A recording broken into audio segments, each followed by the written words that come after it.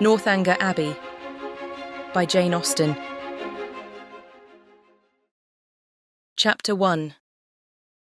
No one who had ever seen Catherine Morland in her infancy would have supposed her born to be an heroine. Her situation in life, the character of her father and mother, her own person and disposition were all equally against her. Her father was a clergyman, without being neglected or poor, and a very respectable man, though his name was Richard, and he had never been handsome. He had a considerable independence besides 2 good livings, and he was not in the least addicted to locking up his daughters. Her mother was a woman of useful plain sense, with a good temper, and what is more remarkable, with a good constitution. She had 3 sons before Catherine was born, and instead of dying in bringing the latter into the world, as anybody might expect, she still lived to have 6 children more, to see them growing up around her, and to enjoy excellent health herself. A family of 10 children will be always called a fine family, where there are heads and arms and legs enough for the number, but the Morlands had little other right to the word, for they were in general very plain, and Catherine, for many years of her life, as plain as any. She had a thin, awkward figure, a sallow skin without colour, dark, lank hair and strong features. So much for her person, and not less unpropitious for heroism, seemed her mind. She was fond of all boys' plays, and greatly preferred cricket not merely to dolls, but to the more heroic enjoyments of infancy, nursing a dormouse, feeding a canary bird, or watering a rosebush. Indeed, she had no taste for a garden, and if she gathered flowers at all, it was chiefly for the pleasure of mischief, at least so it was conjectured from her always preferring those which she was forbidden to take. Such were her propensities. Her abilities were quite as extraordinary. She never could learn or understand anything before she was taught, and sometimes not even then, for she was often inattentive, and occasionally stupid. Her mother was 3 months in teaching her only to repeat the beggar's petition, and after all, her next sister, Sally, could say it better than she did. Not that Catherine was always stupid, by no means. She learnt the fable of the Hare and Many Friends as quickly as any girl in England. Her mother wished her to learn music, and Catherine was sure she should like it, for she was very fond of tinkling the keys of the old forlorn spinet. So, at 8 years old she began. She learnt a year, and could not bear it, and Mrs. Morland, who did not insist on her daughters being accomplished in spite of incapacity or distaste, allowed her to leave off. The day which dismissed the music master was one of the happiest of Catherine's life. Her taste for drawing was not superior, though whenever she could obtain the outside of a letter from her mother or seize upon any other odd piece of paper, she did what she could in that way, by drawing houses and trees, hens and chickens, all very much like one another. Writing and accounts she was taught by her father, French by her mother. Her proficiency in either was not remarkable, and she shirked her lessons in both whenever she could. What a strange, unaccountable character! For with all these symptoms of profligacy at 10 years old, she had neither a bad heart nor a bad temper, was seldom stubborn, scarcely ever quarrelsome, and very kind to the little ones, with few interruptions of tyranny. She was moreover noisy and wild, hated confinement and cleanliness, and loved nothing so well in the world as rolling down the green slope at the back of the house. Such was Catherine Morland at 10. At 15 appearances were mending. She began to curl her hair and long for balls. Her complexion improved, her features were softened by plumpness and colour, her eyes gained more animation, and her figure more consequence. Her love of dirt gave way to an inclination for finery, and she grew clean as she grew smart. She had now the pleasure of sometimes hearing her father and mother remark on her personal improvement. "Catherine grows quite a good-looking girl. She's almost pretty today," were words which caught her ears now and then, and how welcome were the sounds. To look almost pretty is an acquisition of higher delight to a girl who has been looking plain the first 15 years of her life than a beauty from her cradle can ever receive. Mrs. Morland was a very good woman, and wished to see her children everything they ought to be, but her time was so much occupied in lying in and teaching the little ones, that her elder daughters were inevitably left to shift for themselves, and it was not very wonderful that Catherine, who had by nature nothing heroic about her, should prefer cricket, baseball, riding on horseback, and running about the country at the age of 14, to books, or at least books of information, for, provided that nothing like useful knowledge could be gained from them, provided they were all story and no reflection, she had never any objection to books at all. But from 15 to 17, she was in training for a heroine. She read all such works as heroines must read to supply their memories with those quotations which are so serviceable and so soothing in the vicissitudes of their eventful lives. From Pope, she learnt to censure those who bear about the mockery of woe. From Gray, that many a flower is born to blush unseen and waste its fragrance on the desert air. From Thomson, that it is a delightful task to teach the young idea how to shoot. And from Shakespeare she gained a great store of information, amongst the rest that trifles light as air are, to the jealous, confirmation strong, as proofs of holy writ. That the poor beetle which we tread upon, in corporal sufferance feels a pang as great as when a giant dies. And that a young woman in love always looks like patience on a monument, smiling at grief. So far her improvement was sufficient, and in many other points she came on exceedingly well, for though she could not write sonnets, she brought herself to read them, and though there seemed no chance of her throwing a whole party into raptures by a prelude on the pianoforte of her own composition, she could listen to other people's performance with very little fatigue. Her greatest deficiency was in the pencil. She had no notion of drawing, not enough even to attempt a sketch of her lover's profile, that she might be detected in the design. There she fell miserably short of the true heroic height. At present she did not know her own poverty, for she had no lover to portray. She had reached the age of 17, without having seen one amiable youth who could call forth her sensibility, without having inspired one real passion, and without having excited even any admiration but what was very moderate and very transient. This was strange indeed, but strange things may be generally accounted for if their cause be fairly searched out. There was not one lord in the neighbourhood, no, not even a baronet. There was not one family among their acquaintance who had reared and supported a boy accidentally found at their door, not one young man whose origin was unknown. Her father had no ward, and the squire of the parish no children. But when a young lady is to be a heroine, the perverseness of 40 surrounding families cannot prevent her. Something must and will happen to throw a hero in her way. Mr. Allen, who owned the chief of the property about Fullerton, the village in Wiltshire where the Morlands lived, was ordered to Bath for the benefit of a gouty constitution, and his lady, a good-humoured woman, fond of Miss Morland, and probably aware that if adventures will not befall a young lady in her own village, she must seek them abroad, invited her to go with them. Mr. and Mrs. Morland were all compliance, and Catherine all happiness. Chapter 2. In addition to what has been already said of Catherine Morland's personal and mental endowments, when about to be launched into all the difficulties and dangers of a 6 weeks' residence in Bath, it may be stated, for the reader's more certain information, lest the following pages should otherwise fail of giving any idea of what her character is meant to be, that her heart was affectionate, her disposition cheerful and open, without conceit or affectation of any kind, her manners just removed from the awkwardness and shyness of a girl, her person pleasing, and, when in good looks, pretty, and her mind about as ignorant and uninformed as the female mind at 17 usually is. When the hour of departure drew near, the maternal anxiety of Mrs. Morland will be naturally supposed to be most severe.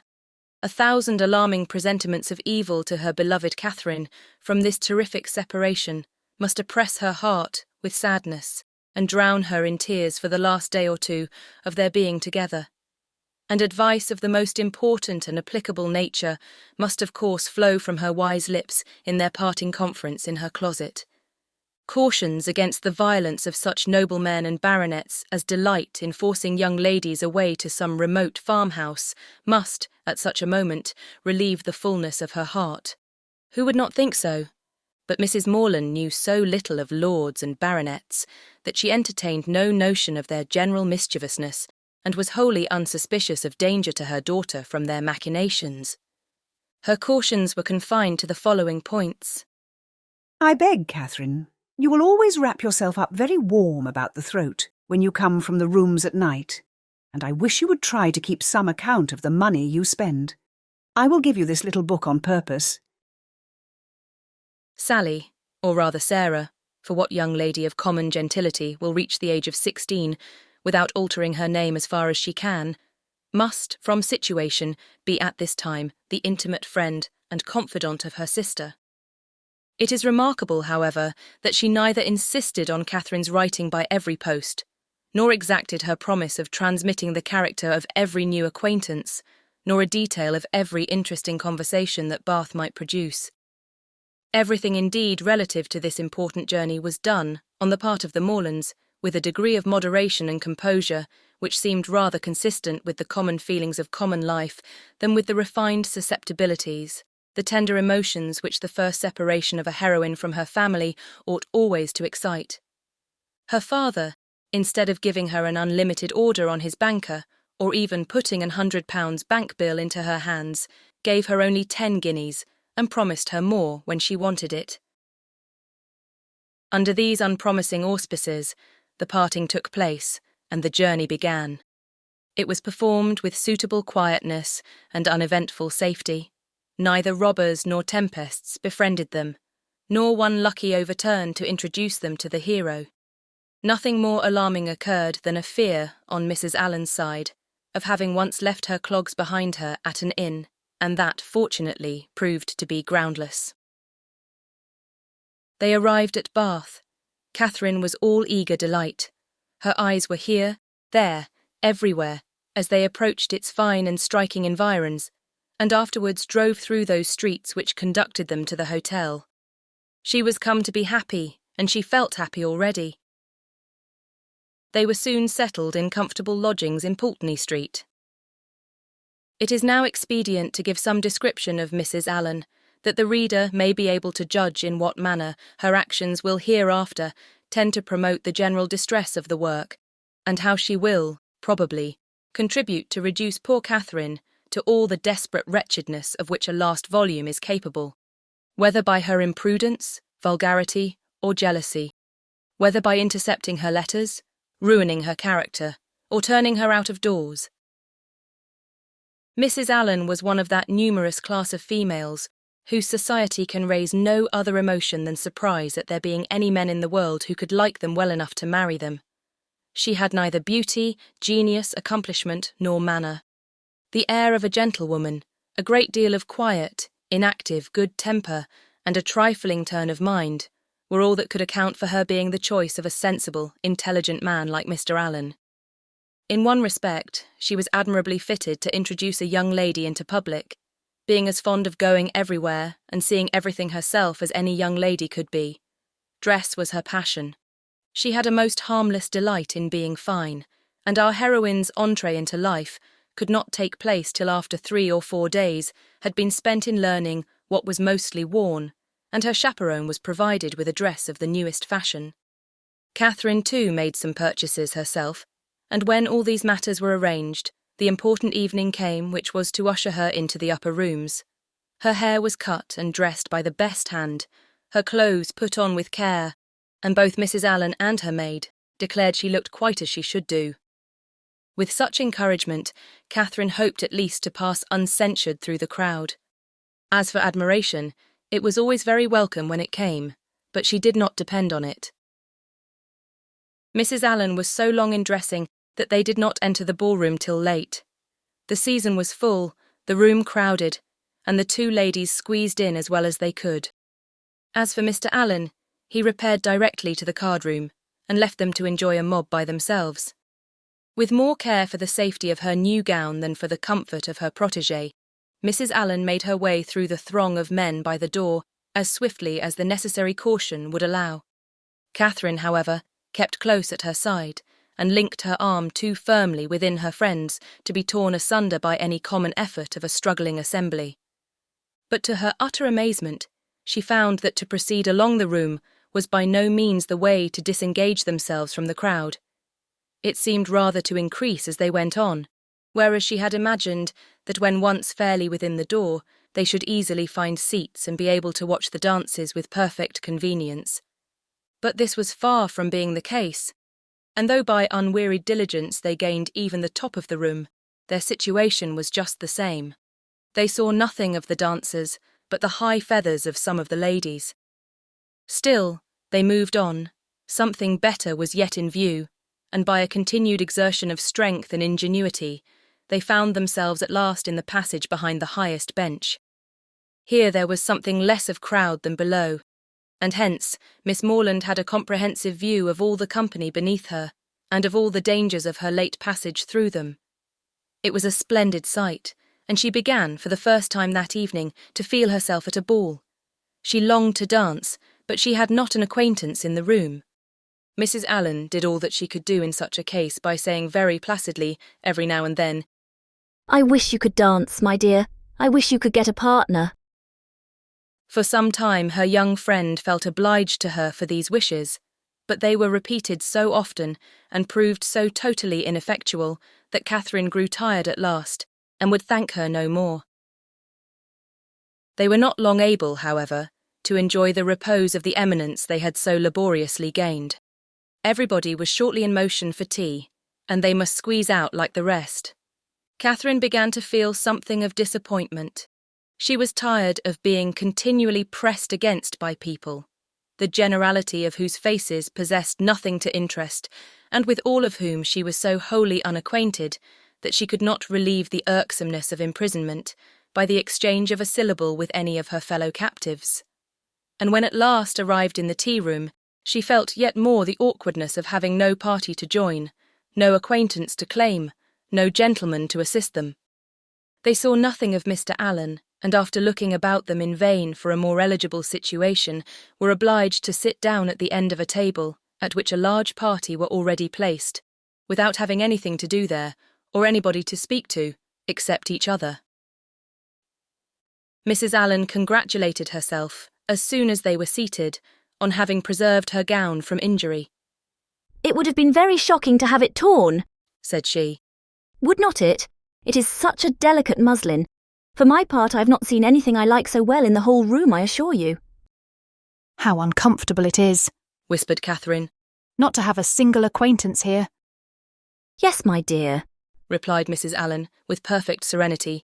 "it is very uncomfortable indeed." What shall we do? The gentlemen and ladies at this table look as if they wondered why we came here. We seem forcing ourselves into their party. "Aye, so we do.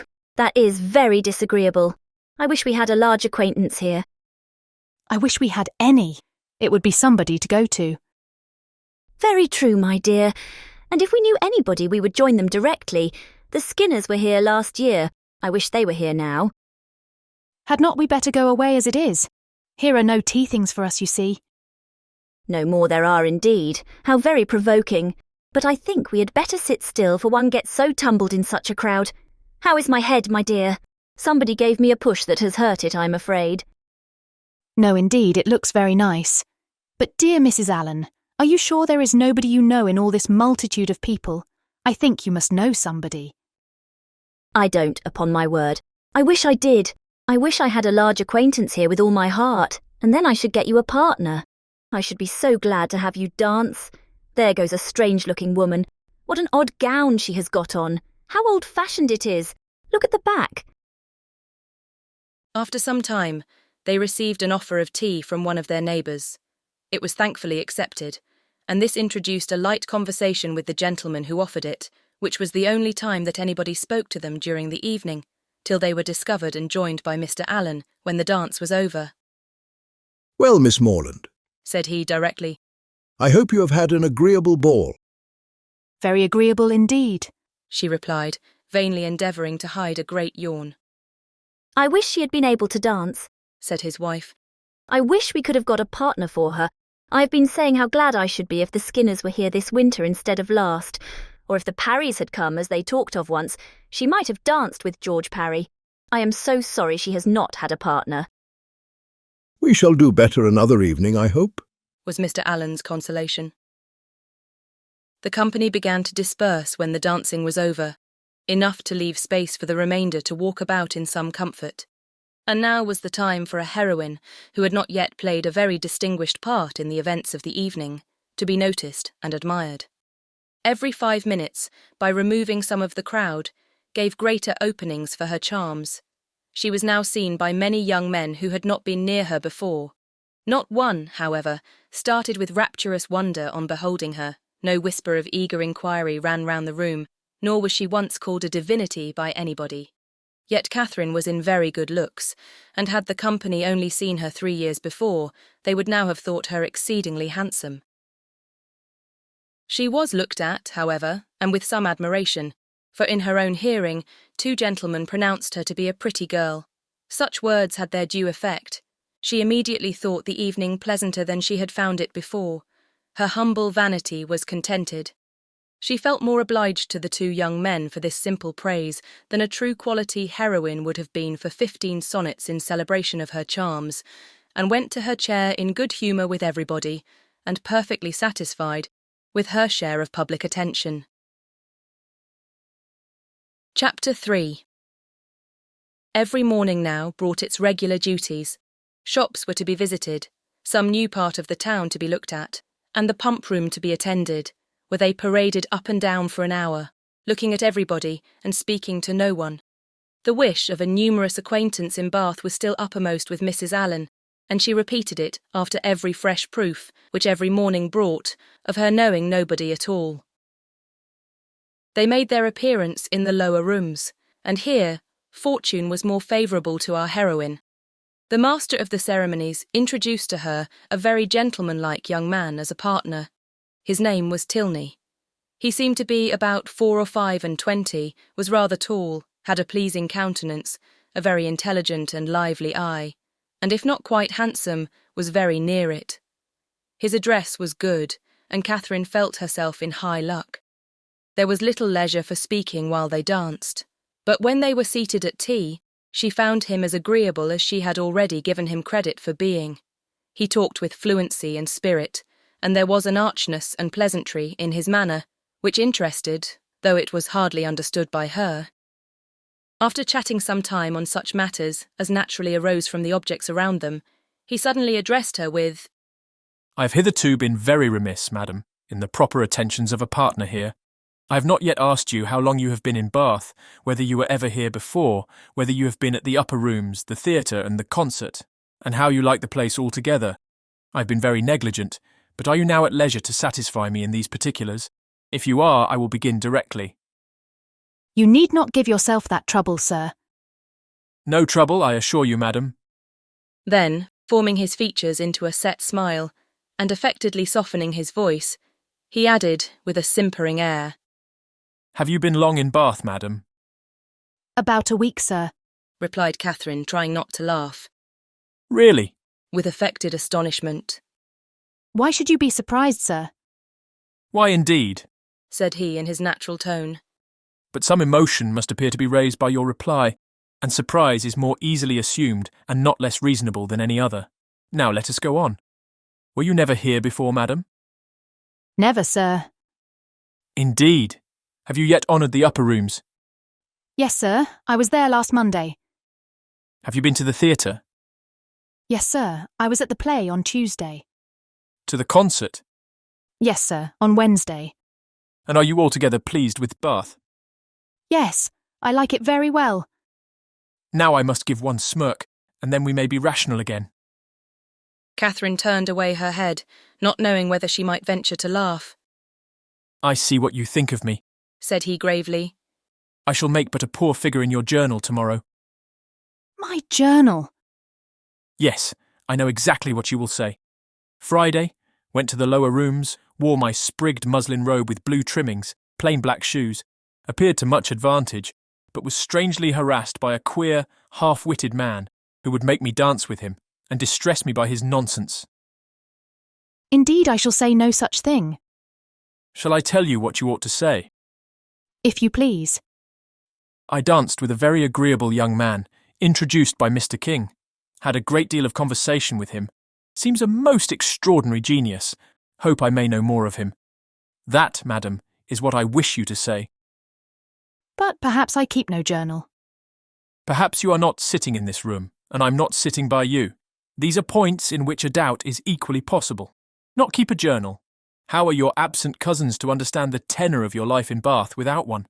How are the civilities and compliments of every day to be related as they ought to be, unless noted down every evening in a journal? How are your various dresses to be remembered, and the particular state of your complexion, and curl of your hair to be described in all their diversities, without having constant recourse to a journal? My dear madam, I am not so ignorant of young ladies' ways as you wish to believe me. It is this delightful habit of journaling, which largely contributes to form the easy style of writing for which ladies are so generally celebrated. Everybody allows that the talent of writing agreeable letters is peculiarly female. Nature may have done something, but I'm sure it must be essentially assisted by the practice of keeping a journal. I have sometimes thought, said Catherine doubtingly. whether ladies do write so much better letters than gentlemen. That is, I should not think the superiority was always on our side. As far as I have had opportunity of judging, it appears to me that the usual style of letter writing among women is faultless, except in 3 particulars. And what are they? A general deficiency of subject, a total inattention to stops, and a very frequent ignorance of grammar. Upon my word, I need not have been afraid of disclaiming the compliment. You do not think too highly of us in that way. I should no more lay it down as a general rule that women write better letters than men, than that they sing better duets or draw better landscapes. In every power, of which taste is the foundation, excellence is pretty fairly divided between the sexes. They were interrupted by Mrs. Allen. My dear Catherine, Said she. do take this pin out of my sleeve. I'm afraid it has torn a hole already. I shall be quite sorry if it has, for this is a favourite gown, though it cost but 9 shillings a yard. That is exactly what I should have guessed it, madam, Said Mr. Tilney, looking at the muslin. Do you understand muslin, sir? particularly well. I always buy my own cravats, and am allowed to be an excellent judge, and my sister has often trusted me in the choice of a gown. I bought one for her the other day, and it was pronounced to be a prodigious bargain by every lady who saw it. I gave but 5 shillings a yard for it, and a true Indian muslin. Mrs. Allen was quite struck by his genius. Men commonly take so little notice of those things, Said she. I can never get Mr. Allen to know one of my gowns from another. You must be a great comfort to your sister, sir. I hope I am, madam. And pray, sir, what do you think of Miss Morland's gown? It is very pretty, madam, Said he, gravely examining it. but I do not think it will wash well. I'm afraid it will fray. How can you Said Catherine, laughing. be so... She had almost said, strange, I am quite of your opinion, sir. replied Mrs. Allen. And so I told Miss Morland when she bought it. But then you know, madam, muslin always turns to some account or other. Miss Morland will get enough out of it for a handkerchief or a cap or a cloak. Muslin can never be said to be wasted. I have heard my sister say so 40 times when she has been extravagant in buying more than she wanted, or careless in cutting it to pieces. Bath is a charming place, sir. There are so many good shops here. We are sadly off in the country. Not but what we have very good shops in Salisbury. But it is so far to go. 8 miles is a long way. Mr. Allen says it is 9, measured 9, but I'm sure it cannot be more than 8. And it is such a fag. I come back tired to death. Now here one can step out of doors and get a thing in 5 minutes. Mr. Tilney was polite enough to seem interested in what she said, and she kept him on the subject of muslins till the dancing recommenced. Catherine feared, as she listened to their discourse, that he indulged himself a little too much with the foibles of others. What are you thinking of so earnestly? Said he, as they walked back to the ballroom. Not of your partner, I hope, for by that shake of the head, your meditations are not satisfactory. Catherine coloured and said, I was not thinking of anything. That is artful and deep, to be sure, but I had rather be told at once that you will not tell me. Well then, I will not. Thank you, for now we shall soon be acquainted, as I am authorised to tease you on this subject whenever we meet, and nothing in the world advances intimacy so much. They danced again, and when the assembly closed, parted on the lady's side at least, with a strong inclination for continuing the acquaintance. Whether she thought of him so much, while she drank her warm wine and water and prepared herself for bed, as to dream of him when there, cannot be ascertained. But I hope it was no more than in a slight slumber or a morning doze at most. For if it be true, as a celebrated writer has maintained, that no young lady can be justified in falling in love before the gentleman's love is declared, it must be very improper that a young lady should dream of a gentleman before the gentleman is first known to have dreamt of her. How proper Mr. Tilney might be as a dreamer or a lover had not yet perhaps entered Mr. Allen's head, but that he was not objectionable as a common acquaintance for his young charge, he was on inquiry satisfied, for he had early in the evening taken pains to know who her partner was, and had been assured of Mr. Tilney's being a clergyman, and of a very respectable family in Gloucestershire. Chapter 4.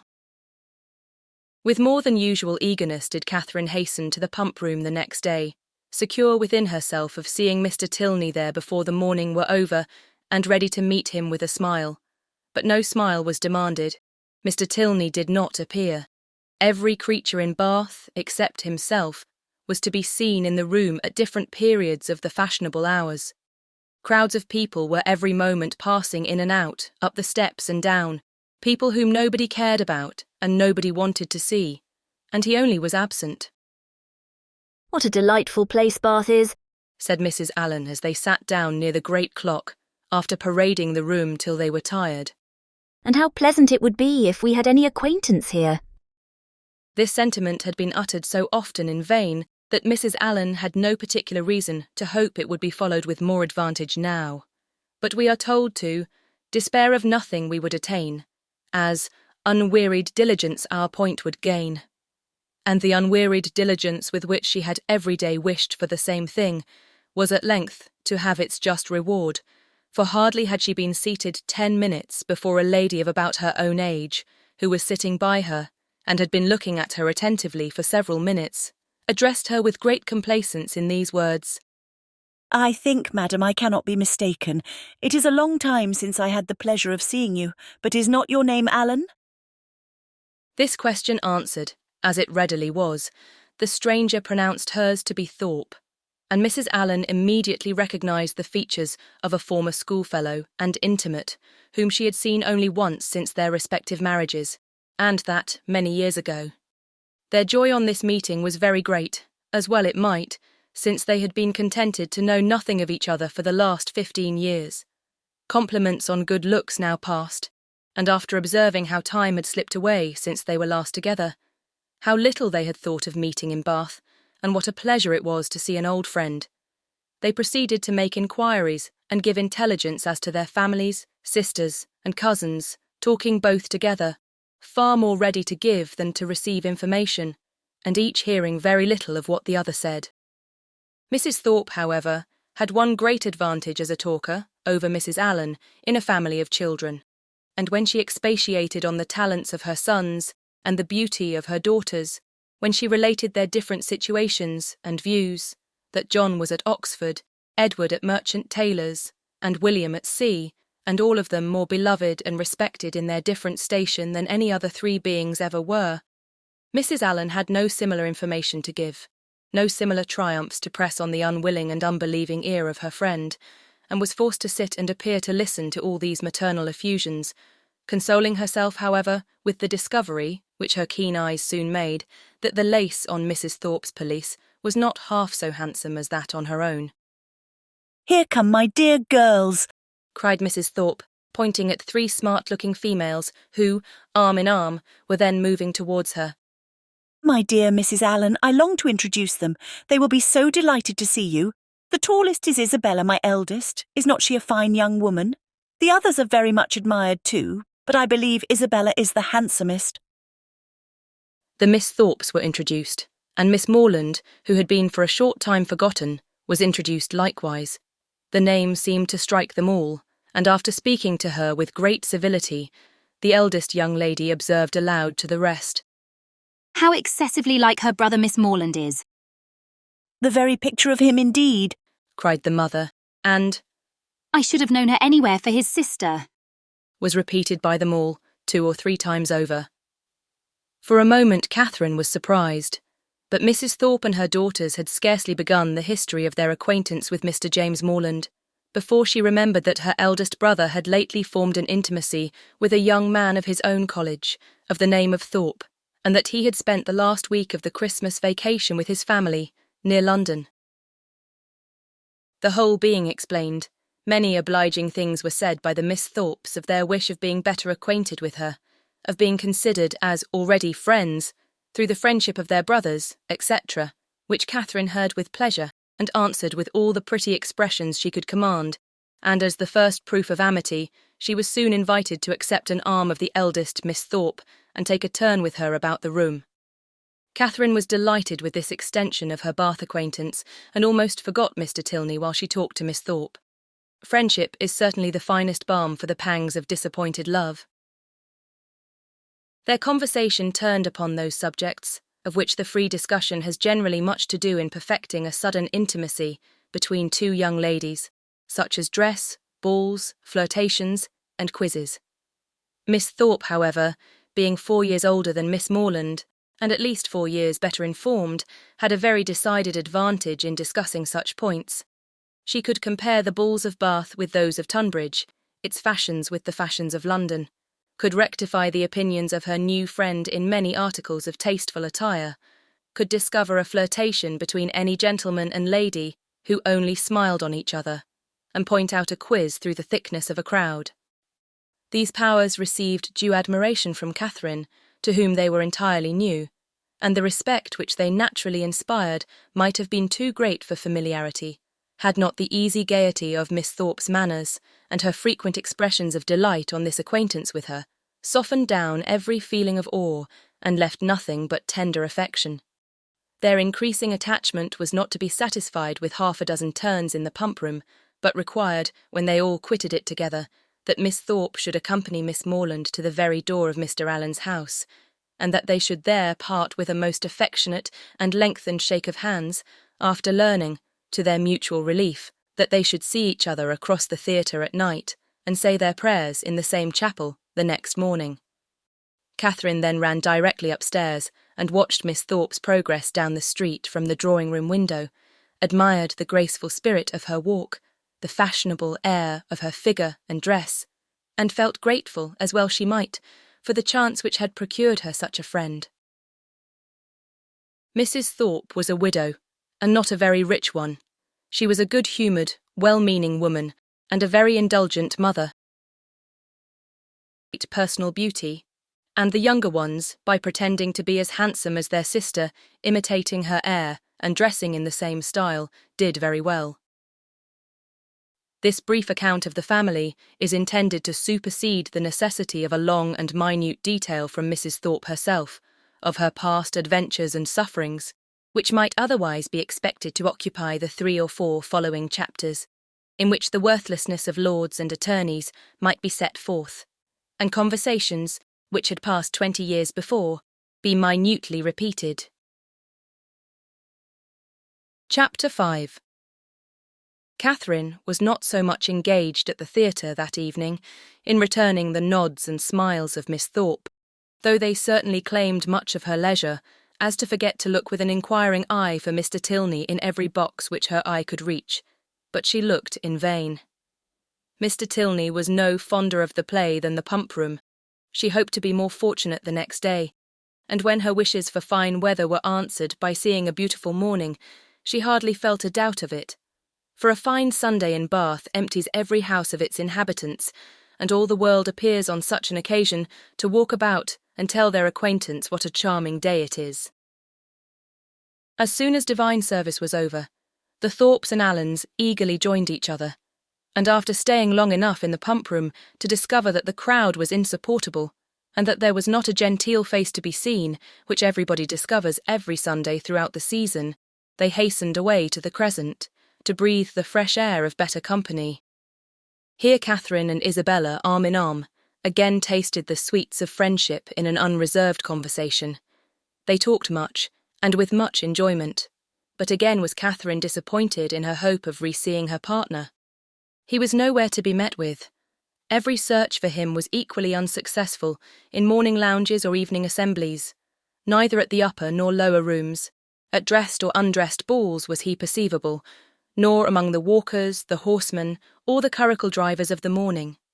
His name was not in the pump-room book, and curiosity could do no more. He must be gone from Bath, yet he had not mentioned that his stay would be so short.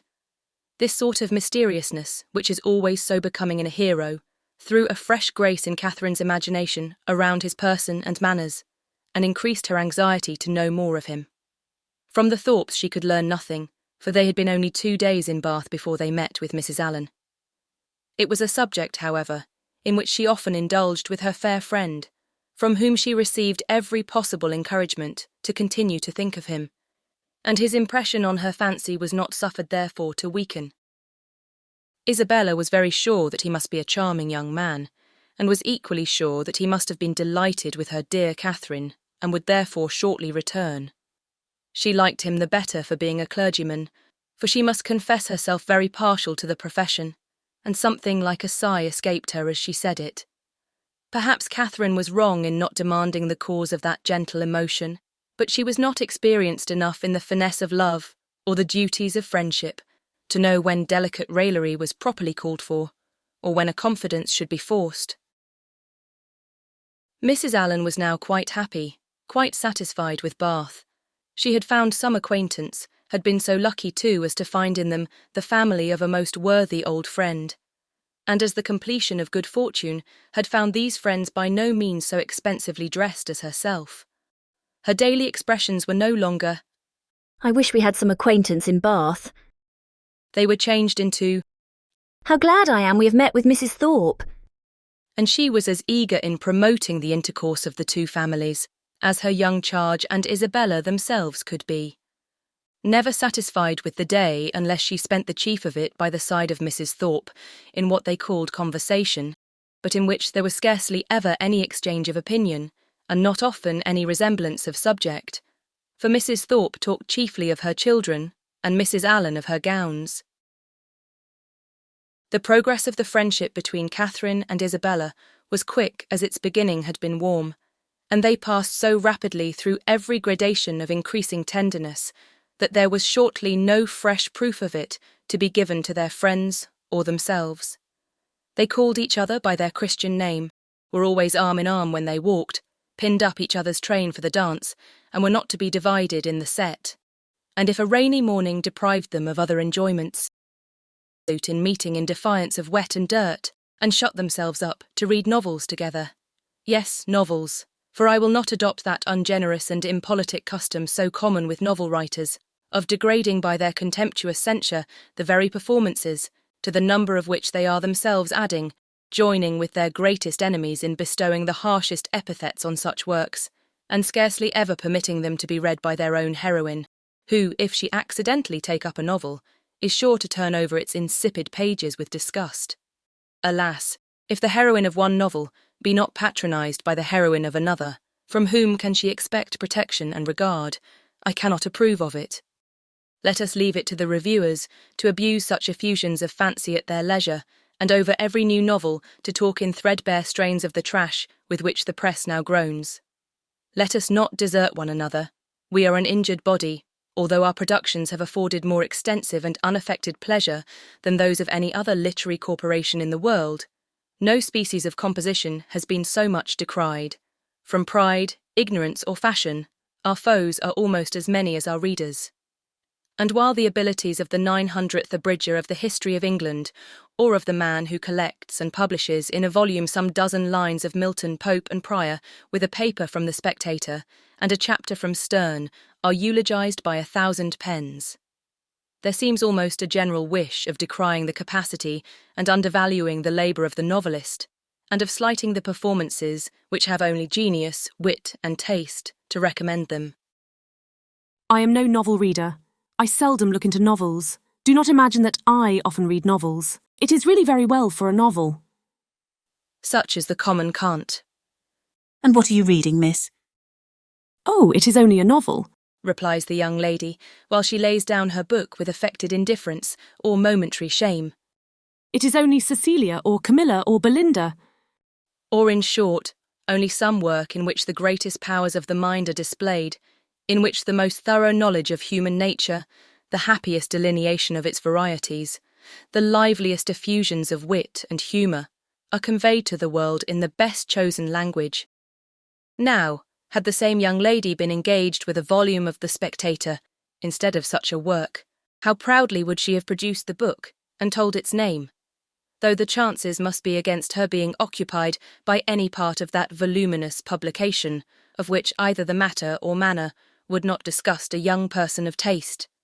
The substance of its papers so often consisting in the statement of improbable circumstances, unnatural characters, and topics of conversation, which no longer concern anyone living, and their language too, frequently so coarse as to give no very favourable idea of the age that could endure it. Chapter 6. The following conversation, which took place between the two friends in the pump room one morning, after an acquaintance of 8 or 9 days, is given as a specimen of their very warm attachment, and of the delicacy, discretion, originality of thought, and literary taste, which marked the reasonableness of that attachment. They met by appointment, and as Isabella had arrived nearly 5 minutes before her friend, her first address naturally was, My dearest creature, what can have made you so late? I have been waiting for you at least this age. Have you indeed? I'm very sorry for it, but really I thought I was in very good time. It is but just one. I hope you have not been here long. Oh, these 10 ages at least. I'm sure I have been here this half hour. But now, let us go and sit down at the other end of the room and enjoy ourselves. I have 100 things to say to you. In the first place, I was so afraid it would rain this morning, just as I wanted to set off. It looked very showery, and that would have thrown me into agonies. Do you know, I saw the prettiest hat you can imagine in a shop window in Milsom Street just now, very like yours, only with coquelicot ribbons instead of green. I quite longed for it. But my dearest Catherine, what have you been doing with yourself all this morning? Have you gone on with Udolpho? Yes, I have been reading it ever since I woke, and I'm got to the Black Veil. Are you indeed? How delightful! Oh, I would not tell you what is behind the Black Veil for the world. Are not you wild to know? Oh, yes, quite. What can it be? But do not tell me. I would not be told upon any account. I know it must be a skeleton. I am sure it is Laurentina's skeleton. Oh, I'm delighted with the book. I should like to spend my whole life in reading it. I assure you, if it had not been to meet you, I would not have come away from it for all the world. Dear creature, how much I am obliged to you, and when you have finished Udolpho, we will read the Italian together, and I have made out a list of 10 or 12 more of the same kind for you. Have you indeed? How glad I am! What are they all? I will read you their names directly. Here they are in my pocketbook. Castle of Wolfenbach, Claremont, Mysterious Warnings, Necromancer of the Black Forest, Midnight Bell, Orphan of the Rhine, and Horrid Mysteries. Those will last us some time. Yes, pretty well. But are they all horrid? Are you sure they are all horrid? Yes, quite sure. For a particular friend of mine, a Miss Andrews, a sweet girl, one of the sweetest creatures in the world, has read every one of them. I wish you knew Miss Andrews. You would be delighted with her. She's netting herself the sweetest cloak you can conceive. I think her as beautiful as an angel, and I'm so vexed with the men for not admiring her. I scold them all amazingly about it. Scold them? Do you scold them for not admiring her? Yes, that I do. There is nothing I would not do for those who are really my friends. I have no notion of loving people by halves. It is not my nature. My attachments are always excessively strong. I told Captain Hunt at one of our assemblies this winter that if he was to tease me all night, I would not dance with him, unless he would allow Miss Andrews to be as beautiful as an angel. The men think us incapable of real friendship, you know, and I'm determined to show them the difference. Now, if I were to hear anybody speak slightingly of you, I should fire up in a moment. But that is not at all likely, for you are just the kind of girl to be a great favourite with the men. Oh dear, cried Catherine, colouring. How can you say so? I know you very well. You have so much animation, which is exactly what Miss Andrews wants, for I must confess there is something amazingly insipid about her. Oh, I must tell you that just after we parted yesterday, I saw a young man looking at you so earnestly. I am sure he's in love with you. Catherine coloured and disclaimed again. Isabella laughed. It is very true upon my honour, but I see how it is. You are indifferent to everybody's admiration, except that of one gentleman who shall be nameless. Nay, I cannot blame you. Speaking more seriously. Your feelings are easily understood. Where the heart is really attached, I know very well how little one can be pleased with the attention of anybody else. Everything is so insipid, so uninteresting, that does not relate to the beloved object. I can perfectly comprehend your feelings. But you should not persuade me that I think so very much about Mr. Tilney, for perhaps I may never see him again. Not see him again? My dearest creature, do not talk of it. I am sure you would be miserable if you thought so. No, indeed, I should not. I do not pretend to say that I was not very much pleased with him. But while I have Udolpho to read, I feel as if nobody could make me miserable. Oh, the dreadful black veil! My dear Isabella, I am sure there must be Laurentina's skeleton behind it. It is so odd to me that you should never have read Udolpho before, but I suppose Mrs. Morland objects to novels. No, she does not. She very often reads Sir Charles Grandison herself, but new books do not fall in our way. Sir Charles Grandison, that is an amazing horrid book, is it not? I remember Miss Andrews could not get through the first volume. It is not like Udolpho at all, but yet I think it is very entertaining. Do you indeed? You surprise me. I thought it had not been readable. But my dearest Catherine, have you settled what to wear on your head tonight? I'm determined at all events to be dressed exactly like you. The men take notice of that sometimes, you know. But it does not signify if they do, said Catherine very innocently. Signify? Oh, heavens! I make it a rule never to mind what they say. They are very often amazingly impertinent if you do not treat them with spirit and make them keep their distance. Are they? Well, I never observed that. They always behave very well to me. Oh, they give themselves such airs. They are the most conceited creatures in the world, and think themselves of so much importance. By the by, though I have thought of it 100 times, I have always forgot to ask you what is your favourite complexion in a man. Do you like them best dark or fair? I hardly know. I never much thought about it. Something between both, I think. Brown, not fair, and not very dark. Very well, Catherine. That is exactly he.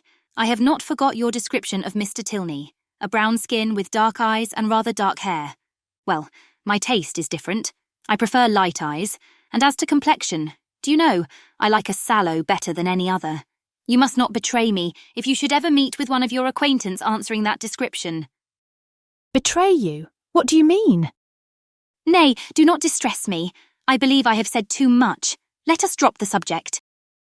Catherine, in some amazement, complied, and after remaining a few moments silent, was on the point of reverting to what interested her at that time rather more than anything else in the world, Laurentina's skeleton, when her friend prevented her by saying, For heaven's sake, let us move away from this end of the room. Do you know there are 2 odious young men who have been staring at me this half hour?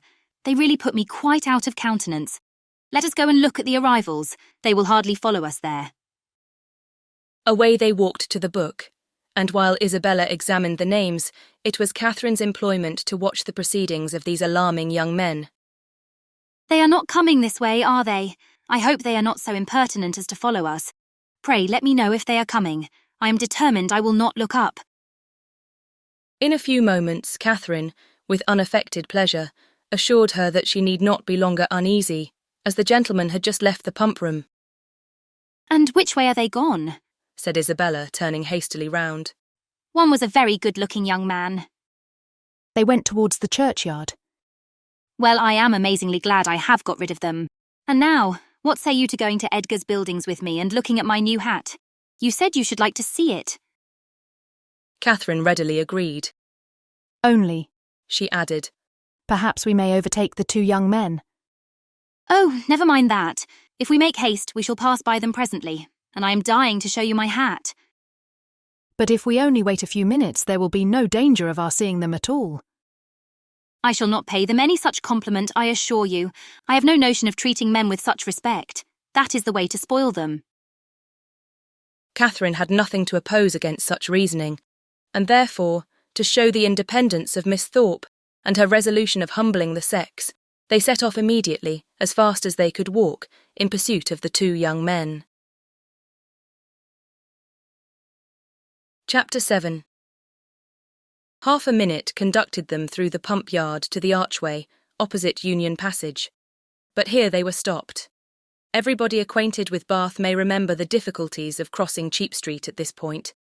It is indeed a street of so impertinent a nature, so unfortunately connected with the great London and Oxford roads, and the principal inn of the city, that a day never passes in which parties of ladies, however important their business, whether in quest of pastry, millinery, or even, as in the present case, of young men, are not detained on one side or other by carriages, horsemen, or carts. This evil had been felt and lamented at least 3 times a day by Isabella since her residence in Bath, and she was now fated to feel and lament it once more, for at the very moment of coming opposite to Union Passage, and within view of the 2 gentlemen who were proceeding through the crowds and threading the gutters of that interesting alley, they were prevented crossing by the approach of a gig, driven along on bad pavement by a most knowing-looking coachman, with all the vehemence that could most fitly endanger the lives of himself, his companion, and his horse. Oh, these odious gigs, said Isabella, looking up. How I detest them! But this detestation, though so just, was of short duration, for she looked again and exclaimed, Delightful! Mr. Morland and my brother. Good heaven, 'tis James, was uttered at the same moment by Catherine, and on catching the young men's eyes, the horse was immediately checked with a violence which almost threw him on his haunches, and the servant having now scampered up, the gentleman jumped out, and the equipage was delivered to his care. Catherine, by whom this meeting was wholly unexpected, received her brother with the liveliest pleasure, and he, being of a very amiable disposition, and sincerely attached to her, gave every proof on his side of equal satisfaction which he could have leisure to do, while the bright eyes of Miss Thorpe were incessantly challenging his notice, and to her his devoirs were speedily paid, with a mixture of joy and embarrassment which might have informed Catherine, had she been more expert in the development of other people's feelings, and less simply engrossed by her own, that her brother thought her friend quite as pretty as she could do herself. John Thorpe, who in the meantime had been giving orders about the horses, soon joined them, and from him she directly received the amends which were her due, for while he slightly and carelessly touched the hand of Isabella, on her he bestowed a whole scrape and half a short bow. He was a stout young man of middling height, who, with a plain face and ungraceful form, seemed fearful of being too handsome unless he wore the dress of a groom, and too much like a gentleman unless he were easy where he ought to be civil, and impudent where he might be allowed to be easy. He took out his watch. How long do you think we have been running it from Tetbury, Miss Morland? I do not know the distance. Her brother told her that it was 23 miles. 23, cried Thorpe. 25 if it is an inch. Morland remonstrated, pleaded the authority of road books, innkeepers, and milestones, but his friend disregarded them all.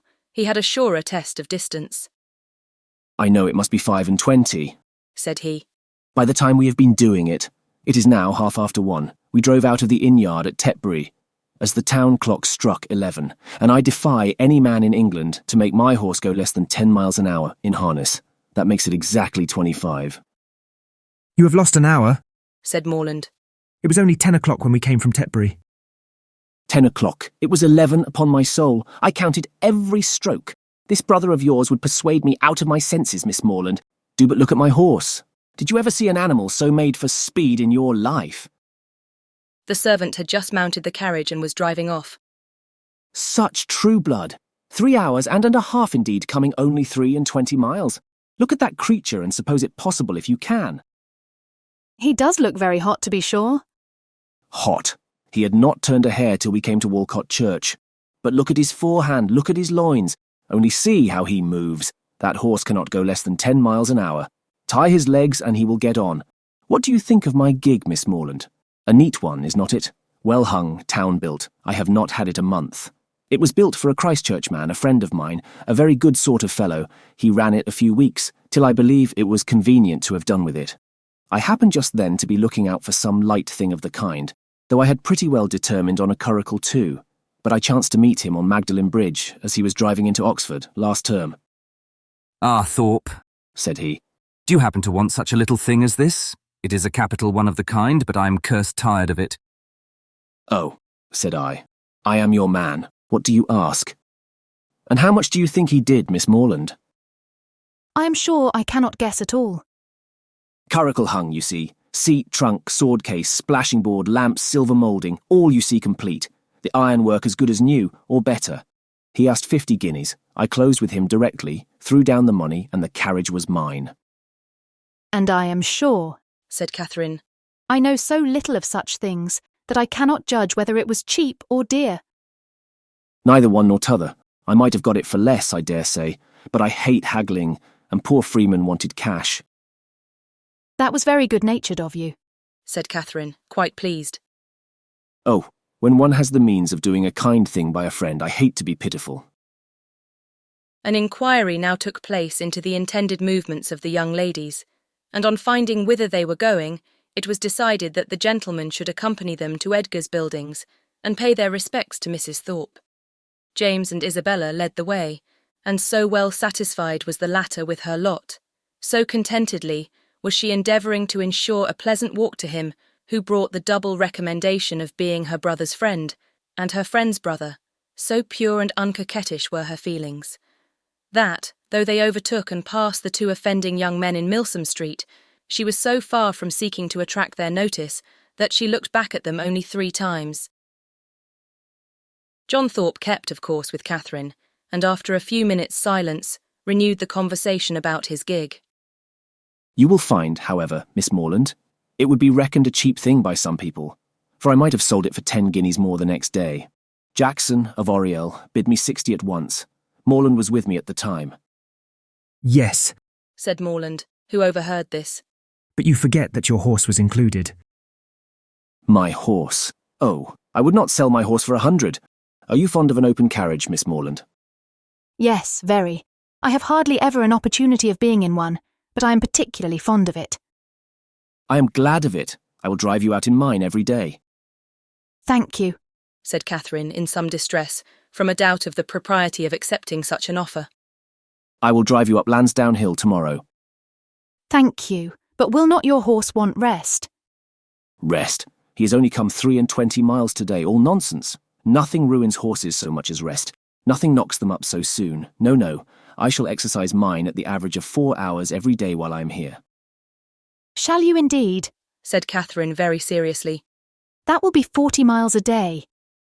40, aye, 50 for what I care. Well, I will drive you up Lansdowne tomorrow. Mind, I am engaged. How delightful that will be, cried Isabella, turning round. My dearest Catherine, I quite envy you, but I am afraid, brother, you will not have room for a third. A third indeed? No, I did not come to Bath to drive my sisters about. That would be a good joke, Faith. Morland must take care of you. This brought on a dialogue of civilities between the other two, but Catherine heard neither the particulars nor the result. Her companion's discourse now sunk from its hitherto animated pitch to nothing more than a short decisive sentence of praise or condemnation on the face of every woman they met. And Catherine, after listening and agreeing as long as she could, with all the civility and deference of the youthful female mind, fearful of hazarding an opinion of its own, in opposition to that of a self-assured man, especially where the beauty of her own sex is concerned, ventured at length to vary the subject by a question which had been long uppermost in her thoughts. It was, Have you ever read Udolpho, Mr. Thorpe? Udolpho? Oh, Lord, not I. I never read novels. I have something else to do. Catherine, humbled and ashamed, was going to apologise for her question, but he prevented her by saying, Novels are all so full of nonsense and stuff. There has not been a tolerably decent one come out since Tom Jones, except The Monk. I read that t'other day, but as for all the others, they are the stupidest things in creation. I think you must like Udolpho if you were to read it. It is so very interesting. Not I, Faith, no. If I read any, it shall be Mrs. Radcliffe's. Her novels are amusing enough. They are worth reading, some fun and nature in them. Udolpho was written by Mrs. Radcliffe, said Catherine, with some hesitation, from the fear of mortifying him. No, sure, was it? Aye, I remember, so it was. I was thinking of that other stupid book, written by that woman they make such a fuss about, she who married the French emigrant. I suppose you mean Camilla? Yes, that's the book. Such unnatural stuff. An old man playing at seesaw. I took up the first volume once and looked it over, but I soon found it would not do. Indeed, I guessed what sort of stuff it must be before I saw it. As soon as I heard she had married an emigrant, I was sure I should never be able to get through it. I have never read it. You had no loss, I assure you. It is the horridest nonsense you can imagine. There is nothing in the world in it but an old man's playing at seesaw and learning Latin. Upon my soul, there is not. This critique, the justness of which was unfortunately lost on poor Catherine, brought them to the door of Mrs. Thorpe's lodgings, and the feelings of the discerning and unprejudiced reader of Camilla gave way to the feelings of the dutiful and affectionate son as they met Mrs. Thorpe, who had descried them from above in the passage. "Ah, mother, how do you do?" said he, giving her a hearty shake of the hand. "Where did you get that quiz of a hat? It makes you look like an old witch. Here is Morland, and I come to stay a few days with you, so you must look out for a couple of good beds somewhere near." And this address seemed to satisfy all the fondest wishes of the mother's heart, for she received him with the most delighted and exulting affection. On his two younger sisters he then bestowed an equal portion of his fraternal tenderness, for he asked each of them how they did, and observed that they both looked very ugly. These manners did not please Catherine, but he was James's friend, and Isabella's brother, and her judgment was further bought off by Isabella's assuring her, when they withdrew to see the new hat, that John thought her the most charming girl in the world, and by John's engaging her before they parted to dance with him that evening. Had she been older or vainer, such attacks might have done little. But, where youth and diffidence are united, it requires uncommon steadiness of reason to resist the attraction of being called the most charming girl in the world, and of being so very early engaged as a partner. And the consequence was, that when the two Morlands, after sitting an hour with the Thorpes, set off to walk together to Mr. Allen's, and James, as the door was closed on them, said, "Well, Catherine, how do you like my friend Thorpe?" Instead of answering, as she probably would have done, had there been no friendship and no flattery in the case, I do not like him at all. she directly replied, I like him very much. He seems very agreeable. He is as good-natured a fellow as ever lived. A little of a rattle, but that will recommend him to your sex, I believe. And how do you like the rest of the family? Very, very much indeed. Isabella particularly. I'm very glad to hear you say so. She's just the kind of young woman I could wish to see you attached to. She has so much good sense, and is so thoroughly unaffected and amiable. I always wanted you to know her, and she seems very fond of you. She said the highest things in your praise that could possibly be, and the praise of such a girl as Miss Thorpe even you, Catherine, taking her hand with affection, may be proud of. Indeed I am, she replied. I love her exceedingly, and am delighted to find that you like her too. You hardly mentioned anything of her when you wrote to me after your visit there. Because I thought I should soon see you myself. I hope you will be a great deal together while you are in Bath. She is a most amiable girl, such a superior understanding. How fond all the family are of her. She's evidently the general favourite, and how much she must be admired in such a place as this. Is not she? Yes, very much indeed, I fancy. Mr. Allen thinks her the prettiest girl in Bath. I dare say he does, and I do not know any man who is a better judge of beauty than Mr. Allen. I need not ask you whether you are happy here, my dear Catherine. With such a companion and friend as Isabella Thorpe, it would be impossible for you to be otherwise, and the Allens, I am sure, are very kind to you. Yes, very kind. I never was so happy before, and now you are come it will be more delightful than ever. How good it is of you to come so far on purpose to see me. James accepted this tribute of gratitude, and qualified his conscience for accepting it too, by saying with perfect sincerity, Indeed, Catherine, I love you dearly. Inquiries and communications concerning brothers and sisters, the situation of some, the growth of the rest, and other family matters now passed between them, and continued, with only one small digression on James's part, in praise of Miss Thorpe, till they reached Pulteney Street, where he was welcomed with great kindness by Mr. and Mrs. Allen, invited by the former to dine with them, and summoned by the latter to guess the price and weigh the merits of a new muffin tippet. A pre-engagement in Edgar's Buildings prevented his accepting the invitation of one friend, and obliged him to hurry away as soon as he had satisfied the demands of the other.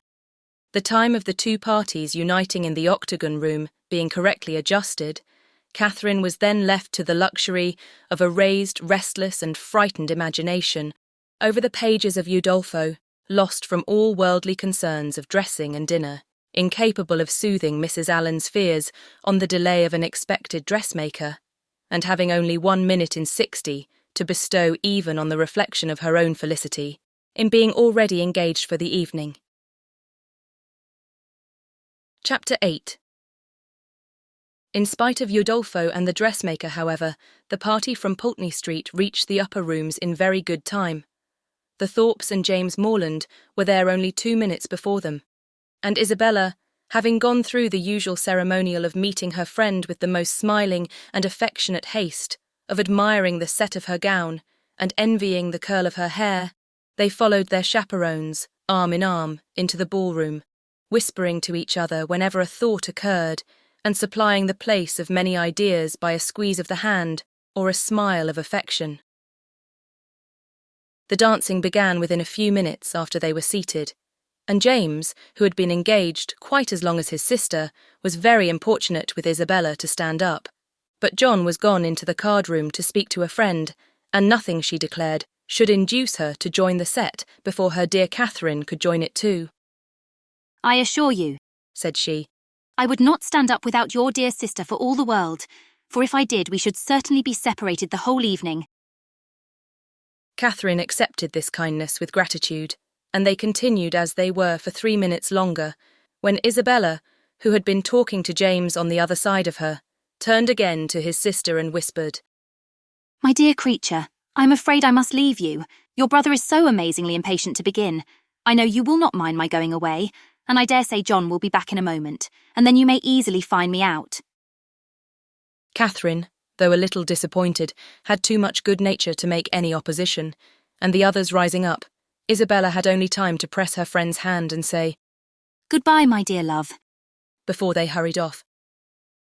The younger Miss Thorpes being also dancing, Catherine was left to the mercy of Mrs. Thorpe and Mrs. Allen, between whom she now remained. She could not help being vexed at the non-appearance of Mr. Thorpe, for she not only longed to be dancing, but was likewise aware that, as the real dignity of her situation could not be known, she was sharing with the scores of other young ladies still sitting down all the discredit of wanting a partner.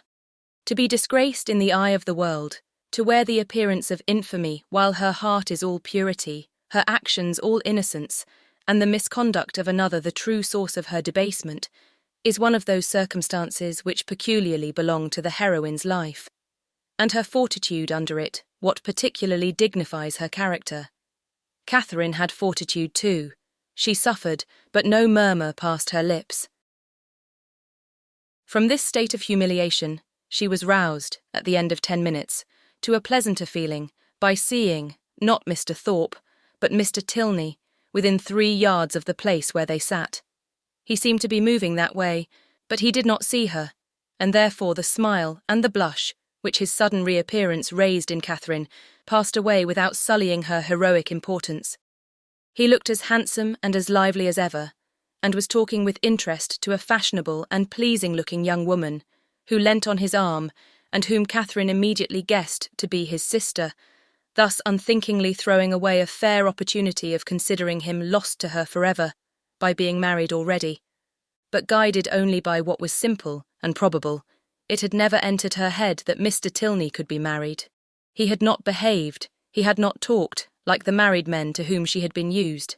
He had never mentioned a wife, and he had acknowledged a sister.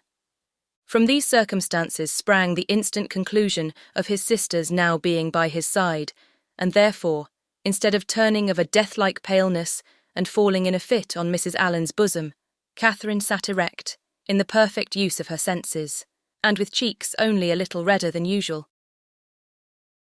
Mr. Tilney and his companion, who continued, though slowly, to approach, were immediately preceded by a lady, an acquaintance of Mrs. Thorpe, and this lady stopping to speak to her, they, as belonging to her, stopped likewise, and Catherine, catching Mr. Tilney's eye, instantly received from him the smiling tribute of recognition.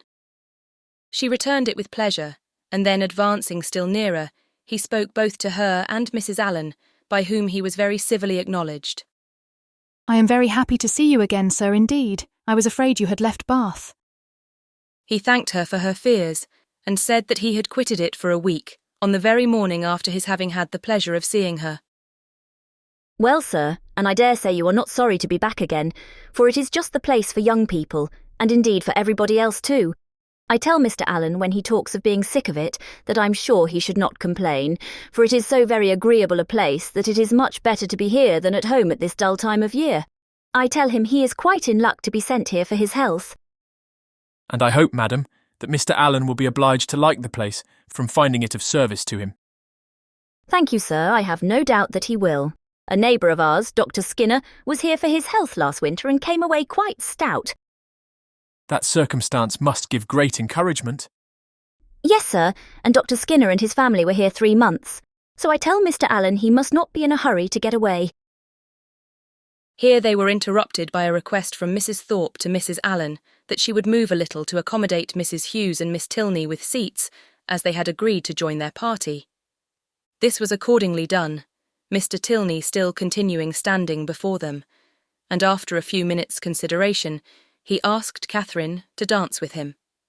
This compliment, delightful as it was, produced severe mortification to the lady, and in giving her denial, she expressed her sorrow on the occasion so very much as if she really felt it, that had Thorpe, who joined her just afterwards, been half a minute earlier, he might have thought her sufferings rather too acute. The very easy manner in which he then told her that he had kept her waiting did not by any means reconcile her more to her lot, nor did the particulars which he entered into while they were standing up, of the horses and dogs of the friend whom he had just left, and of a proposed exchange of terriers between them, interest her so much as to prevent her looking very often towards that part of the room where she had left Mr. Tilney.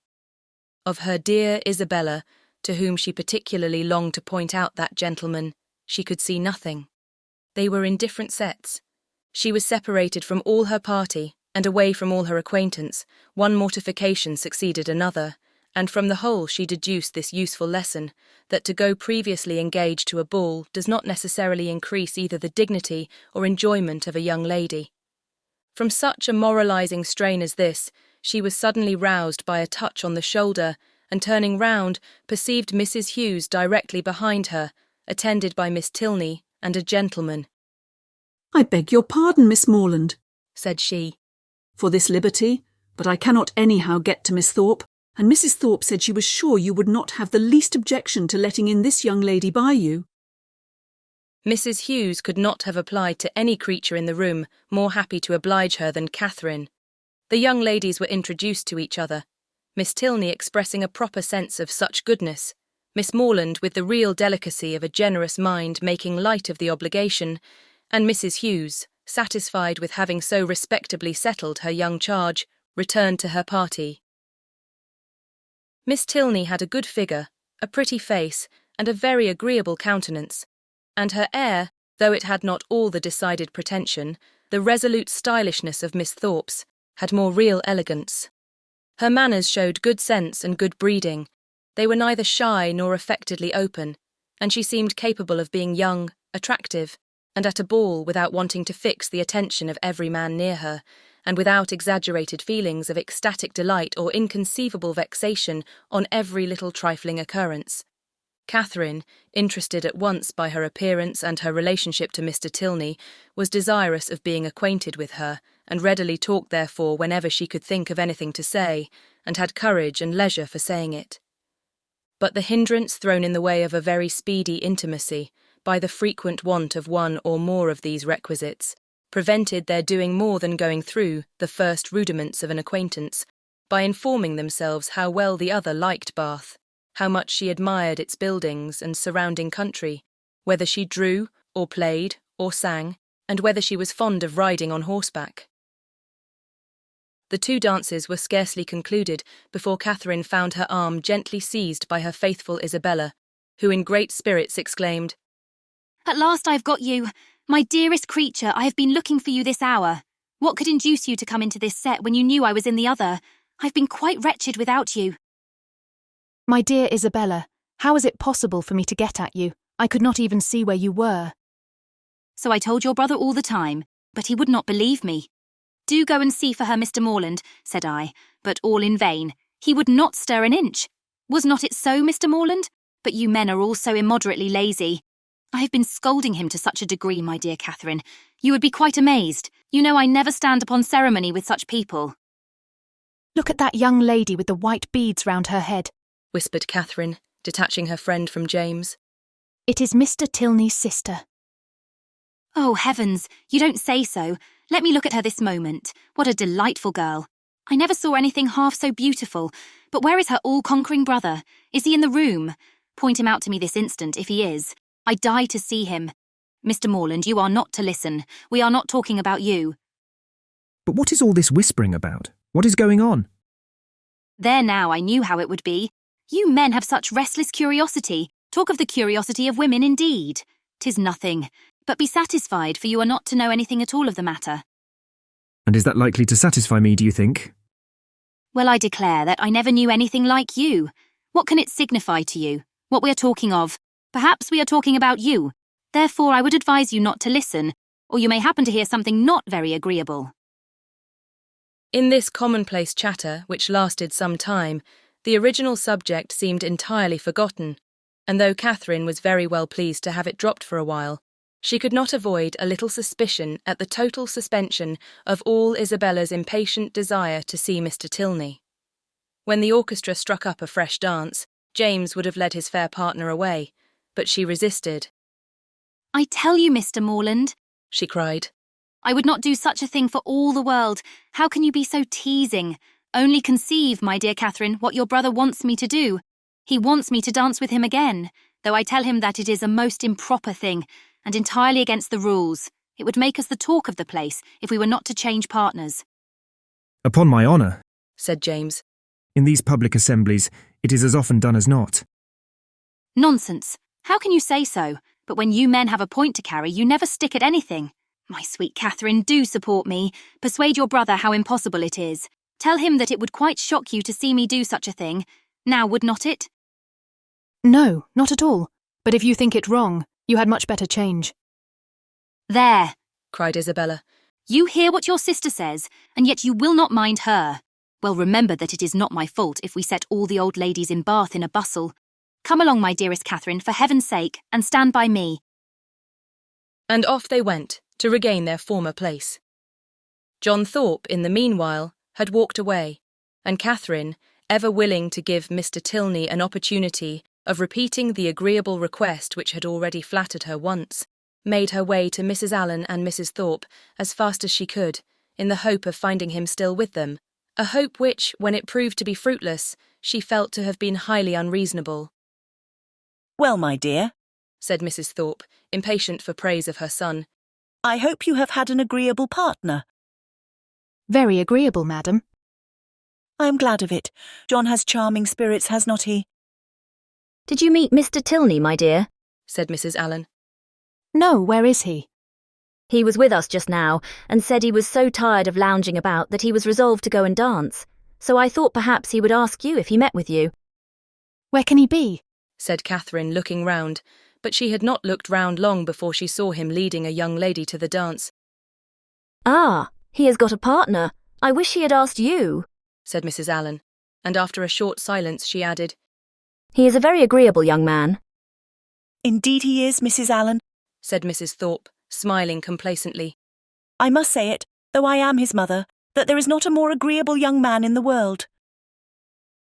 This inapplicable answer might have been too much for the comprehension of many, but it did not puzzle Mrs. Allen, for after only a moment's consideration, she said, in a whisper to Catherine, I dare say she thought I was speaking of her son. Catherine was disappointed and vexed. She seemed to have missed by so little the very object she had had in view, and this persuasion did not incline her to a very gracious reply, when John Thorpe came up to her soon afterwards and said, Well, Miss Morland, I suppose you and I are to stand up and jig it together again. Oh no, I am much obliged to you. Our 2 dances are over, and besides, I am tired, and do not mean to dance any more. Do not you? Then let us walk about and quiz people. Come along with me and I will show you the 4 greatest quizzes in the room, my 2 younger sisters and their partners. I've been laughing at them this half hour. Again Catherine excused herself, and at last he walked off to quiz his sisters by himself. The rest of the evening she found very dull. Mr. Tilney was drawn away from their party at tea to attend that of his partner. Miss Tilney, though belonging to it, did not sit near her, and James and Isabella were so much engaged in conversing together that the latter had no leisure to bestow more on her friend than one smile, one squeeze, and one Dearest Catherine. Chapter 9. The progress of Catherine's unhappiness from the events of the evening was as follows. It appeared first in a general dissatisfaction with everybody about her, while she remained in the rooms, which speedily brought on considerable weariness and a violent desire to go home. This, on arriving in Pulteney Street, took the direction of extraordinary hunger, and when that was appeased, changed into an earnest longing to be in bed. Such was the extreme point of her distress, for when there she immediately fell into a sound sleep, which lasted 9 hours, and from which she awoke perfectly revived, in excellent spirits, with fresh hopes and fresh schemes. The first wish of her heart was to improve her acquaintance with Miss Tilney, and almost her first resolution to seek her for that purpose in the pump-room at noon. In the pump-room, one so newly arrived in Bath must be met with, and that building she had already found so favourable for the discovery of female excellence, and the completion of female intimacy, so admirably adapted for secret discourses and unlimited confidence, that she was most reasonably encouraged to expect another friend from within its walls. Her plan for the morning thus settled, she sat quietly down to her book after breakfast, resolving to remain in the same place and the same employment till the clock struck 1, and from habitude very little incommoded by the remarks and ejaculations of Mrs. Allen, whose vacancy of mind and incapacity for thinking were such that as she never talked a great deal, so she could never be entirely silent, and therefore, while she sat at her work, if she lost her needle or broke her thread, if she heard a carriage in the street, or saw a speck upon her gown, she must observe it aloud, whether there were anyone at leisure to answer her or not. At about 12:30, a remarkably loud rap drew her in haste to the window, and scarcely had she time to inform Catherine of there being 2 open carriages at the door. In the first only a servant, her brother driving Miss Thorpe in the second, before John Thorpe came running upstairs, calling out, Well, Miss Morland, here I am. Have you been waiting long? We could not come before. The old devil of a coachmaker was such an eternity finding out a thing fit to be got into. And now it's 10,000 to 1, but they break down before we are out of the street. How do you do, Mrs. Allen? A famous ball last night, was not it? Come, Miss Morland, be quick, for the others are in a confounded hurry to be off. They want to get their tumble over. What do you mean? said Catherine. Where are you all going to? Going to? Why, you have not forgot our engagement. Did not we agree together to take a drive this morning? What a head you have! We are going up Claverton Down. Something was said about it, I remember, said Catherine, looking at Mrs. Allen for her opinion. But really I did not expect you. Not expect me, that's a good one. And what a dust you would have made if I had not come. Catherine's silent appeal to her friend, meanwhile, was entirely thrown away, for Mrs. Allen, not being at all in the habit of conveying any expression herself by a look, was not aware of its being ever intended by anybody else. And Catherine, whose desire of seeing Miss Tilney again, could at that moment bear a short delay in favour of a drive, and who thought there could be no impropriety in her going with Mr. Thorpe, as Isabella was going at the same time with James, was therefore obliged to speak plainer. Well, ma'am, what do you say to it? Can you spare me for an hour or 2? Shall I go? Do just as you please, my dear, replied Mrs. Allen with the most placid indifference. Catherine took the advice and ran off to get ready. In a very few minutes she reappeared, having scarcely allowed the 2 others time enough to get through a few short sentences in her praise, after Thorpe had procured Mrs. Allen's admiration of his gig, and then receiving her friend's parting good wishes, they both hurried downstairs. My dearest creature, cried Isabella, to whom the duty of friendship immediately called her before she could get into the carriage. you have been at least 3 hours getting ready. I was afraid you were ill. What a delightful ball we had last night. I have 1,000 things to say to you. But make haste and get in, for I long to be off. Catherine followed her orders and turned away, but not too soon to hear her friend exclaim aloud to James, What a sweet girl she is. I quite dote on her. You will not be frightened, Miss Morland, said Thorpe, as he handed her in. If my horse should dance about a little at first setting off. He will most likely give a plunge or two, and perhaps take the rest for a minute. But he will soon know his master. He is full of spirits, playful as can be, but there is no vice in him. Catherine did not think the portrait a very inviting one, but it was too late to retreat, and she was too young to own herself frightened. So, resigning herself to her fate, and trusting to the animal's boasted knowledge of its owner, she sat peaceably down, and saw Thorpe sit down by her. Everything being then arranged, the servant who stood at the horse's head was bid in an important voice to let him go, and off they went in the quietest manner imaginable, without a plunge or a caper, or anything like one.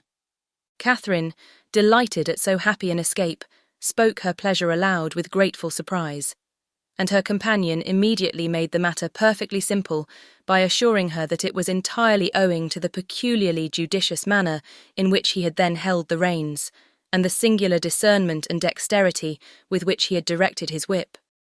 Catherine, though she could not help wondering that with such perfect command of his horse, he should think it necessary to alarm her with a relation of its tricks, congratulated herself sincerely on being under the care of so excellent a coachman, and perceiving that the animal continued to go on in the same quiet manner, without showing the smallest propensity towards any unpleasant vivacity, and, considering its inevitable pace was 10 miles an hour, by no means alarmingly fast, gave herself up to all the enjoyment of air and exercise of the most invigorating kind, in a fine, mild day of February, with the consciousness of safety. A silence of several minutes succeeded their first short dialogue. It was broken by Thorpe's saying very abruptly, Old Alan is as rich as a Jew, is not he? Catherine did not understand him, and he repeated his question, adding in explanation, Old Alan, the man you're with. Oh, Mr. Allen, you mean? Yes, I believe he is very rich. And no children at all. No, not any. A famous thing for his next heirs. He is your godfather, is not he? My godfather? No. But you are always very much with them. Yes, very much. Aye, that is what I meant. He seems a good kind of old fellow enough, and has lived very well in his time, I dare say. He is not gouty for nothing. Does he drink his bottle a day now? There would not be half the disorders in the world there are now. It would be a famous good thing for us all. His bottle a day, no. Why should you think of such a thing? He's a very temperate man, and you could not fancy him in liquor last night. Lord help you, you women are always thinking of men's being in liquor. Why, you do not suppose a man is overset by a bottle. I am sure of this, that if everybody was to drink their bottle a day, there would not be half the disorders in the world there are now. It would be a famous good thing for us all. I cannot believe it. Oh, Lord, it would be the saving of thousands. There is not the 100th part of the wine consumed in this kingdom that there ought to be. Our foggy climate wants help. And yet I have heard that there is a great deal of wine drunk in Oxford. Oxford? There is no drinking at Oxford now, I assure you. Nobody drinks there. You would hardly meet with a man who goes beyond his 4 pints at the utmost. Now, for instance, it was reckoned a remarkable thing, at the last party in my rooms, that upon an average we cleared about 5 pints a head. It was looked upon as something out of the common way. Mine is famous good stuff, to be sure. You would not often meet with anything like it in Oxford, and that may account for it. But this will just give you a notion of the general rate of drinking there. Yes, it does give a notion, said Catherine warmly. And that is that you all drink a great deal more wine than I thought you did. However, I am sure James does not drink so much. This declaration brought on a loud and overpowering reply, of which no part was very distinct, except the frequent exclamations, amounting almost to oaths, which adorned it, and Catherine was left, when it ended, with rather a strengthened belief of there being a great deal of wine drunk in Oxford, and the same happy conviction of her brother's comparative sobriety.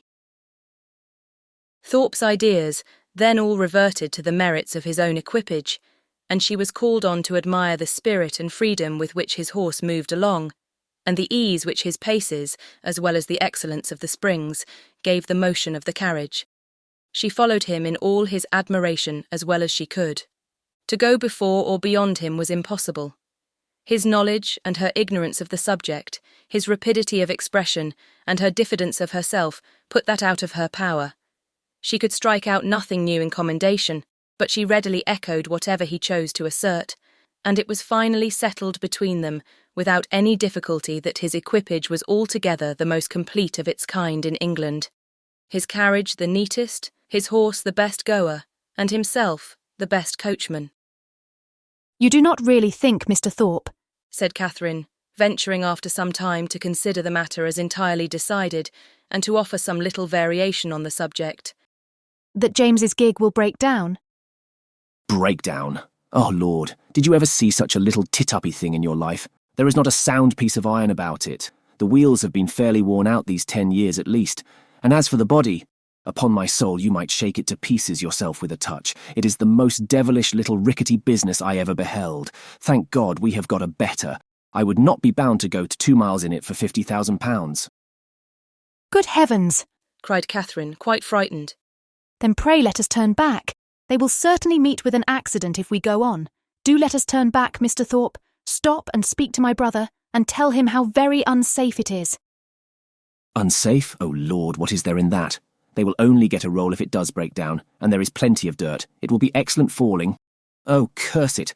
The carriage is safe enough, if a man knows how to drive it. A thing of that sort in good hands will last above 20 years after it is fairly worn out. Lord bless you. I would undertake for £5 to drive it to York and back again without losing a nail. Catherine listened with astonishment. She knew not how to reconcile two such very different accounts of the same thing, for she had not been brought up to understand the propensities of a rattle, nor to know to how many idle assertions and impudent falsehoods the excess of vanity will lead. Her own family were plain, matter-of-fact people, who seldom aimed at wit of any kind. Her father, at the utmost, being contented with a pun, and her mother with a proverb. They were not in the habit, therefore, of telling lies to increase their importance, or of asserting at one moment what they would contradict the next. She reflected on the affair for some time in much perplexity, and was more than once on the point of requesting from Mr. Thorpe a clearer insight into his real opinion on the subject. But she checked herself, because it appeared to her that he did not excel in giving those clearer insights, in making those things plain, which he had before made ambiguous, and joining to this the consideration that he would not really suffer his sister and his friend to be exposed to a danger from which he might easily preserve them. She concluded at last that he must know the carriage to be in fact perfectly safe, and therefore would alarm herself no longer. By him the whole matter seemed entirely forgotten, and all the rest of his conversation, or rather talk, began and ended with himself and his own concerns. He told her of horses which he had bought for a trifle, and sold for incredible sums, of racing matches in which his judgment had infallibly foretold the winner, of shooting parties in which he had killed more birds, though without having one good shot, than all his companions together, and described to her some famous day's sport with the foxhounds, in which his foresight and skill in directing the dogs had repaired the mistakes of the most experienced huntsman, and in which the boldness of his riding, though it had never endangered his own life for a moment, had been constantly leading others into difficulties, which he calmly concluded had broken the necks of many. Little as Catherine was in the habit of judging for herself, and unfixed as were her general notions of what men ought to be, she could not entirely repress a doubt, while she bore with the effusions of his endless conceit, of his being altogether completely agreeable.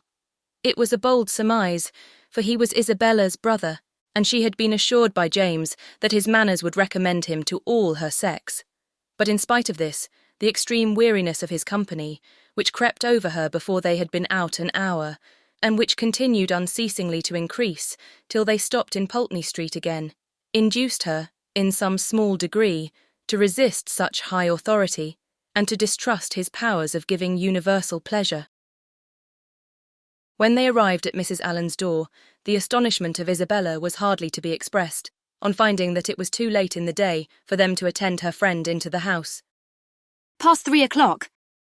It was inconceivable, incredible, impossible, and she would neither believe her own watch, nor her brother's, nor the servants'.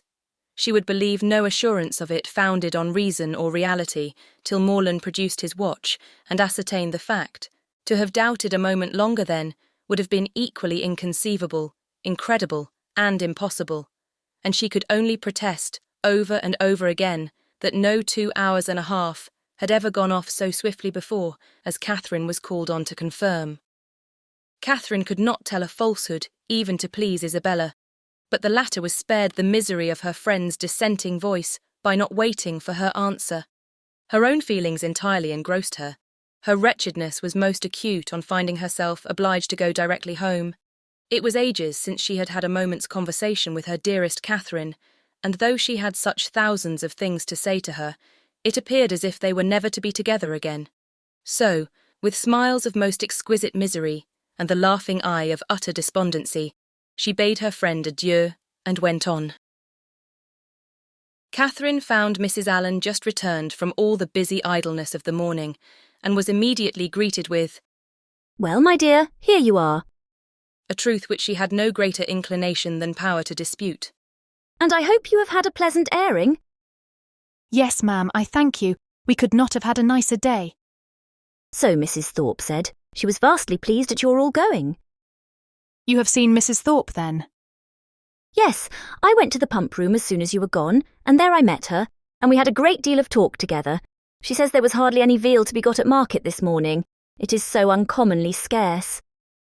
Did you see anybody else of our acquaintance? Yes, we agreed to take a turn in the Crescent, and there we met Mrs. Hughes and Mr. and Miss Tilney walking with her. Did you indeed? And did they speak to you? Yes, we walked along the Crescent together for half an hour. They seem very agreeable people. Miss Tilney was in a very pretty spotted muslin, and I fancy by what I can learn that she always dresses very handsomely. Mrs. Hughes talked to me a great deal about the family. And what did she tell you of them? Oh, a vast deal indeed. She hardly talked of anything else. Did she tell you what part of Gloucestershire they come from? Yes, she did, but I cannot recollect now. But they are very good kind of people and very rich. Mrs. Tilney was a Miss Drummond, and she and Mrs. Hughes were schoolfellows, and Miss Drummond had a very large fortune, and when she married her father gave her £20,000 and 500 to buy wedding clothes. Mrs. Hughes saw all the clothes after they came from the warehouse. And are Mr. and Mrs. Tilney in Bath? Yes, I fancy they are, but I'm not quite certain. Upon recollection, however, I have a notion they are both dead. At least the mother is. Yes, I am sure Mrs. Tilney is dead, because Mrs. Hughes told me there was a very beautiful set of pearls that Mr. Drummond gave his daughter on her wedding day, and that Miss Tilney has got now, for they were put by for her when her mother died. And is Mr. Tilney, my partner, the only son? I cannot be quite positive about that, my dear. I have some idea he is, but however he is a very fine young man, Mrs. Hughes says, and likely to do very well. Catherine inquired no further. She had heard enough to feel that Mrs. Allen had no real intelligence to give, and that she was most particularly unfortunate herself in having missed such a meeting with both brother and sister. Could she have foreseen such a circumstance, nothing should have persuaded her to go out with the others, and as it was, she could only lament her ill luck and think over what she had lost, till it was clear to her that the drive had by no means been very pleasant, and that John Thorpe himself was quite disagreeable. Chapter 10. The Allens, Thorpes and Morlands all met in the evening at the theatre, and as Catherine and Isabella sat together, there was then an opportunity for the latter to utter some few of the many thousand things which had been collecting within her for communication in the immeasurable length of time which had divided them. "Oh, heavens, my beloved Catherine, have I got you at last?" was her address on Catherine's entering the box and sitting by her. "Now, Mr. Morland," for he was close to her on the other side, "I shall not speak another word to you all the rest of the evening, so I charge you not to expect it. My sweetest Catherine, how have you been this long age? But I need not ask you, for you look delightfully. You really have done your hair in a more heavenly style than ever. You mischievous creature, do you want to attract everybody? I assure you is quite in love with you already. And as for Mr. Tilney, but that is a settled thing. Even your modesty cannot doubt his attachment now. His coming back to Bath makes it too plain. Oh, what would not I give to see him? I really am quite wild with impatience. My mother says he is the most delightful young man in the world. She saw him this morning, you know. You must introduce him to me. Is he in the house now? Look about, for heaven's sake. I assure you, I can hardly exist till I see him. No, said Catherine. he is not here. I cannot see him anywhere. Oh, horrid. Am I never to be acquainted with him? How do you like my gown? I think it does not look amiss. The sleeves were entirely my own thought. Do you know, I get so immoderately sick of Bath. Your brother and I were agreeing this morning that, though it is vastly well to be here for a few weeks, we would not live here for millions.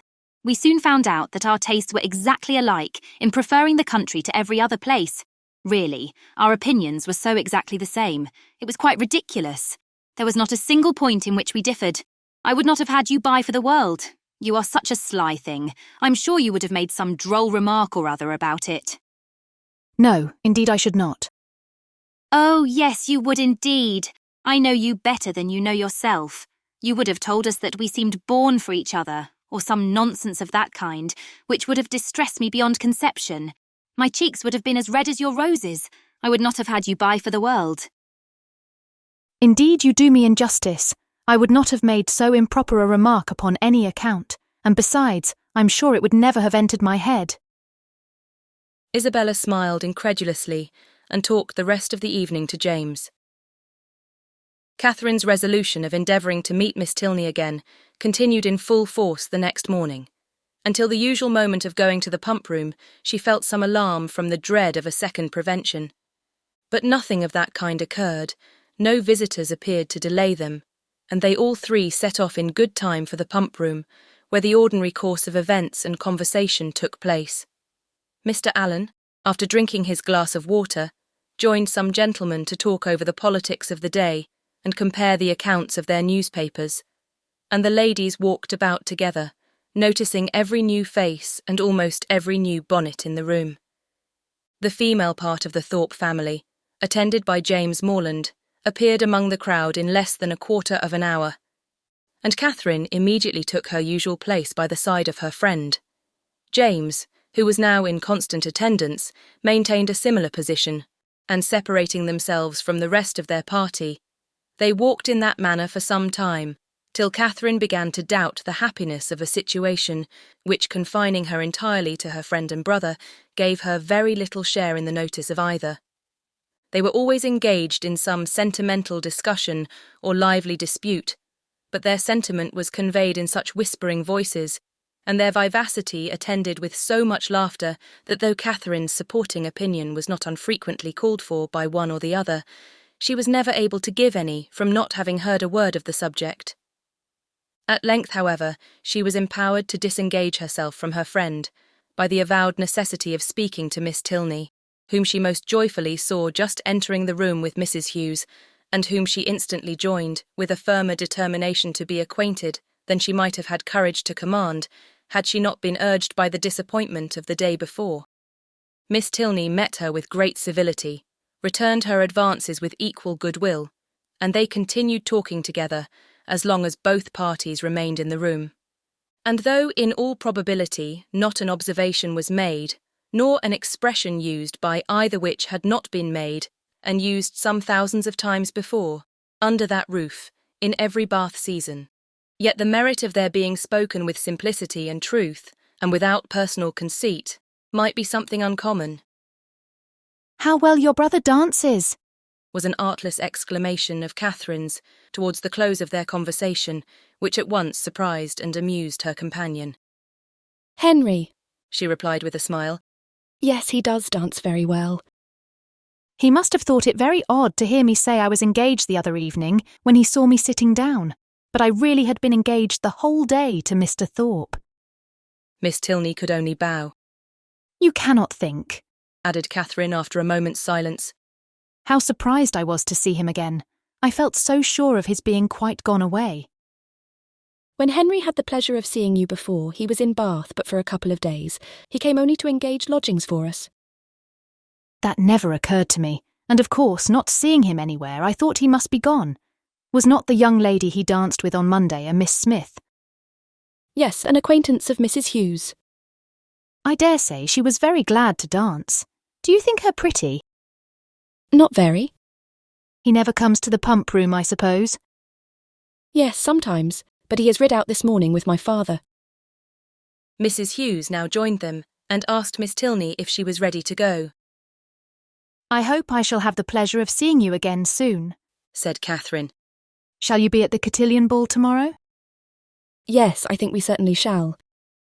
I am glad of it, for we shall all be there. This civility was duly returned, and they parted, on Miss Tilney's side, with some knowledge of her new acquaintance's feelings, and on Catherine's, without the smallest consciousness of having explained them. She went home very happy. The morning had answered all her hopes, and the evening of the following day was now the object of expectation, the future good. What gown and what headdress she should wear on the occasion became her chief concern. She cannot be justified in it. Dress is at all times a frivolous distinction, and excessive solicitude about it often destroys its own aim. Catherine knew all this very well. Her great-aunt had read her a lecture on the subject only the Christmas before, and yet she lay awake 10 minutes on Wednesday night, debating between her spotted and her tambored muslin, and nothing but the shortness of the time prevented her buying a new one for the evening.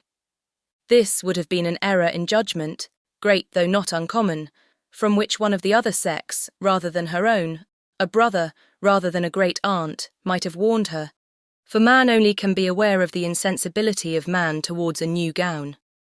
It would be mortifying to the feelings of many ladies could they be made to understand how little the heart of man is affected by what is costly or new in their attire, how little it is biased by the texture of their muslin, and how unsusceptible of peculiar tenderness towards the spotted, the sprigged, the mull, or the jaconet. Woman is fine for her own satisfaction alone. No man will admire her the more, no woman will like her the better for it. Neatness and fashion are enough for the former, and a something of shabbiness or impropriety will be most endearing to the latter. But not one of these grave reflections troubled the tranquillity of Catherine. She entered the rooms on Thursday evening with feelings very different from what had attended her thither the Monday before. She had then been exulting in her engagement to Thorpe, and was now chiefly anxious to avoid his sight, lest he should engage her again, for though she could not, dared not expect that Mr. Tilney should ask her a third time to dance, her wishes, hopes, and plans all centred in nothing less. Every young lady may feel for my heroine in this critical moment, for every young lady has at some time or other known the same agitation. All have been, or at least all have believed themselves to be, in danger from the pursuit of someone whom they wish to avoid, and all have been anxious for the attentions of someone whom they wish to please. As soon as they were joined by the Thorpes, Catherine's agony began. She fidgeted about if John Thorpe came towards her, hid herself as much as possible from his view, and when he spoke to her pretended not to hear him. The cotillions were over, the country dancing beginning, and she saw nothing of the Tilneys. Do not be frightened, my dear Catherine, whispered Isabella. But I am really going to dance with your brother again. I declare positively it is quite shocking. I tell him he ought to be ashamed of himself, but you and John must keep us in countenance. Make haste, my dear creature, and come to us. John is just walked off, but he will be back in a moment. Catherine had neither time nor inclination to answer. The others walked away. John Thorpe was still in view, and she gave herself up for lost. That she might not appear, however, to observe or expect him, she kept her eyes intently fixed on her fan, and a self-condemnation for her folly, in supposing that among such a crowd they should even meet with the Tilneys in any reasonable time, had just passed through her mind when she suddenly found herself addressed and again solicited to dance by Mr. Tilney himself. With what sparkling eyes and ready motion she granted his request, and with how pleasing a flutter of heart she went with him to the set, may be easily imagined. To escape, and, as she believed, so narrowly escape John Thorpe, and to be asked so immediately on his joining her, asked by Mr. Tilney as if he had sought her on purpose, it did not appear to her that life could supply any greater felicity. Scarcely had they worked themselves into the quiet possession of a place, however, when her attention was claimed by John Thorpe, who stood behind her. "Heyday, Miss Morland," said he. "What is the meaning of this? I thought you and I were to dance together." I wonder you should think so, for you never asked me. "That is a good one, by Jove. I asked you as soon as I came into the room, and I was just going to ask you again. But when I turned round, you were gone. This is a cursed shabby trick. I only came for the sake of dancing with you, and I firmly believe you were engaged to me ever since Monday. Yes, I remember I asked you while you were waiting in the lobby for your cloak, and here have I been telling all my acquaintance that I was going to dance with the prettiest girl in the room, and when they see you standing up with somebody else, they will quiz me famously." Oh no, they will never think of me after such a description as that. "By heavens, if they do not, I will kick them out of the room for blockheads. What chap have you there?" Catherine satisfied his curiosity. "Tilney," he repeated. I do not know him. A good figure of a man, well put together. Does he want a horse? Here is a friend of mine, Sam Fletcher, has got one to sell that would suit anybody. A famous clever animal for the road. Only 40 guineas. I had 50 minds to buy it myself, for it is one of my maxims always to buy a good horse when I meet with one. But it would not answer my purpose. It would not do for the field. I would give any money for a real good hunter. I have 3 now, the best that ever were backed. I would not take 800 guineas for them. Fletcher and I mean to get a house in Leicestershire against the next season. It is so uncomfortable living at an inn." This was the last sentence by which he could weary Catherine's attention, for he was just then borne off by the resistless pressure of a long string of passing ladies. Her partner now drew near and said, "That gentleman would have put me out of patience had he stayed with you half a minute longer. He has no business to withdraw the attention of my partner from me. We have entered into a contract of mutual agreeableness for the space of an evening, and all our agreeableness belongs solely to each other for that time. Nobody can fasten themselves on the notice of one without injuring the rights of the other. I consider a country dance as an emblem of marriage. Fidelity and complaisance are the principal duties of both, and those men who do not choose to dance or marry themselves have no business with the partners or wives of their neighbours." But they are such very different things. "That you think they cannot be compared together?" To be sure not. People that marry can never part, but must go and keep house together. People that dance only stand opposite each other in a long room for half an hour. "And such is your definition of matrimony and dancing. Taken in that light, certainly, their resemblance is not striking, but I think I could place them in such a view. You will allow that in both, man has the advantage of choice, woman only the power of refusal. That in both it is an engagement between man and woman formed for the advantage of each, and that when once entered into, they belong exclusively to each other until the moment of its dissolution. That it is their duty, each to endeavour to give the other no cause for wishing that he or she had bestowed themselves elsewhere, and their best interest to keep their own imaginations from wandering towards the perfections of their neighbours, or fancying that they should have been better off with anyone else. You will allow all this?" Yes, to be sure, as you state it, all this sounds very well, but still they are so very different. I cannot look upon them at all in the same light, nor think the same duties belong to them. In one respect, there certainly is a difference. In marriage, the man is supposed to provide for the support of the woman to make the home agreeable to the man. He is to purvey, and she is to smile. But in dancing, their duties are exactly changed. The agreeableness, the compliance are expected from him, while she furnishes the fan and the lavender water. That, I suppose, was the difference of duties which struck you as rendering the conditions incapable of comparison. No, indeed, I never thought of that. Then I am quite at a loss. One thing, however, I must observe. This disposition on your side is rather alarming. You totally disallow any similarity in the obligations. And may I not thence infer that your notions of the duties of the dancing state are not so strict as your partner might wish?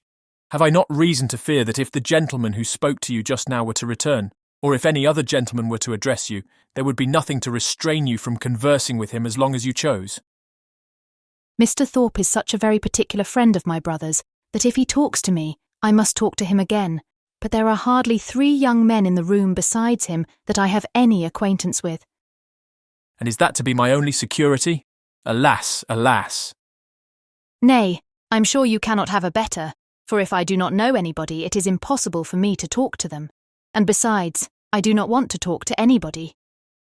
Now you have given me a security worth having, and I shall proceed with courage.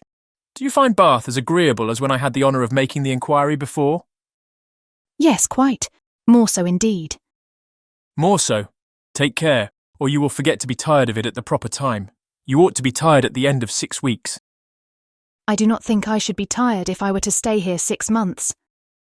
Bath, compared with London, has little variety, and so everybody finds out every year. For 6 weeks, I allow Bath is pleasant enough, but beyond that, it is the most tiresome place in the world. You would be told so by people of all descriptions, who come regularly every winter, lengthen their 6 weeks into 10 or 12, and go away at last because they can afford to stay no longer. Well, other people must judge for themselves, and those who go to London may think nothing of Bath. But I, who live in a small retired village in the country, can never find greater sameness in such a place as this than in my own home. For here are a variety of amusements, a variety of things to be seen and done all day long, which I can know nothing of there. You are not fond of the country? Yes, I am. I have always lived there and always been very happy. But certainly there is much more sameness in a country life than in a Bath life. One day in the country is exactly like another. But then you spend your time so much more rationally in the country. Do I? Do you not? I do not believe there is much difference. Here you are in pursuit only of amusement all day long. And so I am at home, only I do not find so much of it. I walk about here and so I do there. But here I see a variety of people in every street, and there I can only go and call on Mrs. Allen. Mr. Tilney was very much amused. Only go and call on Mrs. Allen, he repeated. What a picture of intellectual poverty. However, when you sink into this abyss again, you will have more to say. You will be able to talk of Bath and of all that you did here. Oh yes, I shall never be in want of something to talk of again to Mrs. Allen, or anybody else. I really believe I shall always be talking of Bath when I am at home again. I do like it so very much. If I could but have Papa and Mamma and the rest of them here, I suppose I should be too happy. James is coming, my eldest brother, is quite delightful, and especially as it turns out that the very family we are just got so intimate with are his intimate friends already. Oh, who can ever be tired of Bath? Not those who bring such fresh feelings of every sort to it as you do, but papas and mammas and brothers and intimate friends are a good deal gone by, to most of the frequenters of Bath, and the honest relish of balls and plays and everyday sights is past with them. Here their conversation closed, the demands of the dance becoming now too importunate for a divided attention. Soon after their reaching the bottom of the set, Catherine perceived herself to be earnestly regarded by a gentleman who stood among the lookers-on, immediately behind her partner. He was a very handsome man, of a commanding aspect, past the bloom, but not past the vigour of life, and with his eye still directed towards her, she saw him presently address Mr. Tilney in a familiar whisper. Confused by his notice, and blushing from the fear of its being excited by something wrong in her appearance, she turned away her head. But while she did so, the gentleman retreated, and her partner, coming nearer, said, I see that you guess what I have just been asked. That gentleman knows your name, and you have a right to know his. It is General Tilney, my father. Catherine's answer was only, Oh! But it was an O expressing everything needful, attention to his words, and perfect reliance on their truth. With real interest and strong admiration did her eye now follow the General as he moved through the crowd, and How handsome a family they are, was her secret remark. In chatting with Miss Tilney before the evening concluded, a new source of felicity arose to her. She had never taken a country walk since her arrival in Bath. Miss Tilney, to whom all the commonly frequented environs were familiar, spoke of them in terms which made her all eagerness to know them too, and on her openly fearing that she might find nobody to go with her, it was proposed by the brother and sister that they should join in a walk some morning or other. I shall like it, she cried, beyond anything in the world, and do not let us put it off. Let us go tomorrow. This was readily agreed to, with only a proviso of Miss Tilney's, that it did not rain, which Catherine was sure it would not. At 12 o'clock, they were to call for her in Pulteney Street. Remember, 12 o'clock, was her parting speech to her new friend. Of her other, her older, Her more established friend, Isabella, of whose fidelity and worth she had enjoyed a fortnight's experience, she scarcely saw anything during the evening. Yet though longing to make her acquainted with her happiness, she cheerfully submitted to the wish of Mr. Allen, which took them rather early away, and her spirits danced within her, as she danced in her chair, all the way home. Chapter 11. The morrow brought a very sober-looking morning, the sun making only a few efforts to appear, and Catherine augured from it everything most favourable to her wishes. A bright morning so early in the year, she allowed, would generally turn to rain, but a cloudy one foretold improvement as the day advanced. She applied to Mr. Allen for confirmation of her hopes, but Mr. Allen, not having his own skies and barometer about him, declined giving any absolute promise of sunshine. She applied to Mrs. Allen, and Mrs. Allen's opinion was more positive. She had no doubt in the world of its being a very fine day, if the clouds would only go off and the sun keep out. At about 11 o'clock, however, a few specks of small rain upon the windows caught Catherine's watchful eye, and "Oh dear, I do believe it will be wet," broke from her in a most desponding tone. "I thought how it would be," said Mrs. Allen. "No walk for me today," sighed Catherine. "but perhaps it may come to nothing, or it may hold up before 12. "Perhaps it may, but then, my dear, it will be so dirty." "Oh, that will not signify. I never mind dirt." "No," replied her friend very placidly. "I know you never mind dirt." After a short pause, "It comes on faster and faster," said Catherine, as she stood watching at a window. "So it does indeed. If it keeps raining, the streets will be very wet." "There are 4 umbrellas up already. How I hate the sight of an umbrella."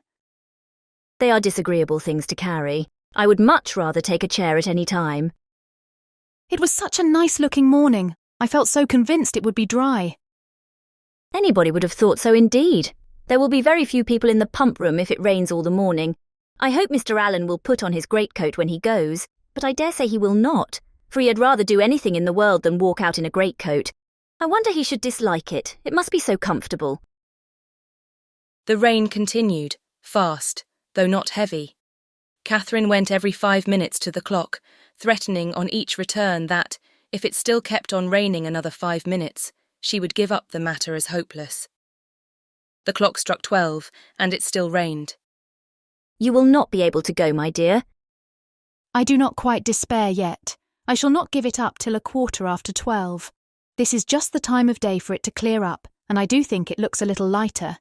There it is 20 minutes after 12, and now I shall give it up entirely. Oh, that we had such weather here as they had at Udolpho, or at least in Tuscany and the south of France, the night that poor St. Aubin died. Such beautiful weather." At 12:30, when Catherine's anxious attention to the weather was over, and she could no longer claim any merit from its amendment, the sky began voluntarily to clear. A gleam of sunshine took her quite by surprise. She looked round, the clouds were parting, and she instantly returned to the window to watch over and encourage the happy appearance. 10 minutes more made it certain that a bright afternoon would succeed, and justified the opinion of Mrs. Allen, who had "Always thought it would clear up." But whether Catherine might still expect her friends, whether there had not been too much rain for Miss Tilney to venture, must yet be a question. It was too dirty for Mrs. Allen to accompany her husband to the pump room. He accordingly set off by himself, and Catherine had barely watched him down the street when her notice was claimed by the approach of the same 2 open carriages, containing the same 3 people that had surprised her so much a few mornings back. "Isabella, my brother and Mr. Thorpe, I declare. They are coming for me, perhaps, but I shall not go. I cannot go indeed, for you know Miss Tilney may still call." Mrs. Allen agreed to it. John Thorpe was soon with them, and his voice was with them yet sooner, for on the stairs he was calling out to Miss Morland to be quick. Make haste, make haste. As he threw open the door. Put on your hat this moment. There is no time to be lost. We're going to Bristol. How do you do, Mrs. Allen? "To Bristol? Is not that a great way off? But however, I cannot go with you today because I am engaged. I expect some friends every moment." This was of course vehemently talked down as no reason at all. Mrs. Allen was called on to second him, and the two others walked in to give their assistance. My sweetest Catherine, is not this delightful? We shall have a most heavenly drive. You are to thank your brother and me for the scheme. It darted into our heads at breakfast time. I verily believe at the same instant, and we should have been off 2 hours ago if it had not been for this detestable rain. But it does not signify. The nights are moonlight, and we shall do delightfully. Oh, I am in such ecstasies at the thoughts of a little country air and quiet. So much better than going to the lower rooms. We shall drive directly to Clifton and dine there, and as soon as dinner is over, if there is time for it, go on to King's Weston. I doubt our being able to do so much, said Morland. You croaking fellow, cried Thorpe. We shall be able to do 10 times more. King's Weston, I and Blaise Castle too, and anything else we can hear of. But here is your sister says she will not go. Blaise Castle? Cried Catherine. What is that? The finest place in England, worth going 50 miles at any time to see. What, is it really a castle? An old castle? The oldest in the kingdom. But is it like what one reads of? Exactly, the very same. But now really, are there towers and long galleries? By dozens. Then I should like to see it, but I cannot. I cannot go. Not go, my beloved creature, what do you mean? I cannot go because... Looking down as she spoke, fearful of Isabella's smile. I expect Miss Tilney and her brother to call on me to take a country walk. They promised to come at 12, only it rained. But now, as it is so fine, I dare say they will be here soon. Not they indeed, cried Thorpe. For as we turned into Broad Street I saw them. Does he not drive a phaeton with bright chestnuts? I do not know indeed. Yes, I know he does, I saw him. You are talking of the man you danced with last night, are not you? Yes. Well, I saw him at that moment turn up the Lansdowne Road, driving a smart-looking girl. Did you indeed? Did upon my soul. Knew him again directly, and he seemed to have got some very pretty cattle too. It is very odd, but I suppose they thought it would be too dirty for a walk. And well they might, for I never saw so much dirt in my life. Walk, you could no more walk than you could fly. It has not been so dirty the whole winter. It is ankle-deep everywhere. Isabella corroborated it. My dearest Catherine, you cannot form an idea of the dirt. Come, you must go. You cannot refuse going now. I should like to see the castle, but may we go all over it? May we go up every staircase and into every suite of rooms? Yes, yes, every hole and corner. But then, if they should only be gone out for an hour till it is drier and cool by and by? Make yourself easy. There is no danger of that, for I heard Tilney hallooing to a man who was just passing by on horseback that they were going as far as Wick Rocks. Then I will. Shall I go, Mrs. Allen? Just as you please, my dear. Mrs. Allen, you must persuade her to go, was the general cry. Mrs. Allen was not inattentive to it. Well, my dear, said she. Suppose you go. And in 2 minutes they were off. Catherine's feelings, as she got into the carriage, were in a very unsettled state, divided between regret for the loss of one great pleasure and the hope of soon enjoying another, almost its equal in degree, however unlike in kind. She could not think the Tilneys had acted quite well by her, in so readily giving up their engagement without sending her any message of excuse. It was now but an hour later than the time fixed on for the beginning of their walk. And, in spite of what she had heard of the prodigious accumulation of dirt in the course of that hour, she could not, from her own observation, help thinking that they might have gone with very little inconvenience. To feel herself slighted by them was very painful. On the other hand, the delight of exploring an edifice like Udolpho, as her fancy represented Blaise Castle to be, was such a counterpoise of good as might console her for almost anything. They passed briskly down Pulteney Street and through Laura Place, without the exchange of many words. Thorpe talked to his horse, and she meditated by turns on broken promises and broken arches, phaetons and false hangings, Tilneys and trapdoors. As they entered Argyle Buildings, however, she was roused by this address from her companion. Who is that girl who looked at you so hard as she went by? Who? Where? On the right-hand pavement. She must be almost out of sight now. Catherine looked round and saw Miss Tilney leaning on her brother's arm, walking slowly down the street. She saw them both looking back at her. Stop! Stop, Mr. Thorpe! She impatiently cried. It is Miss Tilney. It is indeed. How could you tell me they were gone? Stop, stop! I will get out this moment and go to them. But to what purpose did she speak? Thorpe only lashed his horse into a brisker trot. The Tilneys, who had soon ceased to look after her, were in a moment out of sight round the corner of Laura Place, and in another moment she was herself whisked into the marketplace. Still, however, and during the length of another street, she entreated him to stop. Pray, pray stop, Mr. Thorpe. I cannot go on. I will not go on. I must go back to Miss Tilney. But Mr. Thorpe only laughed, smacked his whip, encouraged his horse, made odd noises, and drove on.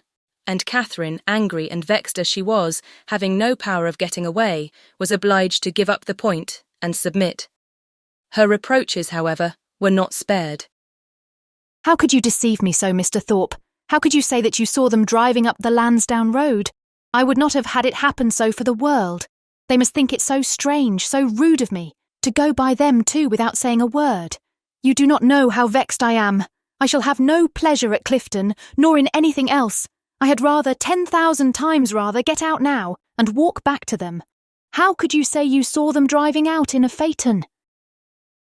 Thorpe defended himself very stoutly, declared he had never seen two men so much alike in his life, and would hardly give up the point of its having been Tilney himself. Their drive, even when this subject was over, was not likely to be very agreeable. Catherine's complacence was no longer what it had been in their former airing. She listened reluctantly, and her replies were short. Blaise Castle remained her only comfort. Towards that, she still looked at intervals with pleasure, though rather than be disappointed of the promised walk, and especially rather than be thought ill of by the Tilneys, she would willingly have given up all the happiness which its walls could supply, the happiness of a progress through a long suite of lofty rooms exhibiting the remains of magnificent furniture, though now for many years deserted, the happiness of being stopped in their way along narrow winding vaults by a low grated door, or even of having their lamp, their only lamp, extinguished by a sudden gust of wind, and of being left in total darkness. In the meanwhile, they proceeded on their journey without any mischance, and were within view of the town of Keynsham, when a halloo from Morland, who was behind them, made his friend pull up, to know what was the matter. The others then came close enough for conversation, and Morland said, "We had better go back, Thorpe. It is too late to go on today. Your sister thinks so as well as I. We have been exactly an hour coming from Pulteney Street, very little more than 7 miles, and I suppose we have at least 8 more to go. It will never do. We set out a great deal too late. We had much better put it off till another day and turn round." "It is all one to me," replied Thorpe rather angrily, and instantly turning his horse, they were on their way back to Bath. "If your brother had not got such a beast to drive," said he soon afterwards, "we might have done it very well. My horse would have trotted to Clifton within the hour if left to himself, and I have almost broke my arm with pulling him into that cursed broken-winded jade's pace. Morland is a fool for not keeping a horse and gig of his own." No, he is not, said Catherine warmly, for I am sure he could not afford it. "And why cannot he afford it?" Because he has not money enough. "And whose fault is that?" Nobody's, that I know of. Thorpe then said something in the loud, incoherent way to which he had often recourse, about its being a thing to be miserly, and that if people who rolled in money could not afford things, he did not know who could, which Catherine did not even endeavour to understand. Disappointed of what was to have been the consolation for her first disappointment, she was less and less disposed either to be agreeable herself or to find her companion so, and they returned to Pulteney Street without her speaking 20 words. As she entered the house, the footman told her that a gentleman and lady had called and inquired for her a few minutes after her setting off, that, when he told them she was gone out with Mr. Thorpe, the lady had asked whether any message had been left for her, and on his saying no, had felt for a card, but said she had none about her, and went away. Pondering over these heart-rending tidings, Catherine walked slowly upstairs. At the head of them, she was met by Mr. Allen, who, on hearing the reason of their speedy return, said, I am glad your brother had so much sense. I am glad you are come back. It was a strange, wild scheme. They all spent the evening together at Thorpe's. Catherine was disturbed and out of spirits, but Isabella seemed to find a pool of commerce, in the fate of which she shared by private partnership with Morland, a very good equivalent for the quiet and country air of an inn at Clifton. Her satisfaction, too, in not being at the lower rooms was spoken more than once. How I pity the poor creatures that are going there. How glad I am that I am not amongst them. I wonder whether it will be a full ball or not. They have not begun dancing yet. I would not be there for all the world. It is so delightful to have an evening now and then to oneself. I dare say it will not be a very good ball. I know the Mitchells will not be there. I am sure I pity everybody that is. But I dare say, Mr. Morland, you long to be at it, do not you? I am sure you do. Well, pray do not let anybody here be a restraint on you. I dare say we could do very well without you, but you men think yourselves of such consequence. Catherine could almost have accused Isabella of being wanting in tenderness towards herself and her sorrows, so very little did they appear to dwell on her mind, and so very inadequate was the comfort she offered. Do not be so dull, my dearest creature, she whispered. You will quite break my heart. It was amazingly shocking, to be sure, but the Tilneys were entirely to blame. Why were not they more punctual? It was dirty indeed, but what did that signify? I'm sure John and I should not have minded it. I never mind going through anything, where a friend is concerned. That is my disposition, and John is just the same. He has amazing strong feelings. Good heavens, what a delightful hand you have got. Kings, I vow, I never was so happy in my life. I would 50 times rather you should have them than myself. And now I may dismiss my heroine to the sleepless couch, which is the true heroine's portion, to a pillow strewed with thorns and wet with tears, and lucky may she think herself if she get another good night's rest in the course of the next 3 months. Chapter 12. Mrs. Allen, said Catherine the next morning, will there be any harm in my calling on Miss Tilney today? I shall not be easy till I have explained everything. Go by all means, my dear. Only put on a white gown. Miss Tilney always wears white. Catherine cheerfully complied, and being properly equipped, was more impatient than ever to be at the pump room, that she might inform herself of General Tilney's lodgings, for though she believed they were in Milsom Street, she was not certain of the house, and Mrs. Allen's wavering convictions only made it more doubtful. To Milsom Street she was directed, and having made herself perfect in the number, hastened away with eager steps and a beating heart to pay her visit, explain her conduct, and be forgiven. Tripping lightly through the churchyard and resolutely turning away her eyes, that she might not be obliged to see her beloved Isabella and her dear family, who, she had reason to believe, were in a shop hard by. She reached the house without any impediment, looked at the number, knocked at the door, and inquired for Miss Tilney. The man believed Miss Tilney to be at home, but was not quite certain. Would she be pleased to send up her name? She gave her card. In a few minutes the servant returned, and with a look which did not quite confirm his words, said he had been mistaken, for that Miss Tilney was walked out. Catherine, with a blush of mortification, left the house. She felt almost persuaded that Miss Tilney was at home, and too much offended to admit her, and as she retired down the street, could not withhold one glance at the drawing-room windows, in expectation of seeing her there, but no one appeared at them. At the bottom of the street, however, she looked back again, and then, not at a window, but issuing from the door, she saw Miss Tilney herself. She was followed by a gentleman, whom Catherine believed to be her father, and they turned up towards Edgar's buildings. Catherine, in deep mortification, proceeded on her way. She could almost be angry herself at such angry incivility, but she checked the resentful sensation. She remembered her own ignorance. She knew not how such an offence as hers might be classed by the laws of worldly politeness, to what a degree of unforgivingness it might with propriety lead, nor to what rigours of rudeness in return it might justly make her amenable. Dejected and humbled, she had even some thoughts of not going with the others to the theatre that night, but it must be confessed that they were not of long continuance, for she soon recollected, in the first place, that she was without any excuse for staying at home, and, in the second, that it was a play she wanted very much to see. To the theatre accordingly they all went. No Tilneys appeared to plague or please her. She feared that, amongst the many perfections of the family, a fondness for plays was not to be ranked. But perhaps it was because they were habituated to the finer performances of the London stage, which she knew, on Isabella's authority, rendered everything else of the kind quite horrid. She was not deceived in her own expectation of pleasure. The comedy so well suspended her care that no one, observing her during the first 4 acts, would have supposed she had any wretchedness about her. On the beginning of the 5th, however, the sudden view of Mr. Henry Tilney and his father joining a party in the opposite box recalled her to anxiety and distress. The stage could no longer excite genuine merriment, no longer keep her whole attention. Every other look upon an average was directed towards the opposite box, and, for the space of 2 entire scenes, did she thus watch Henry Tilney, without being once able to catch his eye. No longer could he be suspected of indifference for a play. His notice was never withdrawn from the stage during 2 whole scenes. At length, however, he did look towards her, and he bowed, but such a bow!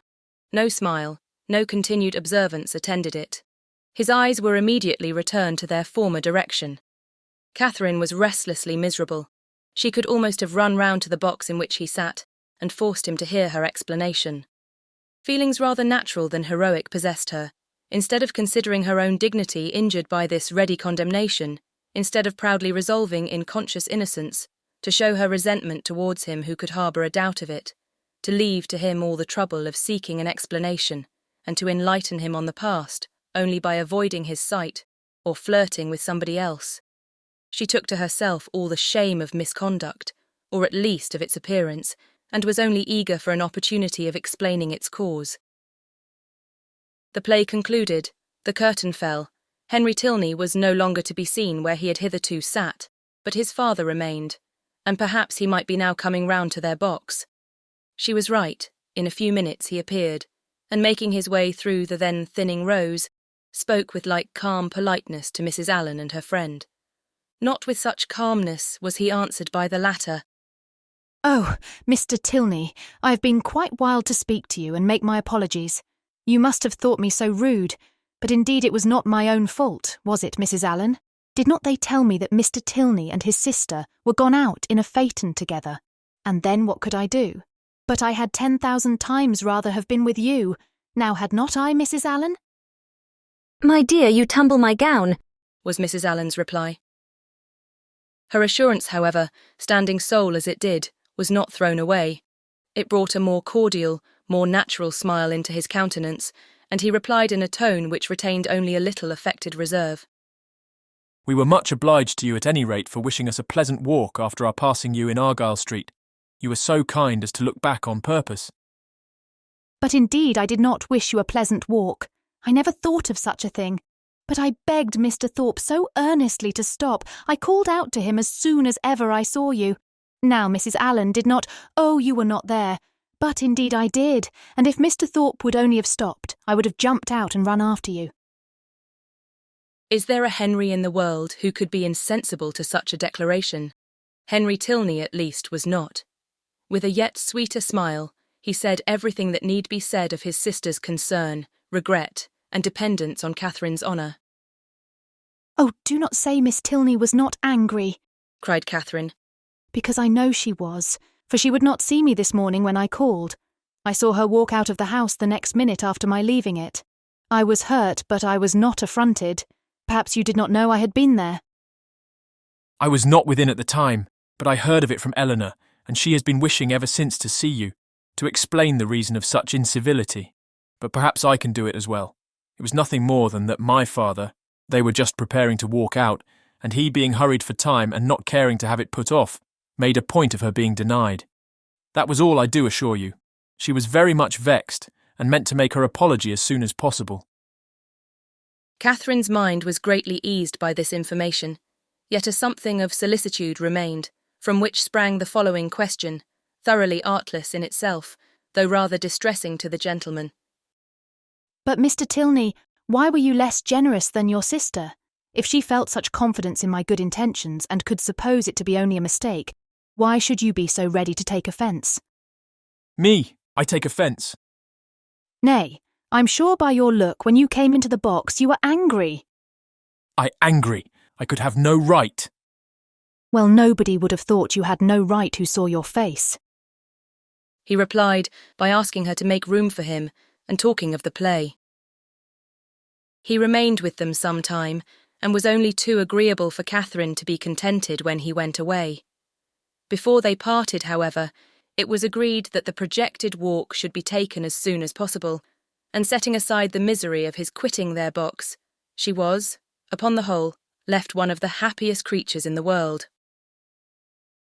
While talking to each other, she had observed with some surprise that John Thorpe, who was never in the same part of the house for 10 minutes together, was engaged in conversation with General Tilney, and she felt something more than surprise when she thought she could perceive herself the object of their attention and discourse. What could they have to say of her? She feared General Tilney did not like her appearance. She found it was implied in his preventing her admittance to his daughter, rather than postpone his own walk a few minutes. How came Mr. Thorpe to know your father? Was her anxious inquiry as she pointed them out to her companion. He knew nothing about it, but his father, like every military man, had a very large acquaintance. When the entertainment was over, Thorpe came to assist them in getting out.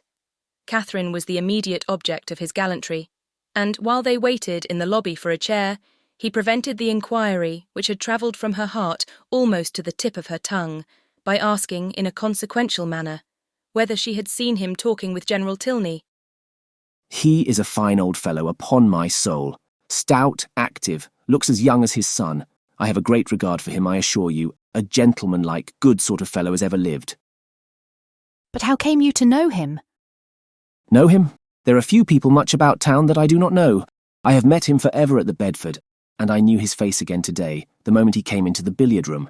One of the best players we have, by the by, and we had a little touch together, though I was almost afraid of him at first. The odds were 5-4 against me, and if I had not made one of the cleanest strokes that perhaps ever was made in this world, I took his ball exactly, but I could not make you understand it without a table. However, I did beat him. A very fine fellow, as rich as a Jew. I should like to dine with him. I dare say he gives famous dinners. But what do you think we have been talking of? You? Yes, by heavens. And the General thinks you the finest girl in Bath. Oh, nonsense. How can you say so? And what do you think I said? Lowering his voice. Well done, General, said I. I am quite of your mind. Here Catherine, who was much less gratified by his admiration than by General Tilney's, was not sorry to be called away by Mr. Allen. Thorpe, however, would see her to her chair, and, till she entered it, continued the same kind of delicate flattery, in spite of her entreating him to have done. That General Tilney, instead of disliking, should admire her, was very delightful, and she joyfully thought that there was not one of the family whom she need now fear to meet. The evening had done more, much more for her than could have been expected. Chapter 13. Monday, Tuesday, Wednesday, Thursday, Friday, and Saturday have now passed in review before the reader. The events of each day, its hopes and fears, mortifications and pleasures have been separately stated, and the pangs of Sunday only now remain to be described, and close the week. The Clifton scheme had been deferred, not relinquished, and on the afternoon's crescent of this day, it was brought forward again. In a private consultation between Isabella and James, the former of whom had particularly set her heart upon going, and the latter no less anxiously placed his upon pleasing her, it was agreed that, provided the weather were fair, the party should take place on the following morning, and they were to set off very early, in order to be at home in good time.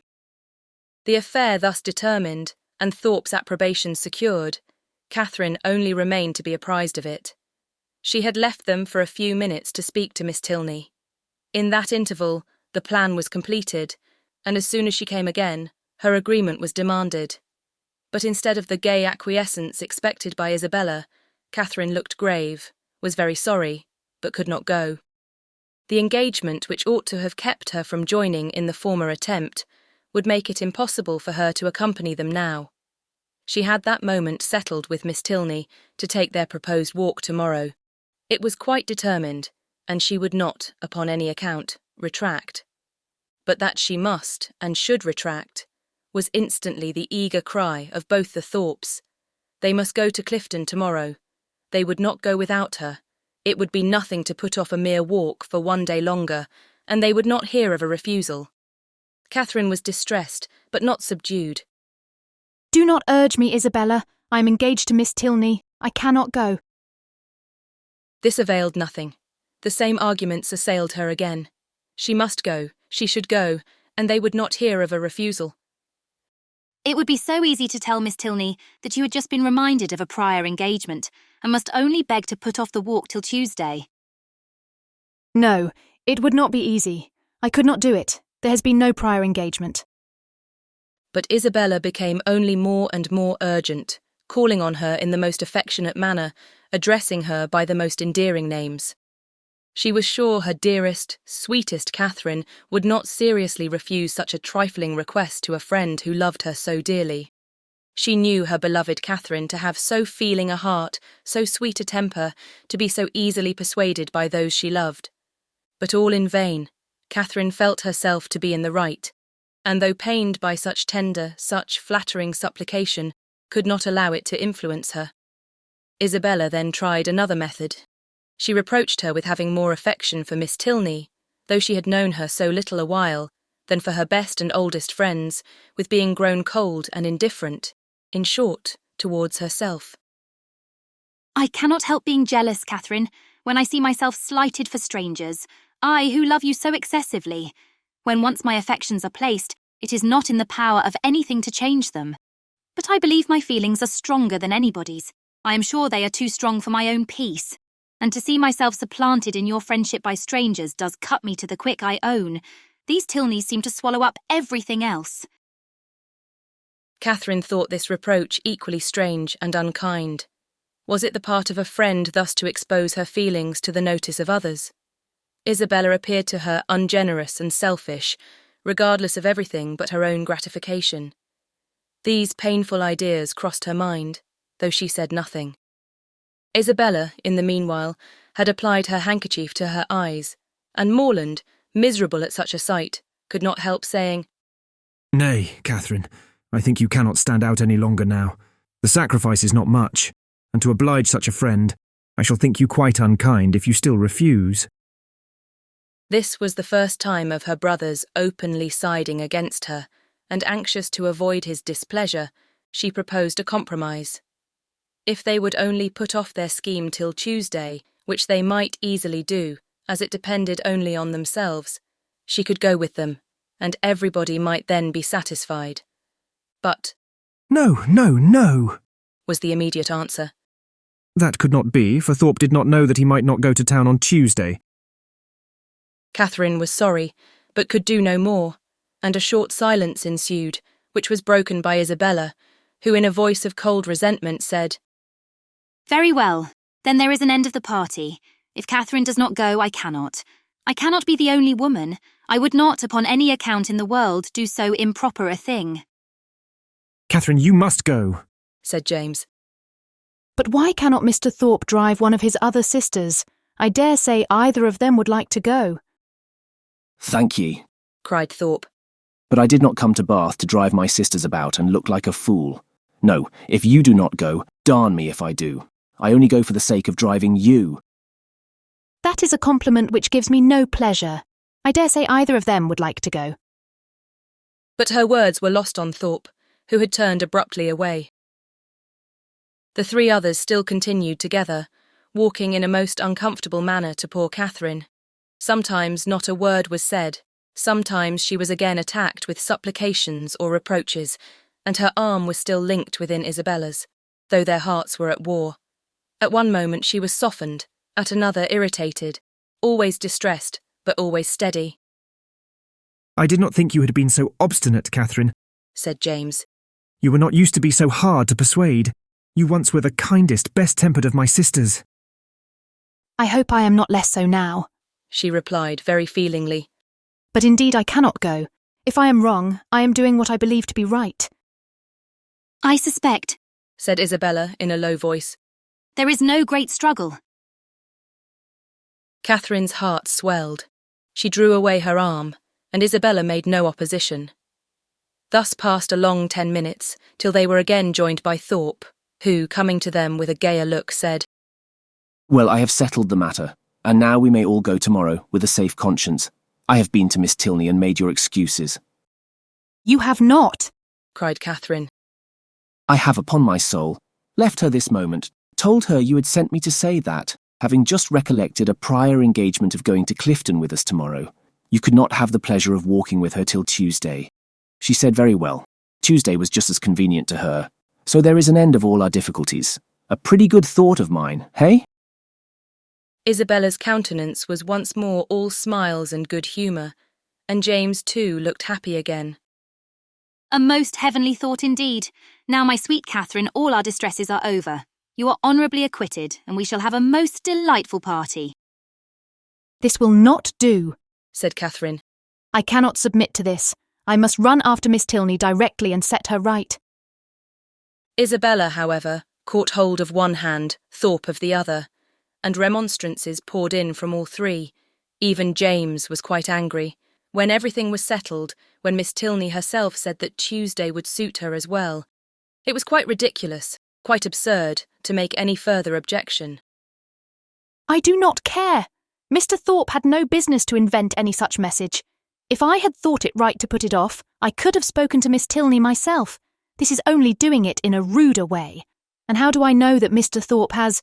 He may be mistaken again, perhaps? He led me into one act of rudeness by his mistake on Friday. Let me go, Mr. Thorpe. Isabella, do not hold me. Thorpe told her it would be in vain to go after the Tilneys. They were turning the corner into Brock Street when he had overtaken them, and were at home by this time. Then I will go after them, said Catherine. Wherever they are, I will go after them. It does not signify talking. If I could not be persuaded into doing what I thought wrong, I never will be tricked into it. And with these words she broke away and hurried off. Thorpe would have darted after her, but Morland withheld him. Let her go if she will go. She is as obstinate as... Thorpe never finished the simile, for it could hardly have been a proper one. Away walked Catherine in great agitation, as fast as the crowd would permit her, fearful of being pursued, yet determined to persevere. As she walked, she reflected on what had passed. It was painful to her to disappoint and displease them, particularly to displease her brother, but she could not repent her resistance. Setting her own inclination apart, to have failed a second time in her engagement to Miss Tilney, to have retracted a promise voluntarily made only 5 minutes before, and on a false pretence too, must have been wrong.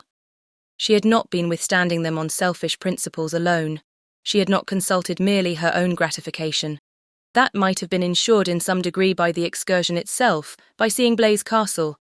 No, she had attended to what was due to others, and to her own character in their opinion. Her conviction of being right, however, was not enough to restore her composure. Till she had spoken to Miss Tilney, she could not be at ease, and quickening her pace when she got clear of the crescent, she almost ran over the remaining ground, till she gained the top of Milsom Street. So rapid had been her movements that in spite of the Tilneys' advantage in the outset, they were but just turning into their lodgings as she came within view of them, and the servant still remaining at the open door, she used only the ceremony of saying that she must speak with Miss Tilney that moment, and hurrying by him, proceeded upstairs.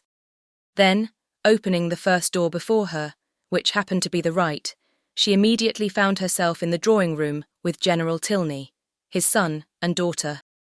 Her explanation, defective only in being, from her irritation of nerves and shortness of breath, no explanation at all, was instantly given. I am come in a great hurry. It was all a mistake. I never promised to go. I told them from the first I could not go. I ran away in a great hurry to explain it. I did not care what you thought of me. I would not stay for the servant. The business, however, though not perfectly elucidated by this speech, soon ceased to be a puzzle. Catherine found that John Thorpe had given the message, and Miss Tilney had no scruple in owning herself greatly surprised by it. But whether her brother had still exceeded her in resentment, Catherine, though she instinctively addressed herself as much to one as to the other in her vindication, had no means of knowing. Whatever might have been felt before her arrival, her eager declarations immediately made every look and sentence as friendly as she could desire. The affair thus happily settled, she was introduced by Miss Tilney to her father, and received by him with such ready, such solicitous politeness as recalled Thorpe's information to her mind, and made her think with pleasure that he might be sometimes depended on. To such anxious attention was the general's civility carried, that not aware of her extraordinary swiftness in entering the house, he was quite angry with the servant, whose neglect had reduced her to open the door of the apartment herself. What did William mean by it? He should make a point of inquiring into the matter. And if Catherine had not most warmly asserted his innocence, it seemed likely that William would lose the favour of his master forever, if not his place, by her rapidity. After sitting with them a quarter of an hour, she rose to take leave, and was then most agreeably surprised by General Tilney's asking her if she would do his daughter the honour of dining and spending the rest of the day with her. Miss Tilney added her own wishes. Catherine was greatly obliged, but it was quite out of her power. Mr. and Mrs. Allen would expect her back every moment. The General declared he could say no more. The claims of Mr. and Mrs. Allen were not to be superseded. But on some other day, he trusted, when longer notice could be given, they would not refuse to spare her to her friend. Oh no, Catherine was sure they would not have the least objection, and she should have great pleasure in coming. The General attended her himself to the street door, saying everything gallant as they went downstairs, admiring the elasticity of her walk, which corresponded exactly with the spirit of her dancing, and making her one of the most graceful bows she had ever beheld. When they parted, Catherine, delighted by all that had passed, proceeded gaily to Pulteney Street, walking, as she concluded, with great elasticity, though she had never thought of it before. She reached home without seeing anything more of the offended party, and now that she had been triumphant throughout, had carried her point and was secure of her walk, she began, as the flutter of her spirits subsided, to doubt whether she had been perfectly right. A sacrifice was always noble, and if she had given way to their entreaties, she should have been spared the distressing idea of a friend displeased, a brother angry, and a scheme of great happiness to both destroyed, perhaps through her means. To ease her mind, and ascertain by the opinion of an unprejudiced person what her own conduct had really been, she took occasion to mention before Mr. Allen the half-settled scheme of her brother and the Thorpes for the following day. Mr. Allen caught at it directly. "Well," said he, "and do you think of going too?" No, I had just engaged myself to walk with Miss Tilney before they told me of it, and therefore you know I could not go with them, could I? "No, certainly not, and I am glad you do not think of it. These schemes are not at all the thing. Young men and women driving about the country in open carriages. Now and then it is very well, but going to inns and public places together. It is not right, and I wonder Mrs. Thorpe should allow it. I am glad you do not think of going. I am sure Mrs. Morland would not be pleased. Mrs. Allen, are not you of my way of thinking? Do not you think these kind of projects objectionable?" Yes, very much so indeed. Open carriages are nasty things. A clean gown is not 5 minutes' wear in them. You are splashed getting in and getting out, and the wind takes your hair and your bonnet in every direction. I hate an open carriage myself. "I know you do, but that is not the question. Do not you think it has an odd appearance if young ladies are frequently driven about in them by young men, to whom they are not even related?" Yes, my dear, a very odd appearance indeed. I cannot bear to see it. Dear madam, cried Catherine, then why did not you tell me so before? I am sure if I had known it to be improper, I would not have gone with Mr. Thorpe at all. But I always hoped you would tell me, if you thought I was doing wrong. And so I should, my dear, you may depend on it. For as I told Mrs. Morland at parting, I would always do the best for you in my power, but one must not be over-particular. Young people will be young people, as your good mother says herself. You know I wanted you, when we first came, not to buy that sprigged muslin, but you would. Young people do not like to be always thwarted. But this was something of real consequence, and I do not think you would have found me hard to persuade. As far as it has gone hitherto, there is no harm done, said Mr. Allen. and I would only advise you, my dear, not to go out with Mr. Thorpe any more. That is just what I was going to say, added his wife. Catherine, relieved for herself, felt uneasy for Isabella, and after a moment's thought, asked Mr. Allen whether it would not be both proper and kind in her to write to Miss Thorpe and explain the indecorum of which she must be as insensible as herself, for she considered that Isabella might otherwise perhaps be going to Clifton the next day, in spite of what had passed. Mr. Allen, however, discouraged her from doing any such thing.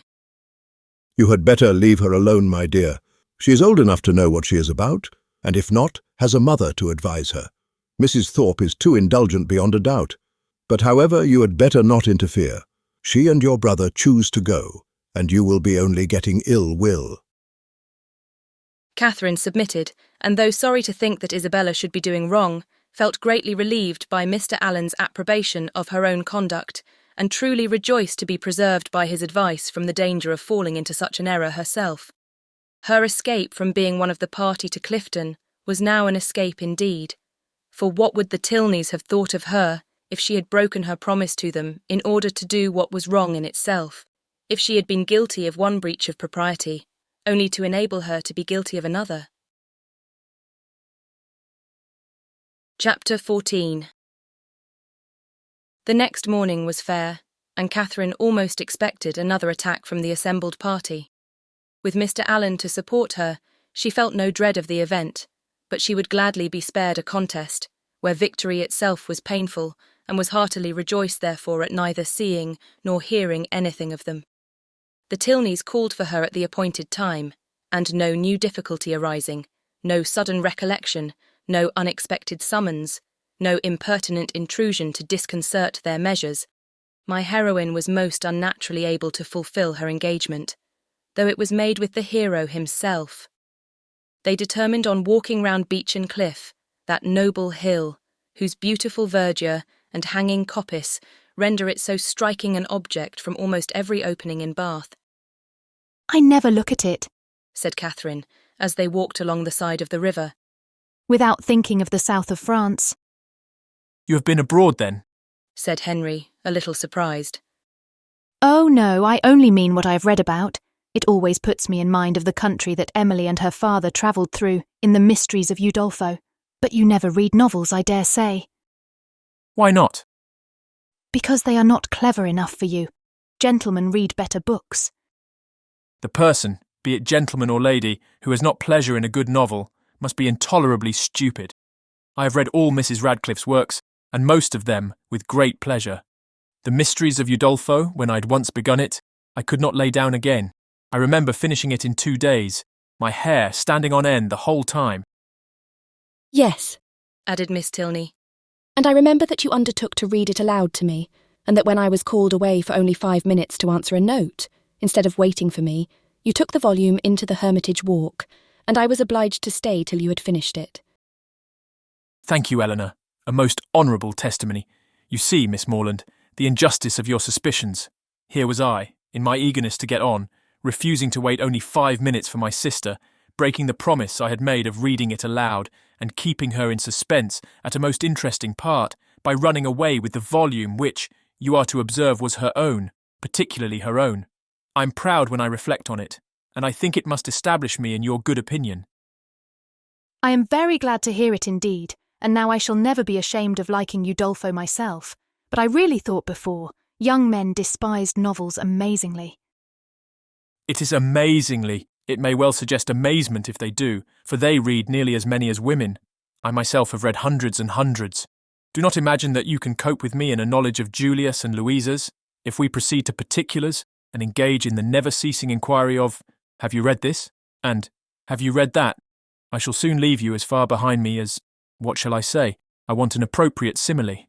As far as your friend Emily herself left poor Valancourt when she went with her aunt into Italy. Consider how many years I have had the start of you. I had entered on my studies at Oxford, while you were a good little girl working your sampler at home. Not very good, I am afraid. But now really, do not you think Udolpho the nicest book in the world? The nicest, by which I suppose you mean the neatest. That must depend upon the binding. Henry, said Miss Tilney. you're very impertinent. Miss Morland, he is treating you exactly as he does his sister. He is forever finding fault with me for some incorrectness of language, and now he is taking the same liberty with you. The word nicest, as you used it, did not suit him, and you had better change it as soon as you can, or we shall be overpowered with Johnson and Blair all the rest of the way. I am sure, cried Catherine. I did not mean to say anything wrong, but it is a nice book, and why should not I call it so? Very true, said Henry. And this is a very nice day, and we are taking a very nice walk, and you are two very nice young ladies. Oh, it is a very nice word indeed. It does for everything. Originally, perhaps it was applied only to express neatness, propriety, delicacy, or refinement. People were nice in their dress, in their sentiments, or their choice. But now, every commendation on every subject is comprised in that one word. While in fact, cried his sister, it ought only to be applied to you, without any commendation at all. You are more nice than wise. Come, Miss Morland, let us leave him to meditate over our faults in the utmost propriety of diction, while we praise Udolpho in whatever terms we like best. It is a most interesting work. You're fond of that kind of reading? To say the truth, I do not much like any other. Indeed.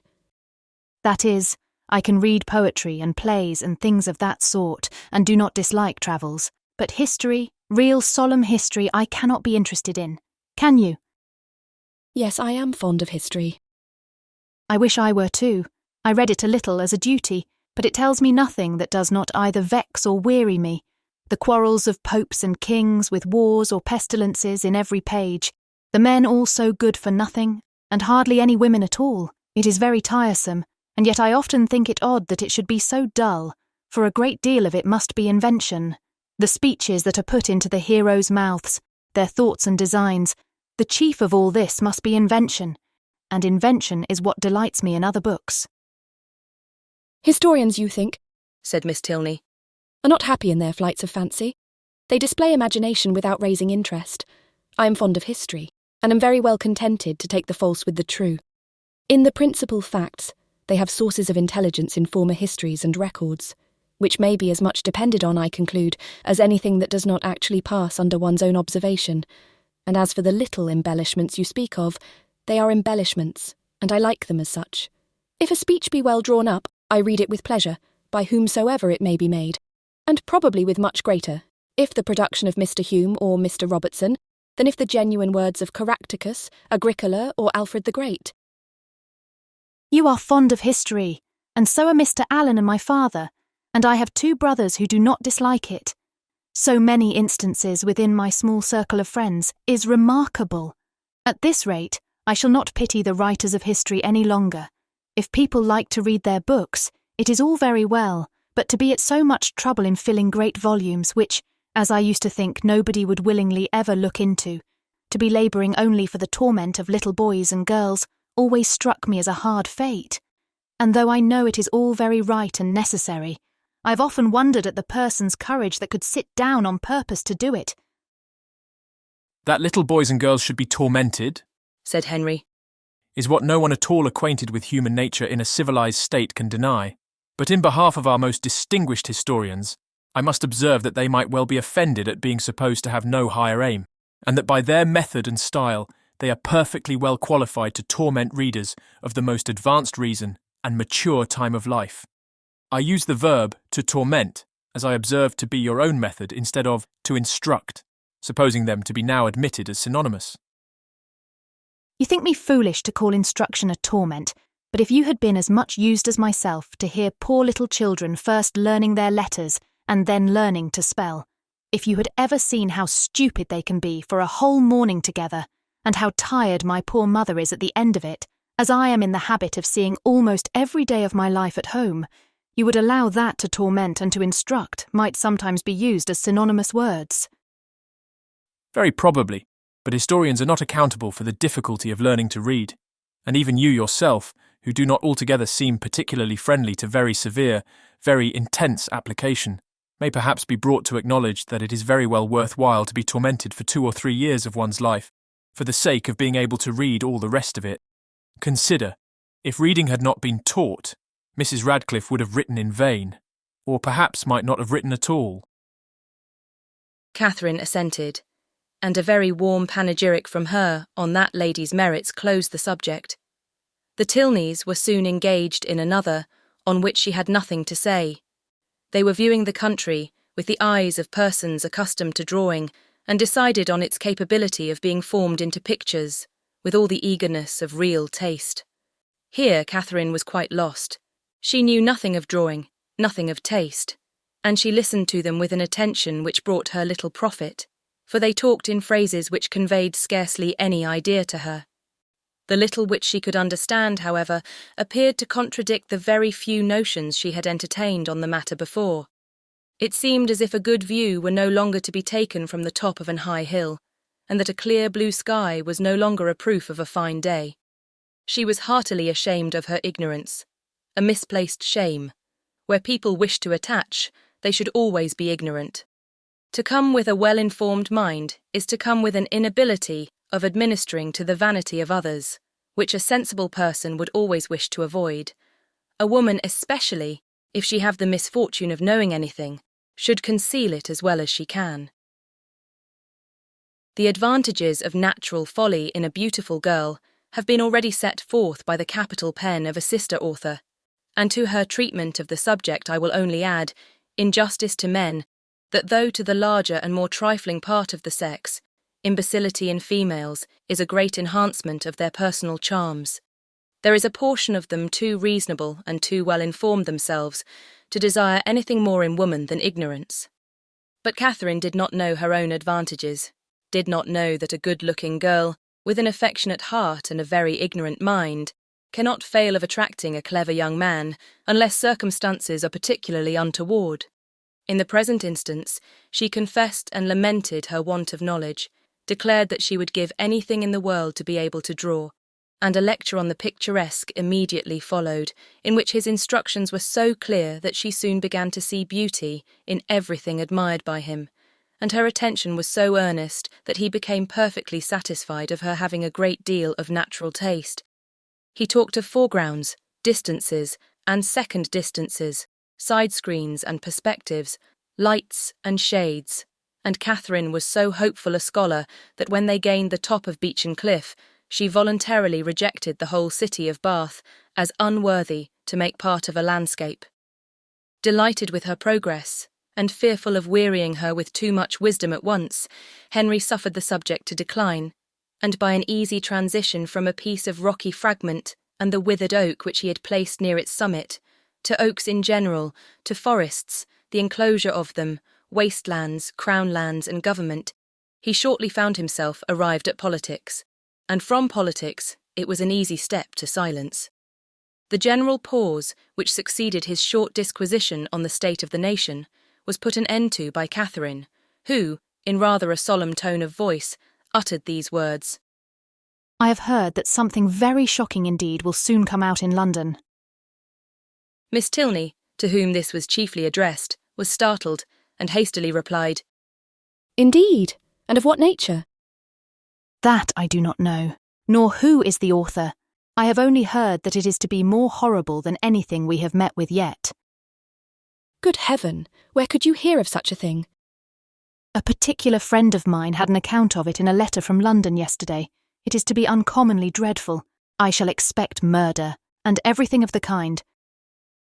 You speak with astonishing composure, but I hope your friend's accounts have been exaggerated.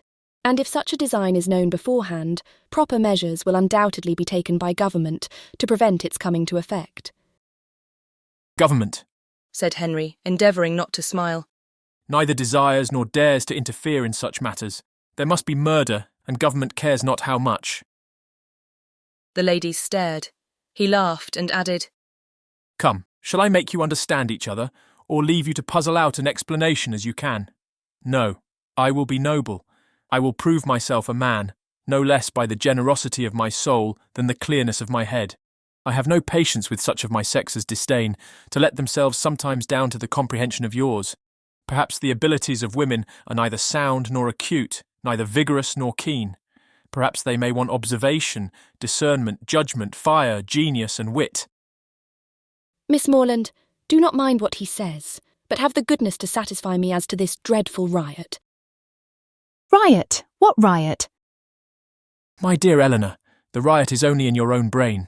The confusion there is scandalous. Miss Morland has been talking of nothing more dreadful than a new publication, which is shortly to come out in 3 duodecimo volumes, 276 pages in each, with a frontispiece to the first, of 2 tombstones and a lantern, do you understand? And you, Miss Morland, my stupid sister has mistaken all your clearest expressions. You talked of expected horrors in London, and instead of instantly conceiving, as any rational creature would have done, that such words could relate only to a circulating library, she immediately pictured to herself a mob of 3,000 men assembling in St. George's Fields, the Bank attacked, the Tower threatened, the streets of London flowing with blood, a detachment of the 12th Light Dragoons, the hopes of the nation, called up from Northampton to quell the insurgents, and the gallant Captain Frederick Tilney, in the moment of charging at the head of his troop, knocked off his horse by a brickbat from an upper window. Forgive her stupidity. The fears of the sister have added to the weakness of the woman, but she's by no means a simpleton in general. Catherine looked grave. And now, Henry, said Miss Tilney, that you have made us understand each other, you may as well make Miss Morland understand yourself, unless you mean to have her think you intolerably rude to your sister, and a great brute in your opinion of women in general. Miss Morland is not used to your odd ways. I shall be most happy to make her better acquainted with them. No doubt, but that is no explanation of the present. What am I to do? You know what you ought to do. Clear your character handsomely before her. Tell her that you think very highly of the understanding of women. Miss Morland, I think very highly of the understanding of all the women in the world, especially of those, whoever they may be, with whom I happen to be in company. That is not enough. Be more serious. Miss Morland, no one can think more highly of the understanding of women than I do. In my opinion, nature has given them so much that they never find it necessary to use more than half. We shall get nothing more serious from him now, Miss Morland. He is not in a sober mood, but I do assure you that he must be entirely misunderstood, if he can ever appear to say an unjust thing of any woman at all, or an unkind one of me. It was no effort to Catherine to believe that Henry Tilney could never be wrong. His manner might sometimes surprise, but his meaning must always be just, and what she did not understand, she was almost as ready to admire as what she did. The whole walk was delightful, and though it ended too soon, its conclusion was delightful too. Her friends attended her into the house, and Miss Tilney, before they parted, addressing herself with respectful form, as much to Mrs. Allen as to Catherine, petitioned for the pleasure of her company to dinner on the day after the next. No difficulty was made on Mrs. Allen's side, and the only difficulty on Catherine's was in concealing the excess of her pleasure. The morning had passed away so charmingly as to banish all her friendship and natural affection, for no thought of Isabella or James had crossed her during their walk. When the Tilneys were gone, she became amiable again, but she was amiable for some time to little effect. Mrs. Allen had no intelligence to give that could relieve her anxiety. She had heard nothing of any of them. Towards the end of the morning, however, Catherine, having occasion for some indispensable yard of ribbon which must be bought without a moment's delay, walked out into the town, and in Bond Street overtook the second Miss Thorpe as she was loitering towards Edgar's Buildings between 2 of the sweetest girls in the world, who had been her dear friends all the morning. From her, she soon learned that the party to Clifton had taken place. "They set off at 8 this morning," said Miss Anne, "and I am sure I do not envy them their drive. I think you and I are very well off to be out of the scrape. It must be the dullest thing in the world, for there is not a soul at Clifton at this time of year. Belle went with your brother, and John drove Maria." Catherine spoke the pleasure she really felt on hearing this part of the arrangement. "Oh, yes," rejoined the other. "Maria is gone. She was quite wild to go. She thought it would be something very fine. I cannot say I admire her taste. And for my part, I was determined from the first not to go, if they pressed me ever so much." Catherine, a little doubtful of this, could not help answering, I wish you could have gone too. It is a pity you could not all go. Thank you, but it is quite a matter of indifference to me. Indeed, I would not have gone on any account. I was saying so to Emily and Sophia when you overtook us. Catherine was still unconvinced, but glad that Anne should have the friendship of an Emily and a Sophia to console her. She bade her adieu without much uneasiness, and returned home, pleased that the party had not been prevented by her refusing to join it, and very heartily wishing that it might be too pleasant to allow either James or Isabella to resent her resistance any longer. Chapter 15. Early the next day, a note from Isabella, speaking peace and tenderness in every line, and entreating the immediate presence of her friend on a matter of the utmost importance, hastened Catherine, in the happiest state of confidence and curiosity, to Edgar's buildings. The two youngest Miss Thorpes were by themselves in the parlour, and, on Anne's quitting it to call her sister, Catherine took the opportunity of asking the other for some particulars of their yesterday's party. Maria desired no greater pleasure than to speak of it, and Catherine immediately learnt that it had been altogether the most delightful scheme in the world, that nobody could imagine how charming it had been, and that it had been more delightful than anybody could conceive. Such was the information of the first 5 minutes. The second unfolded thus much in detail, that they had driven directly to the York Hotel, ate some soup, and bespoke an early dinner, walked down to the pump room, tasted the water, and laid out some shillings in purses and spars. Thence adjourned to eat ice at a pastrycook's, and hurrying back to the hotel, swallowed their dinner in haste to prevent being in the dark, and then had a delightful drive back, only the moon was not up, and it rained a little, and Mr. Morland's horse was so tired he could hardly get it along. Catherine listened with heartfelt satisfaction. It appeared that Blaise Castle had never been thought of, and as for all the rest, there was nothing to regret for half an instant. Maria's intelligence concluded with a tender effusion of pity for her sister Anne, whom she represented as insupportably cross, from being excluded the party. She will never forgive me, I am sure. But you know, how could I help it? John would have me go, for he vowed he would not drive her because she had such thick ankles. I dare say she will not be in good humour again this month, but I am determined I will not be cross. It is not a little matter that puts me out of temper. Isabella now entered the room with so eager a step, and a look of such happy importance, as engaged all her friends' notice. Maria was without ceremony sent away, and Isabella, embracing Catherine, thus began. Yes, my dear Catherine, it is so indeed. Your penetration has not deceived you. Oh, that arch eye of yours, it sees through everything. Catherine replied only by a look of wondering ignorance. Nay, my beloved, sweetest friend, continued the other. Compose yourself. I am amazingly agitated, as you perceive. Let us sit down and talk in comfort. Well, and so you guessed it the moment you had my note. Sly creature. Oh, my dear Catherine, you alone who know my heart can judge of my present happiness. Your brother is the most charming of men. I only wish I were more worthy of him. But what will your excellent father and mother say? Oh, heavens, when I think of them, I am so agitated. Catherine's understanding began to awake. An idea of the truth suddenly darted into her mind, and with the natural blush of so new an emotion, she cried out, Good heaven! My dear Isabella, what do you mean? Can you really be in love with James? This bold surmise, however, she soon learnt, comprehended but half the fact. The anxious affection, which she was accused of having continually watched in Isabella's every look and action, had, in the course of their yesterday's party, received the delightful confession of an equal love. Her heart and faith were alike engaged to James. Never had Catherine listened to anything so full of interest, wonder, and joy. Her brother and her friend engaged. New to such circumstances, the importance of it appeared unspeakably great, and she contemplated it as one of those grand events of which the ordinary course of life can hardly afford a return. The strength of her feelings she could not express. The nature of them, however, contented her friend. The happiness of having such a sister was their first effusion, and the fair ladies mingled in embraces and tears of joy. Delighting, however, as Catherine sincerely did, in the prospect of the connection, it must be acknowledged that Isabella far surpassed her in tender anticipations. You will be so infinitely dearer to me, my Catherine, than either Anne or Maria. I feel that I shall be so much more attached to my dear Morland's family than to my own.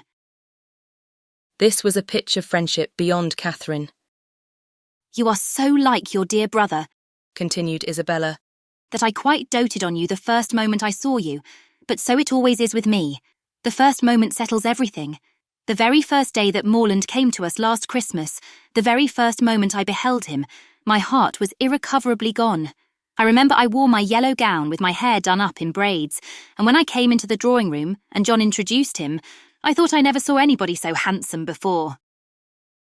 Here, Catherine secretly acknowledged the power of love, for though exceedingly fond of her brother and partial to all his endowments, she had never in her life thought him handsome.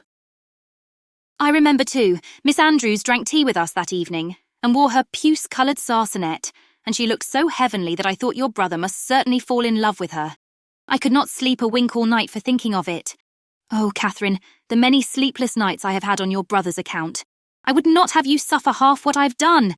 I am grown wretchedly thin, I know, but I will not pain you by describing my anxiety. You have seen enough of it. I feel that I have betrayed myself perpetually, so unguarded in speaking of my partiality for the church, but my secret I was always sure would be safe with you. Catherine felt that nothing could have been safer, but ashamed of an ignorance little expected, she dared no longer contest the point, nor refuse to have been as full of arch penetration and affectionate sympathy as Isabella chose to consider her. Her brother, she found, was preparing to set off with all speed to Fullerton, to make known his situation and ask consent, and here was a source of some real agitation to the mind of Isabella. Catherine endeavoured to persuade her, as she was herself persuaded, that her father and mother would never oppose their son's wishes. It is impossible, said she, for parents to be more kind or more desirous of their children's happiness. I have no doubt of their consenting immediately. Morland says exactly the same, replied Isabella. And yet I dare not expect it. My fortune will be so small, they never can consent to it. Your brother, who might marry anybody. Here Catherine again discerned the force of love. Indeed, Isabella, you are too humble. The difference of fortune can be nothing to signify. Oh, my sweet Catherine, in your generous heart I know it would signify nothing. But we must not expect such disinterestedness in many. As for myself, I am sure I only wish our situations were reversed. Had I the command of millions, were I mistress of the whole world, your brother would be my only choice. This charming sentiment, recommended as much by sense as novelty, gave Catherine a most pleasing remembrance of all the heroines of her acquaintance, and she thought her friend never looked more lovely than in uttering the grand idea. I am sure they will consent, was her frequent declaration. I am sure they will be delighted with you. For my own part, said Isabella, my wishes are so moderate that the smallest income in nature would be enough for me. Where people are really attached, poverty itself is wealth. Grandeur I detest. I would not settle in London for the universe. A cottage in some retired village would be ecstasy. There are some charming little villas about Richmond. Richmond, cried Catherine. You must settle near Fullerton. You must be near us. I am sure I shall be miserable if we do not. If I can but be near you, I shall be satisfied. But this is idle talking. I will not allow myself to think of such things till we have your father's answer. Morland says that by sending it tonight to Salisbury, we may have it tomorrow.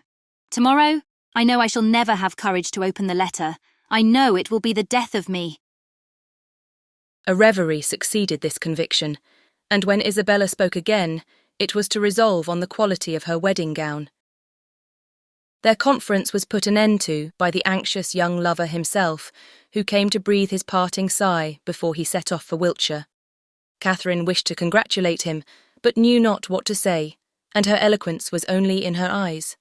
From them, however, the 8 parts of speech shone out most expressively, and James could combine them with ease.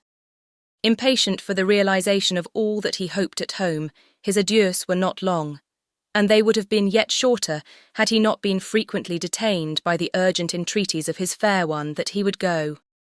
Twice was he called almost from the door by her eagerness to have him gone. Indeed, Morland, I must drive you away. Consider how far you have to ride. I cannot bear to see you linger so. For heaven's sake, waste no more time.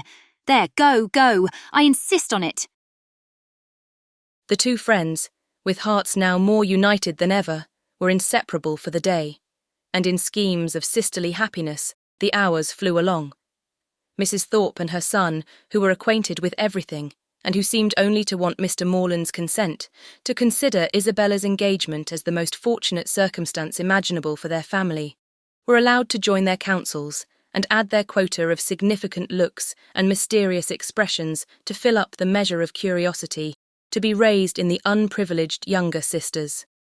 To Catherine's simple feelings, this odd sort of reserve seemed neither kindly meant nor consistently supported, and its unkindness she would hardly have forborne pointing out, had its inconsistency been less their friend. But Anne and Maria soon set her heart at ease by the sagacity of their I know what, and the evening was spent in a sort of war of wit, a display of family ingenuity, on one side in the mystery of an affected secret, on the other of undefined discovery, all equally acute. Catherine was with her friend again the next day, endeavouring to support her spirits and while away the many tedious hours before the delivery of the letters. A needful exertion, for as the time of reasonable expectation drew near, Isabella became more and more desponding, and before the letter arrived had worked herself into a state of real distress. But when it did come, where could distress be found? I have had no difficulty in gaining the consent of my kind parents, and am promised that everything in their power shall be done to forward my happiness, were the first 3 lines, and in one moment all was joyful security. The brightest glow was instantly spread over Isabella's features.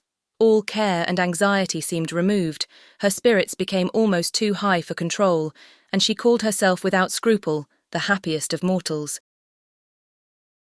Mrs. Thorpe, with tears of joy, embraced her daughter, her son, her visitor, and could have embraced half the inhabitants of Bath with satisfaction.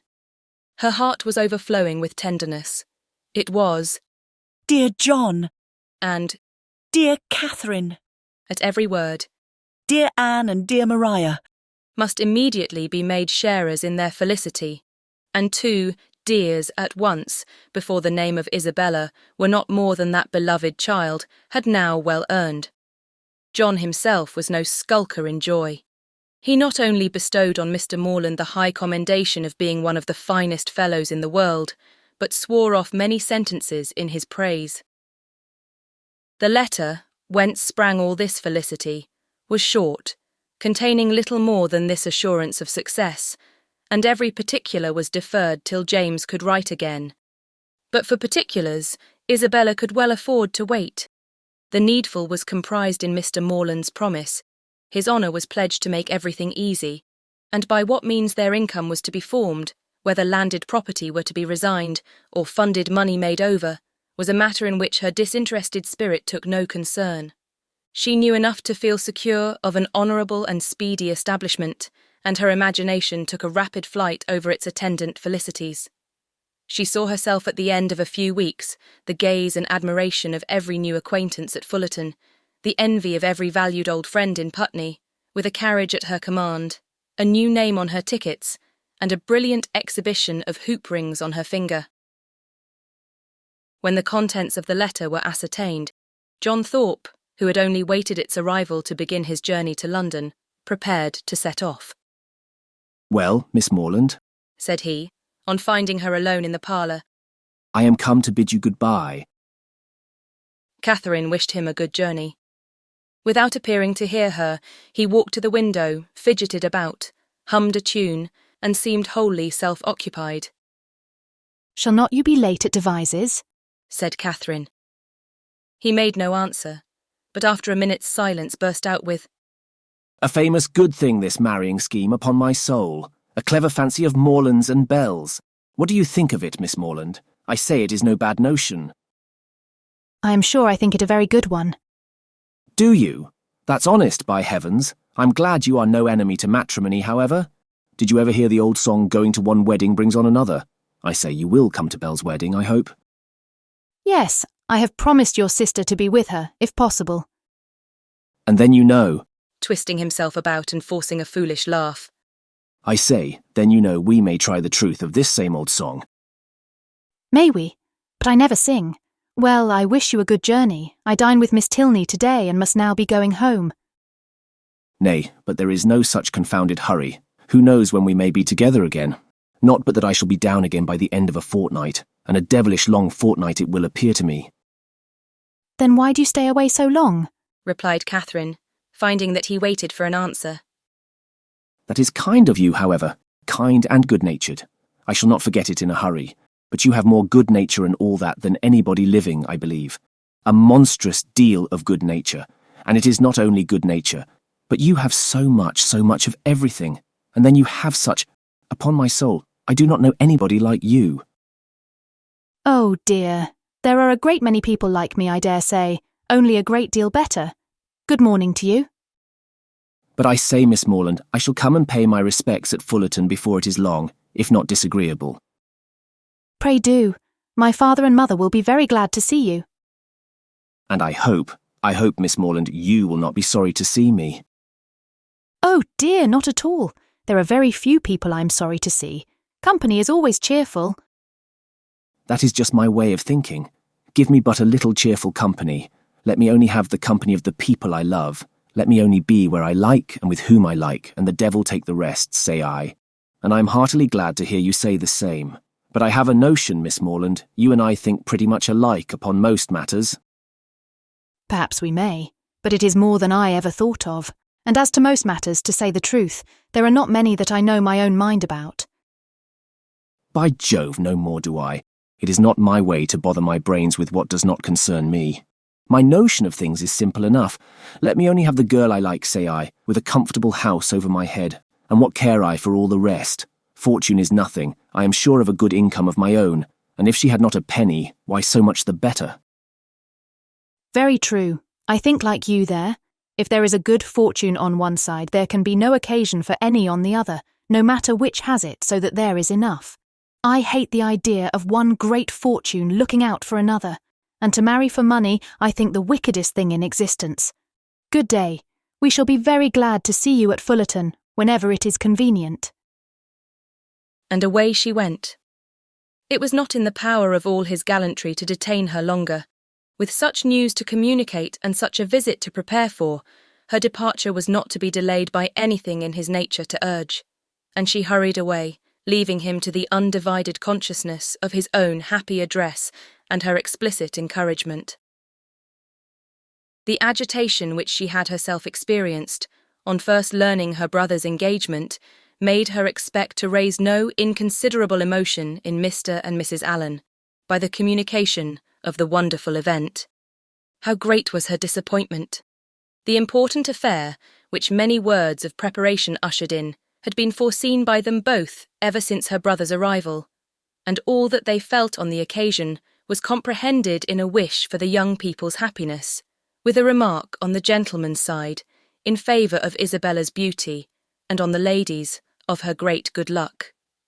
It was to Catherine the most surprising insensibility. The disclosure, however, of the great secret of James's going to Fullerton the day before did raise some emotion in Mrs. Allen. She could not listen to that with perfect calmness, but repeatedly regretted the necessity of its concealment, wished she could have known his intention, wished she could have seen him before he went, as she should certainly have troubled him with her best regards to his father and mother, and her kind compliments to all the Skinners. Chapter 16. Catherine's expectations of pleasure from her visit in Milsom Street were so very high that disappointment was inevitable, and accordingly, though she was most politely received by General Tilney and kindly welcomed by his daughter, though Henry was at home and no one else of the party, she found, on her return, without spending many hours in the examination of her feelings, that she had gone to her appointment preparing for happiness which it had not afforded. Instead of finding herself improved in acquaintance with Miss Tilney from the intercourse of the day, she seemed hardly so intimate with her as before. Instead of seeing Henry Tilney to greater advantage than ever in the ease of a family party, He had never said so little, nor been so little agreeable, and, in spite of their father's great civilities to her, in spite of his thanks, invitations and compliments, it had been a release to get away from him. It puzzled her to account for all this. It could not be General Tilney's fault. That he was perfectly agreeable and good-natured, and altogether a very charming man, did not admit of a doubt, for he was tall and handsome, and Henry's father. He could not be accountable for his children's want of spirits, or for her want of enjoyment in his company. The former she hoped at last might have been accidental, and the latter she could only attribute to her own stupidity. Isabella, on hearing the particulars of the visit, gave a different explanation. It was all pride, insufferable haughtiness and pride. She had long suspected the family to be very high, and this made it certain. Such insolence of behaviour as Miss Tilney's she had never heard of in her life. Not to do the honours of her house with common good breeding, to behave to her guest with such superciliousness, hardly even to speak to her. But it was not so bad as that, Isabella. There was no superciliousness. She was very civil. Oh, don't defend her. And then the brother, he, who had appeared so attached to you. Good heavens. Well, some people's feelings are incomprehensible. And so he hardly looked once at you the whole day? I do not say so, but he did not seem in good spirits. How contemptible! Of all things in the world, inconstancy is my aversion. Let me entreat you never to think of him again, my dear Catherine. Indeed, he is unworthy of you. Unworthy? I do not suppose he ever thinks of me. That is exactly what I say. He never thinks of you. Such fickleness! Oh, how different to your brother and to mine. I really believe John has the most constant heart. But as for General Tilney, I assure you it would be impossible for anybody to behave to me with greater civility and attention. It seemed to be his only care to entertain and make me happy. Oh, I know no harm of him. I do not suspect him of pride. I believe he is a very gentlemanlike man. John thinks very well of him, and John's judgment— Well, I shall see how they behave to me this evening. We shall meet them at the rooms. And must I go? Do not you intend it? I thought it was all settled. Nay, since you make such a point of it, I can refuse you nothing. But do not insist upon my being very agreeable, for my heart, you know, will be some 40 miles off. And as for dancing, do not mention it, I beg. That is quite out of the question. Charles Hodges will plague me to death, I dare say, but I shall cut him very short. 10 to 1, but he guesses the reason, and that is exactly what I want to avoid. So I shall insist on his keeping his conjecture to himself. Isabella's opinion of the Tilneys did not influence her friend. She was sure there had been no insolence in the manners either of brother or sister, and she did not credit there being any pride in their hearts. The evening rewarded her confidence. She was met by one with the same kindness, and by the other with the same attention, as heretofore. Miss Tilney took pains to be near her, and Henry asked her to dance. Having heard the day before in Milsom Street that their elder brother, Captain Tilney, was expected almost every hour, she was at no loss for the name of a very fashionable-looking, handsome young man whom she had never seen before and who now evidently belonged to their party. She looked at him with great admiration and even supposed it possible that some people might think him handsomer than his brother, though in her eyes his air was more assuming and his countenance less prepossessing. His taste and manners were beyond a doubt decidedly inferior, for within her hearing he not only protested against every thought of dancing himself, but even laughed openly at Henry for finding it possible. From the latter circumstance, it may be presumed that, whatever might be our heroine's opinion of him, his admiration of her was not of a very dangerous kind, not likely to produce animosities between the brothers, nor persecutions to the lady. He cannot be the instigator of the 3 villains in horsemen's greatcoats, by whom she will hereafter be forced into a travelling chaise and 4, which will drive off with incredible speed. Catherine, meanwhile, undisturbed by presentiments of such an evil, or of any evil at all, except that of having but a short set to dance down, enjoyed her usual happiness with Henry Tilney, listening with sparkling eyes to everything he said, and in finding him irresistible, becoming so herself. At the end of the first dance, Captain Tilney came towards them again, and much to Catherine's dissatisfaction, pulled his brother away. They retired whispering together, and though her delicate sensibility did not take immediate alarm and lay it down as fact, that Captain Tilney must have heard some malevolent misrepresentation of her, which he now hastened to communicate to his brother, in the hope of separating them for ever, she could not have her partner conveyed from her sight without very uneasy sensations. Her suspense was of full 5 minutes' duration, and she was beginning to think it a very long quarter of an hour when they both returned, and an explanation was given, by Henry's requesting to know if she thought her friend, Miss Thorpe, would have any objection to dancing, as his brother would be most happy to be introduced to her. Catherine, without hesitation, replied that she was very sure Miss Thorpe did not mean to dance at all. The cruel reply was passed on to the other, and he immediately walked away. "Your brother will not mind it, I know," said she, "because I heard him say before that he hated dancing, but it was very good-natured in him to think of it. I suppose he saw Isabella sitting down and fancied she might wish for a partner, but he is quite mistaken, for she would not dance upon any account in the world." Henry smiled and said, "How very little trouble it can give you to understand the motive of other people's actions." "Why? What do you mean?" "With you, it is not.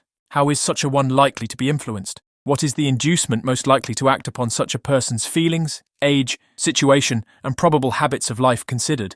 But how should I be influenced? What would be my inducement in acting so and so?" "I do not understand you." "Then we are on very unequal terms, for I understand you perfectly well." "Me? Yes, I cannot speak well enough to be unintelligible." "Bravo! An excellent satire on modern language." "But pray tell me what you mean." "Shall I indeed? Do you really desire it? But you are not aware of the consequences. It will involve you in a very cruel embarrassment, and certainly bring on a disagreement between us." "No, no, it shall not do either. I am not afraid." "Well then, I only meant that your attributing my brother's wish of dancing with Miss Thorpe to good nature alone convinced me of your being superior in good nature yourself to all the rest of the world." Catherine blushed and disclaimed, and the gentleman's predictions were verified.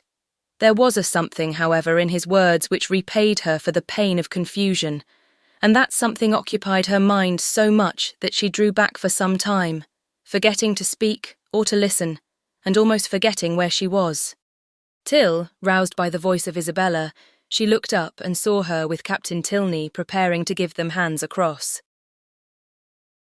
Isabella shrugged her shoulders and smiled, the only explanation of this extraordinary change which could at that time be given. But as it was not quite enough for Catherine's comprehension, she spoke her astonishment in very plain terms to her partner. "I cannot think how it could happen. Isabella was so determined not to dance." "And did Isabella never change her mind before?" "Oh, but because...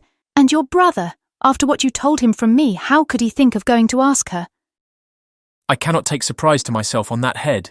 You bid me be surprised on your friend's account, and therefore I am. But as for my brother, his conduct in the business, I must own, has been no more than I believed him perfectly equal to. The fairness of your friend was an open attraction. Her firmness, you know, could only be understood by yourself." "You are laughing, but I assure you Isabella is very firm in general." "It is as much as should be said of anyone. To be always firm must be to be often obstinate. When properly to relax is the trial of judgment. And without reference to my brother, I really think Miss Thorpe has by no means chosen ill in fixing on the present hour." The friends were not able to get together for any confidential discourse till all the dancing was over. But then, as they walked about the room arm in arm, Isabella thus explained herself. "I do not wonder at your surprise, and I am really fatigued to death. He's such a rattle. Amusing enough, if my mind had been disengaged, but I would have given the world to sit still." "Then why did not you?" "Oh, my dear, it would have looked so particular, and you know how I abhor doing that. I refused him as long as I possibly could, but he would take no denial. You have no idea how he pressed me. I begged him to excuse me and get some other partner, but no, not he. After aspiring to my hand, there was nobody else in the room he could bear to think of. And it was not that he wanted merely to dance, he wanted to be with me. Oh, such nonsense! I told him he had taken a very unlikely way to prevail upon me, for of all things in the world I hated fine speeches and compliments, and so then I found there would be no peace if I did not stand up.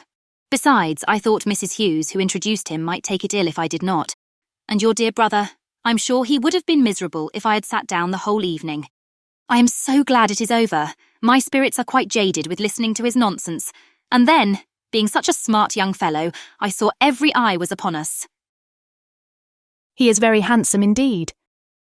Handsome? Yes, I suppose he may. I dare say people would admire him in general, but he is not at all in my style of beauty. I hate a florid complexion and dark eyes in a man. However, he is very well. Amazingly conceited, I am sure. I took him down several times, in my way. When the young ladies next met, they had a far more interesting subject to discuss. James Morland's second letter was then received, and the kind intentions of his father fully explained. A living, of which Mr. Morland was himself patron and incumbent, of about £400 yearly value, was to be resigned to his son as soon as he should be old enough to take it. No trifling deduction from the family income, no niggardly assignment to one of 10 children. An estate of at least equal value, moreover, was assured as his future inheritance. James expressed himself on the occasion with becoming gratitude, and the necessity of waiting between 2 and 3 years before they could marry, being, however unwelcome, no more than he had expected, was borne by him without discontent. Catherine, whose expectations had been as unfixed as her ideas of her father's income, and whose judgment was now entirely led by her brother, felt equally well satisfied, and heartily congratulated Isabella on having everything so pleasantly settled. "It is very charming indeed," said Isabella with a grave face. "Mr. Morland has behaved vastly handsome indeed," said the gentle Mrs. Thorpe, looking anxiously at her daughter. "I only wish I could do as much. One could not expect more from him, If he finds he can do more by and by, I dare say he will, for I'm sure he must be an excellent good-hearted man. 400 is but a small income to begin on indeed, but your wishes, my dear Isabella, are so moderate, you do not consider how little you ever want, my dear." "It is not on my own account I wish for more, but I cannot bear to be the means of injuring my dear Morland, making him sit down upon an income hardly enough to find one in the common necessaries of life. For myself, it is nothing. I never think of myself." "I know you never do, my dear, and you will always find your reward in the affection it makes everybody feel for you. There never was a young woman so beloved as you are by everybody that knows you, and I dare say when Mr. Morland sees you, my dear child— But do not let us distress our dear Catherine by talking of such things. Mr. Morland has behaved so very handsome, I always heard he was a most excellent man. And my dear, we are not to suppose but what, if you had had a suitable fortune, he would have come down with something more, for I am sure he must be a most liberal-minded man." "Nobody can think better of Mr. Morland than I do, I am sure. But everybody has their failing, and everybody has a right to do what they like with their own money." Catherine was hurt by these insinuations. "I am very sure," said she, "that my father has promised to do as much as he can afford." Isabella recollected herself. "As to that, my sweet Catherine, there cannot be a doubt, and you know me well enough to be sure that a much smaller income would satisfy me. It is not the want of more money that makes me just at present a little out of spirits. I hate money, and if our union could take place now upon only £50 a year, I should not have a wish unsatisfied. Ah, my Catherine, you have found me out. There's the sting, the long, endless 2 years and a half that are to pass before your brother can hold the living." Yes, my darling Isabella," said Mrs. Thorpe. "We perfectly see into your heart. You have no disguise. We perfectly understand the present vexation, and everybody must love you the better for such a noble, honest affection." Catherine's uncomfortable feelings began to lessen. She endeavoured to believe that the delay of the marriage was the only source of Isabella's regret, and when she saw her at their next interview, as cheerful and amiable as ever, endeavoured to forget that she had for a minute thought otherwise. James soon followed his letter, and was received with the most gratifying kindness. Chapter 17. The Allens had now entered on the 6th week of their stay in Bath, and whether it should be the last was for some time a question, to which Catherine listened with a beating heart. To have her acquaintance with the Tilneys end so soon was an evil which nothing could counterbalance. Her whole happiness seemed at stake while the affair was in suspense, and everything secured when it was determined that the lodgings should be taken for another fortnight. What this additional fortnight was to produce to her, beyond the pleasure of sometimes seeing Henry Tilney, made but a small part of Catherine's speculation. Once or twice indeed, since James's engagement had taught her what could be done, she had got so far as to indulge in a secret, perhaps. But in general, the felicity of being with him for the present bounded her views. The present was now comprised in another 3 weeks, and her happiness being certain for that period, the rest of her life was at such a distance as to excite but little interest. In the course of the morning which saw this business arranged, she visited Miss Tilney and poured forth her joyful feelings. It was doomed to be a day of trial. No sooner had she expressed her delight in Mr. Allen's lengthened stay than Miss Tilney told her of her father's having just determined upon quitting Bath by the end of another week. Here was a blow. The past suspense of the morning had been ease and quiet to the present disappointment. Catherine's countenance fell, and in a voice of most sincere concern, she echoed Miss Tilney's concluding words. By the end of another week? Yes, my father can seldom be prevailed on to give the waters what I think a fair trial. He has been disappointed of some friend's arrival whom he expected to meet here, and as he is now pretty well, is in a hurry to get home. I am very sorry for it, said Catherine dejectedly. If I had known this before... Perhaps, said Miss Tilney in an embarrassed manner. You would be so good. It would make me very happy if...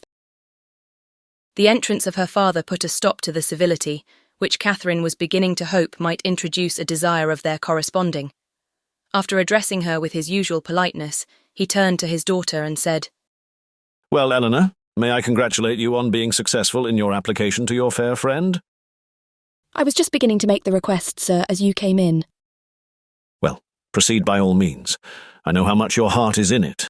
My daughter, Miss Morland, he continued, without leaving his daughter time to speak, has been forming a very bold wish. We leave Bath, as she has perhaps told you, on Saturday se'nnight. A letter from my steward tells me that my presence is wanted at home, and being disappointed in my hope of seeing the Marquis of Longtown and General Courtenay here, some of my very old friends, there is nothing to detain me longer in Bath. And could we carry our selfish point with you, we should leave it without a single regret. Can you, in short, be prevailed on to quit this scene of public triumph and oblige your friend Eleanor with your company in Gloucestershire?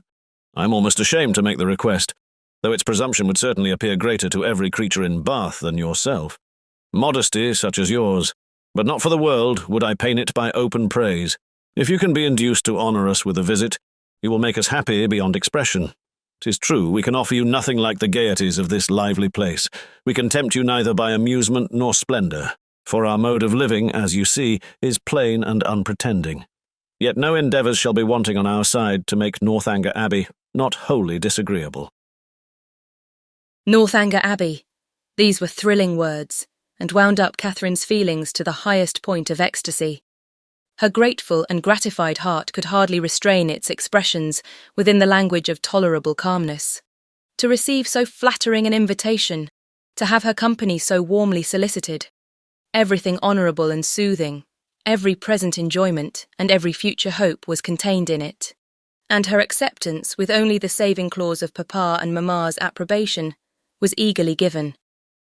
I will write home directly, said she, and if they do not object, as I dare say they will not. General Tilney was not less sanguine, having already waited on her excellent friends in Pulteney Street, and obtained their sanction of his wishes. Since they can consent to part with you, said he, we may expect philosophy from all the world. Miss Tilney was earnest, though gentle, in her secondary civilities, and the affair became in a few minutes as nearly settled as this necessary reference to Fullerton would allow. The circumstances of the morning had led Catherine's feelings through the varieties of suspense, security, and disappointment, but they were now safely lodged in perfect bliss, and with spirits elated to rapture, with Henry at her heart, and Northanger Abbey on her lips, she hurried home to write her letter. Mr. and Mrs. Morland, relying on the discretion of the friends to whom they had already entrusted their daughter, felt no doubt of the propriety of an acquaintance which had been formed under their eye, and sent therefore by return of post their ready consent to her visit in Gloucestershire. This indulgence, though not more than Catherine had hoped for, completed her conviction of being favoured beyond every other human creature, in friends and fortune, circumstance and chance. Everything seemed to cooperate for her advantage. By the kindness of her first friends, the Allens, she had been introduced into scenes where pleasures of every kind had met her. Her feelings, her preferences, had each known the happiness of a return. Wherever she felt attachment, she had been able to create it. The affection of Isabella was to be secured to her in a sister. The Tilneys, they, by whom, above all, she desired to be favourably thought of, outstripped even her wishes in the flattering measures by which their intimacy was to be continued. She was to be their chosen visitor. She was to be for weeks under the same roof with the person whose society she mostly prized, and, in addition to all the rest, this roof was to be the roof of an abbey. Her passion for ancient edifices was next in degree to her passion for Henry Tilney, and castles and abbeys made usually the charm of those reveries which his image did not fill. To see and explore either the ramparts and keep of the one or the cloisters of the other had been for many weeks a darling wish, though to be more than the visitor of an hour had seemed too nearly impossible for desire. And yet, this was to happen. With all the chances against her of house, hall, place, park, court and cottage, Northanger turned up an abbey, and she was to be its inhabitant. Its long, damp passages, its narrow cells and ruined chapel, were to be within her daily reach, and she could not entirely subdue the hope of some traditional legends, some awful memorials of an injured and ill-fated nun. It was wonderful that her friends should seem so little elated by the possession of such a home, that the consciousness of it should be so meekly borne. The power of early habit only could account for it. A distinction to which they had been born gave no pride. Their superiority of abode was no more to them than their superiority of person. Many were the inquiries she was eager to make of Miss Tilney, but so active were her thoughts, that when these inquiries were answered, she was hardly more assured than before of Northanger Abbey having been a richly endowed convent at the time of the Reformation, of its having fallen into the hands of an ancestor of the Tilneys on its dissolution, of a large portion of the ancient building still making a part of the present dwelling, although the rest was decayed, or of its standing low in a valley, sheltered from the north and east by rising woods of oak. Chapter 18. With a mind thus full of happiness, Catherine was hardly aware that 2 or 3 days had passed away without her seeing Isabella for more than a few minutes together. She began first to be sensible of this, and to sigh for her conversation as she walked along the pump room one morning by Mrs. Allen's side, without anything to say or to hear, and scarcely had she felt a 5 minutes' longing of friendship before the object of it appeared, and inviting her to a secret conference, led the way to a seat. "This is my favourite place," said she, as they sat down on a bench between the doors, which commanded a tolerable view of everybody entering at either. "It is so out of the way." Catherine, observing that Isabella's eyes were continually bent towards one door or the other, as in eager expectation, and remembering how often she had been falsely accused of being arch, thought the present a fine opportunity for being really so, and therefore gaily said, "Do not be uneasy, Isabella. James will soon be here." "Pshaw, my dear creature," she replied. "Do not think me such a simpleton as to be always wanting to confine him to my elbow. It would be hideous to be always together. We should be the jest of the place. And so you are going to Northanger. I am amazingly glad of it. It is one of the finest old places in England, I understand. I shall depend upon a most particular description of it." "You shall certainly have the best in my power to give. But who are you looking for? Are your sisters coming?" "I'm not looking for anybody. One's eyes must be somewhere, and you know what a foolish trick I have of fixing mine, when my thoughts are 100 miles off. I am amazingly absent. I believe I am the most absent creature in the world. Tilney says it is always the case with minds of a certain stamp. But I thought, Isabella, you had something in particular to tell me. Oh yes, and so I have. But here is a proof of what I was saying. My poor head, I'd quite forgot it. Well, the thing is this. I have just had a letter from John. You can guess the contents. No, indeed I cannot. My sweet love, do not be so abominably affected. What can he write about but yourself? You know he is over head and ears in love with you. With me, dear Isabella? Nay, my sweetest Catherine, this is being quite absurd. Modesty and all that is very well in its way, but really a little common honesty is sometimes quite as becoming. I have no idea of being so overstrained. It is fishing for compliments. His attentions were such as a child must have noticed, and it was but half an hour before he left Bath that you gave him the most positive encouragement. He says so in this letter, says that he as good as made you an offer, and that you received his advances in the kindest way. And now he wants me to urge his suit and say all manner of pretty things to you, so it is in vain to affect ignorance. Catherine, with all the earnestness of truth, expressed her astonishment at such a charge, protesting her innocence of every thought of Mr. Thorpe's being in love with her, and the consequent impossibility of her having ever intended to encourage him. As to any attentions on his side, I do declare upon my honour I never was sensible of them for a moment, except just his asking me to dance the first day of his coming, and as to making me an offer, or anything like it, there must be some unaccountable mistake. I could not have misunderstood a thing of that kind, you know, and as I ever wish to be believed, I solemnly protest that no syllable of such a nature ever passed between us. The last half hour before he went away, it must be all and completely a mistake, for I did not see him once that whole morning. But that you certainly did, for you spent the whole morning in Edgar's buildings. It was the day your father's consent came, and I'm pretty sure that you and John were alone in the parlour some time before you left the house. Are you? Well, if you say it, it was so, I dare say, but for the life of me I cannot recollect it. I do remember now being with you and seeing him as well as the rest, but that we were ever alone for 5 minutes. However, it is not worth arguing about, for whatever might pass on his side, you must be convinced by my having no recollection of it that I never thought, nor expected, nor wished for anything of the kind from him.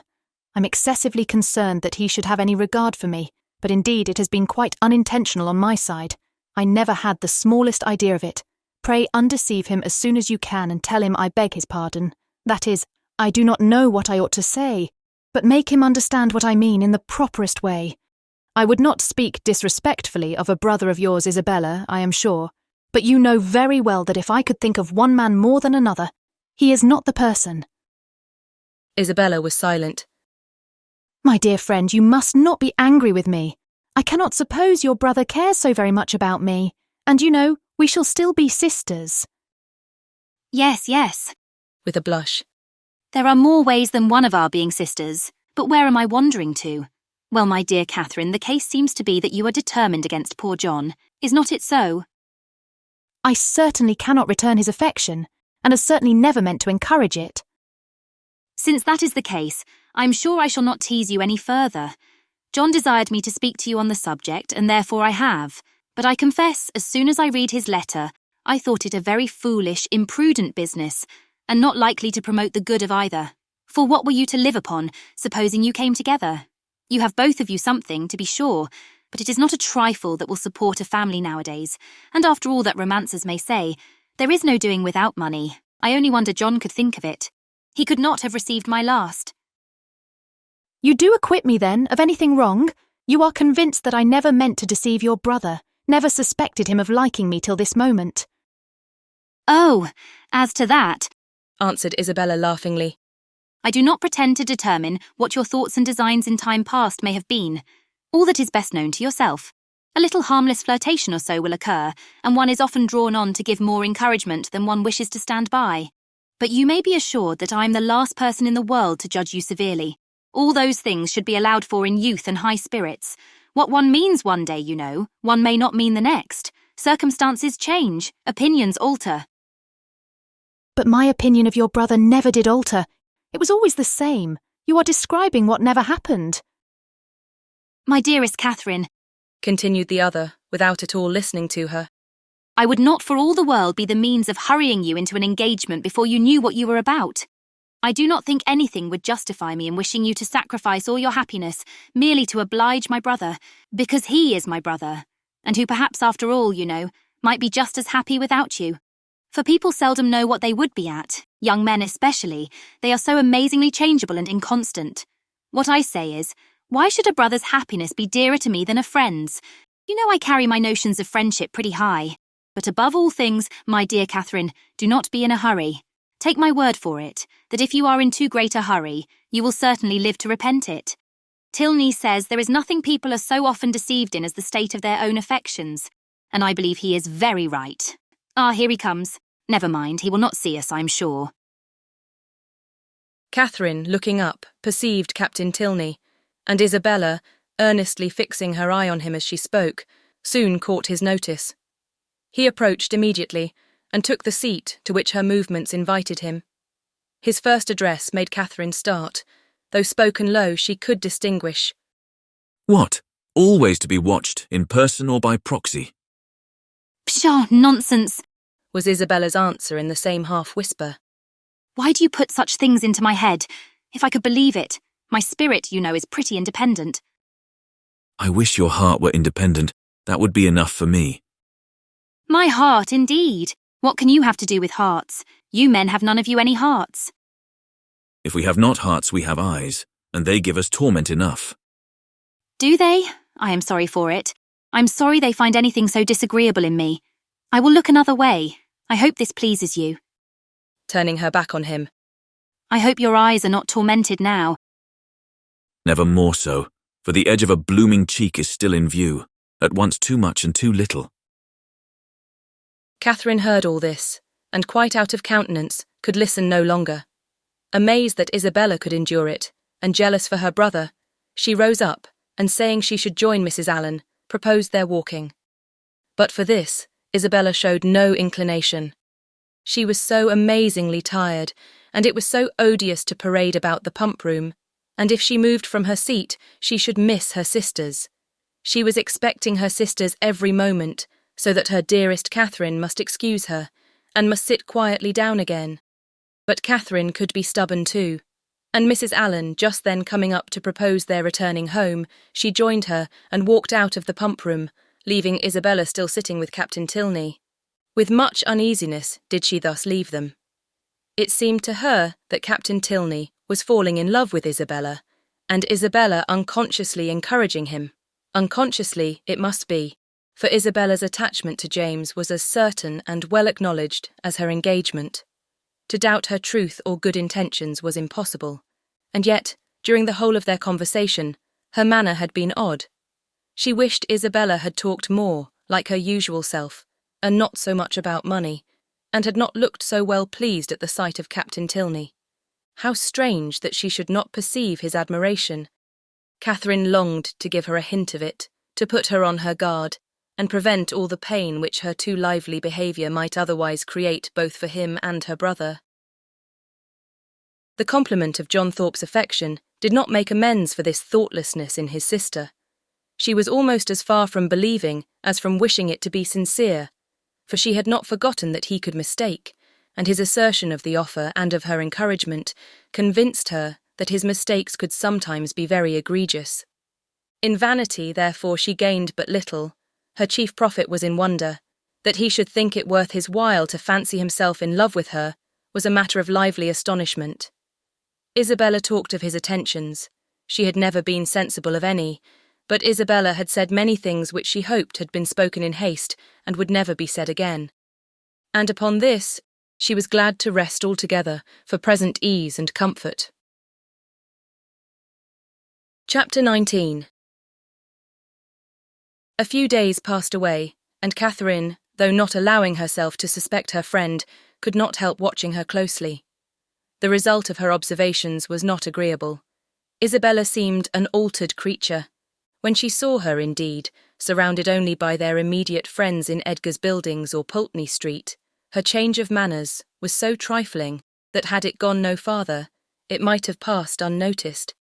A something of languid indifference, or of that boasted absence of mind which Catherine had never heard of before, would occasionally come across her, but had nothing worse appeared, that might only have spread a new grace and inspired a warmer interest. But when Catherine saw her in public, admitting Captain Tilney's attentions as readily as they were offered, and allowing him almost an equal share with James in her notice and smiles, the alteration became too positive to be passed over. What could be meant by such unsteady conduct, what her friend could be at, was beyond her comprehension. Isabella could not be aware of the pain she was inflicting, but it was a degree of wilful thoughtlessness which Catherine could not but resent. James was the sufferer. She saw him grave and uneasy, and however careless of his present comfort the woman might be who had given him her heart, to her it was always an object. For poor Captain Tilney, too, she was greatly concerned. Though his looks did not please her, his name was a passport to her goodwill, and she thought with sincere compassion of his approaching disappointment. For, in spite of what she had believed herself to overhear in the pump-room, his behaviour was so incompatible with a knowledge of Isabella's engagement that she could not, upon reflection, imagine him aware of it. He might be jealous of her brother as a rival, but if more had seemed implied, the fault must have been in her misapprehension. She wished, by a gentle remonstrance, to remind Isabella of her situation, and make her aware of this double unkindness. But for remonstrance, either opportunity or comprehension was always against her. If able to suggest a hint, Isabella could never understand it. In this distress, the intended departure of the Tilney family became her chief consolation. Their journey into Gloucestershire was to take place within a few days, and Captain Tilney's removal would at least restore peace to every heart but his own. But Captain Tilney had at present no intention of removing. He was not to be of the party to Northanger. He was to continue at Bath. When Catherine knew this, her resolution was directly made. She spoke to Henry Tilney on the subject, regretting his brother's evident partiality for Miss Thorpe, and entreating him to make known her prior engagement. My brother does know it, was Henry's answer. Does he? Then why does he stay here? He made no reply and was beginning to talk of something else, but she eagerly continued. Why do not you persuade him to go away? The longer he stays, the worse it will be for him at last. Pray advise him for his own sake and for everybody's sake to leave Bath directly. Absence will in time make him comfortable again, but he can have no hope here, and it is only staying to be miserable. Henry smiled and said, I'm sure my brother would not wish to do that. Then you will persuade him to go away? Persuasion is not at command, but pardon me, if I cannot even endeavour to persuade him. I have myself told him that Miss Thorpe is engaged. He knows what he is about, and must be his own master. No, he does not know what he is about, cried Catherine. He does not know the pain he is giving my brother. Not that James has ever told me so, but I'm sure he is very uncomfortable. And are you sure it is my brother's doing? Yes, very sure. Is it my brother's attentions to Miss Thorpe, or Miss Thorpe's admission of them, that gives the pain? Is not it the same thing? I think Mr. Morland would acknowledge a difference. No man is offended by another man's admiration of the woman he loves. It is the woman only who can make it a torment. Catherine blushed for her friend and said, Isabella is wrong, but I am sure she cannot mean to torment, for she is very much attached to my brother. She has been in love with him ever since they first met, and while my father's consent was uncertain, she fretted herself almost into a fever. You know she must be attached to him. I understand. She's in love with James, and flirts with Frederick. Oh no, not flirts. A woman in love with one man cannot flirt with another. It is probable that she will neither love so well nor flirt so well, as she might do either singly. The gentlemen must each give up a little. After a short pause, Catherine resumed with, Then you do not believe Isabella so very much attached to my brother? I can have no opinion on that subject. But what can your brother mean? If he knows her engagement, what can he mean by his behaviour? You are a very close questioner. Am I? I only ask what I want to be told. But do you only ask what I can be expected to tell? Yes, I think so, for you must know your brother's heart. My brother's heart, as you term it, on the present occasion, I assure you I can only guess at. Well? Well, nay, if it is to be guesswork, let us all guess for ourselves. To be guided by second-hand conjecture is pitiful. The premises are before you. My brother is a lively and perhaps sometimes a thoughtless young man. He has had about a week's acquaintance with your friend, and he has known her engagement almost as long as he has known her. Well, said Catherine, after some moments' consideration, you may be able to guess at your brother's intentions from all this, but I am sure I cannot. But is not your father uncomfortable about it? Does not he want Captain Tilney to go away? Sure, if your father were to speak to him, he would go. My dear Miss Morland, said Henry, in this amiable solicitude for your brother's comfort, may you not be a little mistaken? Are you not carried a little too far? Would he thank you, either on his own account or Miss Thorpe's, for supposing that her affection, or at least her good behaviour, is only to be secured by her seeing nothing of Captain Tilney? Is he safe only in solitude, or is her heart constant to him only when unsolicited by anyone else? He cannot think this, and you may be sure that he would not have you think it.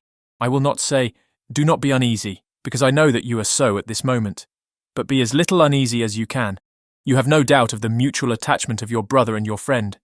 Depend upon it, therefore, that real jealousy never can exist between them. Depend upon it that no disagreement between them can be of any duration. Their hearts are open to each other, as neither heart can be to you. They know exactly what is required, and what can be borne, and you may be certain that one will never tease the other beyond what is known to be pleasant. Perceiving her still to look doubtful and grave, he added, Though Frederick does not leave Bath with us, he will probably remain but a very short time, perhaps only a few days behind us. His leave of absence will soon expire, and he must return to his regiment, and what will then be their acquaintance? The mess-room will drink Isabella Thorpe for a fortnight, and she will laugh with your brother over poor Tilney's passion for a month. Catherine would contend no longer against comfort. She had resisted its approaches during the whole length of a speech, but it now carried her captive. Henry Tilney must know best.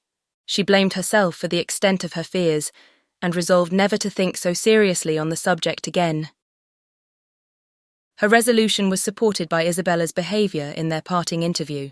The Thorpes spent the last evening of Catherine's stay in Pulteney Street, and nothing passed between the lovers to excite her uneasiness, or make her quit them in apprehension. James was in excellent spirits, and Isabella most engagingly placid. Her tenderness for her friend seemed rather the first feeling of her heart, but that at such a moment was allowable, and once she gave her lover a flat contradiction, and once she drew back her hand. But Catherine remembered Henry's instructions, and placed it all to judicious affection. The embraces, tears, and promises of the parting fair ones may be fancied. Chapter 20.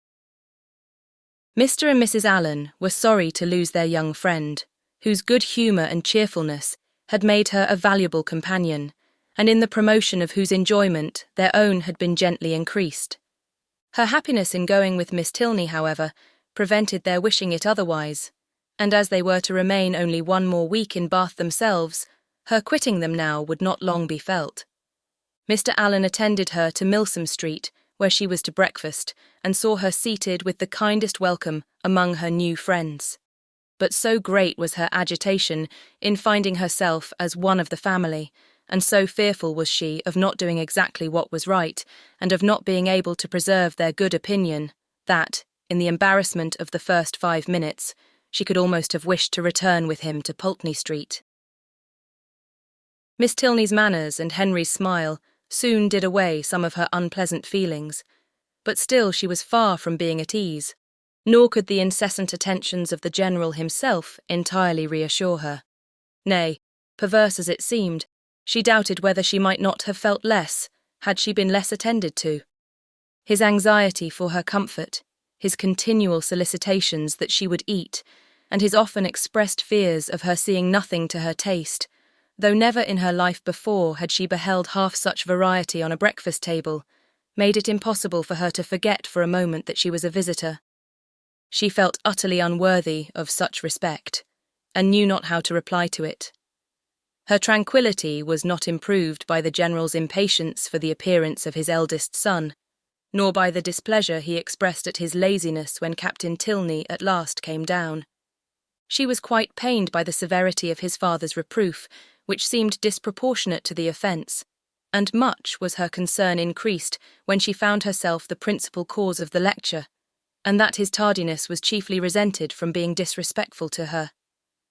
This was placing her in a very uncomfortable situation, and she felt great compassion for Captain Tilney without being able to hope for his goodwill.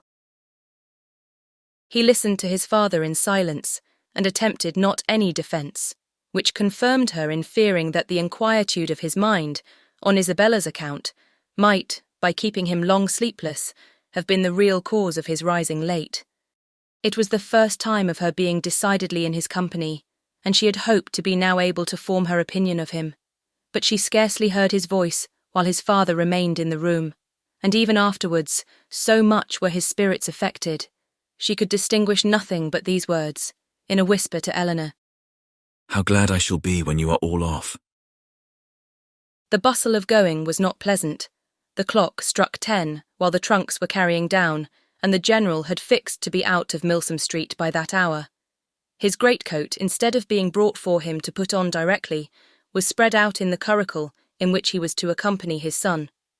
The middle seat of the chaise was not drawn out, though there were 3 people to go in it, and his daughter's maid had so crowded it with parcels that Miss Morland would not have room to sit, and so much was he influenced by this apprehension when he handed her in, that she had some difficulty in saving her own new writing desk from being thrown out into the street.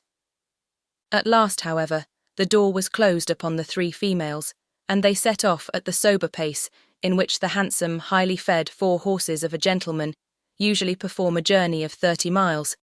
Such was the distance of Northanger from Bath, to be now divided into 2 equal stages. Catherine's spirits revived as they drove from the door, for with Miss Tilney she felt no restraint, and with the interest of a road entirely new to her, of an abbey before and a curricle behind, she caught the last view of Bath without any regret, and met with every milestone before she expected it. The tediousness of a 2 hours' wait at Petit France, in which there was nothing to be done but to eat without being hungry, and loiter about without anything to see, next followed, and her admiration of the style in which they travelled, of the fashionable chaise and 4 postilions handsomely liveried, rising so regularly in their stirrups, and numerous outriders properly mounted, sunk a little under this consequent inconvenience. Had their party been perfectly agreeable, the delay would have been nothing, but General Tilney, though so charming a man, seemed always a check upon his children's spirits, and scarcely anything was said but by himself, the observation of which, with his discontent at whatever the inn afforded, and his angry impatience at the waiters, made Catherine grow every moment more in awe of him, and appeared to lengthen the 2 hours into 4. At last, however, the order of release was given, and much was Catherine then surprised by the General's proposal of her taking his place in his son's curricle for the rest of the journey.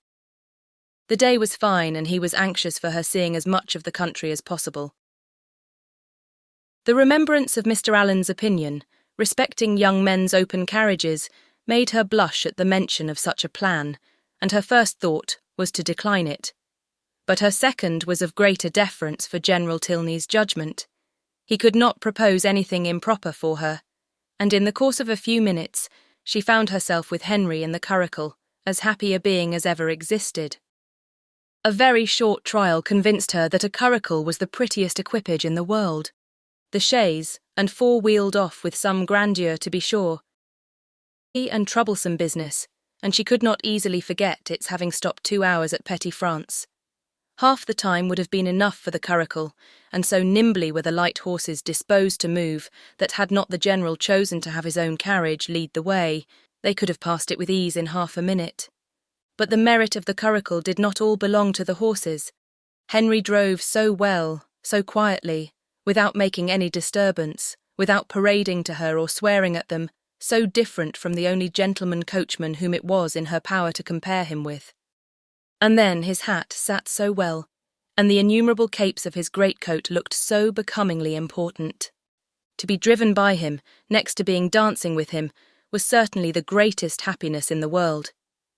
In addition to every other delight, she had now that of listening to her own praise, of being thanked at least on his sister's account, for her kindness in thus becoming her visitor, of hearing it ranked as real friendship and described as creating real gratitude. His sister, he said, was uncomfortably circumstanced. She had no female companion, and, in the frequent absence of her father, was sometimes without any companion at all. But how can that be? Said Catherine. Are not you with her?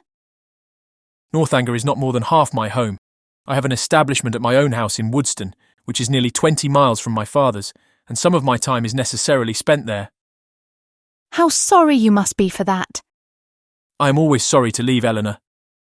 Yes, but besides your affection for her, you must be so fond of the Abbey. After being used to such a home as the Abbey, an ordinary parsonage house must be very disagreeable. He smiled and said, You have formed a very favourable idea of the Abbey. To be sure I have. Is not it a fine old place, just like what one reads about? And are you prepared to encounter all the horrors that a building such as what one reads about may produce? Have you a stout heart, nerves fit for sliding panels and tapestry? Oh, yes. I do not think I should be easily frightened, because there would be so many people in the house, and besides, it has never been uninhabited and left deserted for years, and then the family come back to it unawares, without giving any notice, as generally happens. No, certainly. We shall not have to explore our way into a hall dimly lighted by the expiring embers of a wood fire, nor be obliged to spread our beds on the floor of a room without windows, doors, or furniture. But you must be aware that when a young lady is, by whatever means, introduced into a dwelling of this kind, she's always lodged apart from the rest of the family. While they snugly repair to their own end of the house, she is formally conducted by Dorothy, the ancient housekeeper, up a different staircase, and along many gloomy passages, into an apartment never used since some cousin or kin died in it about 20 years before. Can you stand such a ceremony as this? Will not your mind misgive you when you find yourself in this gloomy chamber, too lofty and extensive for you, with only the feeble rays of a single lamp to take in its size, its walls hung with tapestry exhibiting figures as large as life, and the bed, of dark green stuff or purple velvet, presenting even a funereal appearance? Will not your heart sink within you? Oh, but this will not happen to me, I am sure. How fearfully will you examine the furniture of your apartment, and what will you discern? Not tables, toilettes, wardrobes, or drawers, but on one side perhaps the remains of a broken lute, on the other a ponderous chest which no efforts can open, and over the fireplace the portrait of some handsome warrior whose features will so incomprehensibly strike you that you will not be able to withdraw your eyes from it. Dorothy, meanwhile, no less struck by your appearance, gazes on you in great agitation, and drops a few unintelligible hints. To raise your spirits, moreover, she gives you reason to suppose that the part of the Abbey you inhabit is undoubtedly haunted, and informs you that you will not have a single domestic within call. With this parting cordial, she curtsies off. You listen to the sound of her receding footsteps as long as the last echo can reach you, and when, with fainting spirits, you attempt to fasten your door, you discover with increased alarm that it has no lock. Oh, Mr. Tilney, how frightful. This is just like a book. But it cannot really happen to me. I am sure your housekeeper is not really Dorothy. Well, what then? Nothing further to alarm perhaps may occur the first night. After surmounting your unconquerable horror of the bed, you will retire to rest, and get a few hours' unquiet slumber. But on the second, or at farthest the third night after your arrival, you will probably have a violent storm. Peals of thunder so loud as to seem to shake the edifice to its foundation will roll round the neighbouring mountains, and during the frightful gusts of wind which accompany it, you will probably think you discern, for your lamp is not extinguished, one part of the hanging more violently agitated than the rest. Unable, of course, to repress your curiosity in so favourable a moment for indulging it, you will instantly arise, and throwing your dressing gown around you, proceed to examine this mystery. After a very short search, you will discover a division in the tapestry so artfully constructed as to defy the minutest inspection, and on opening it, a door will immediately appear, which door, being only secured by massy bars and a padlock, you will, after a few efforts, succeed in opening, and with your lamp in your hand, will pass through it into a small, vaulted room. No, indeed, I should be too much frightened to do any such thing. What? Not when Dorothy has given you to understand that there is a secret subterraneous communication between your apartment and the chapel of St. Anthony, scarcely 2 miles off. Could you shrink from so simple an adventure? No, no. You will proceed into this small vaulted room and through this into several others, without perceiving anything very remarkable in either. In one, perhaps there may be a dagger, in another a few drops of blood, and in a third, the remains of some instrument of torture. But there being nothing in all this out of the common way, and your lamp being nearly exhausted, you will return towards your own apartment. In repassing through the small vaulted room, however, your eyes will be attracted towards a large old-fashioned cabinet of ebony and gold, which, though narrowly examining the furniture before, you had passed unnoticed. Impelled by an irresistible presentiment, you will eagerly advance to it, unlock its folding doors, and search into every drawer, but for some time without discovering anything of importance, perhaps nothing but a considerable hoard of diamonds.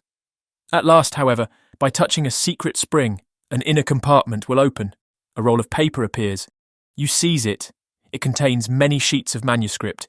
You hasten with the precious treasure into your own chamber, but scarcely have you been able to decipher, O thou, whomsoever thou mayst be, into whose hands these memoirs of the wretched Matilda may fall, when your lamp suddenly expires in the socket and leaves you in total darkness. Oh, no, no, do not say so. Well, go on. But Henry was too much amused by the interest he had raised to be able to carry it farther. He could no longer command solemnity either of subject or voice, and was obliged to entreat her to use her own fancy in the perusal of Matilda's woes. Catherine, recollecting herself, grew ashamed of her eagerness, and began earnestly to assure him that her attention had been fixed without the smallest apprehension of really meeting with what he related. Miss Tilney, she was sure, would never put her into such a chamber as he had described. She was not at all afraid.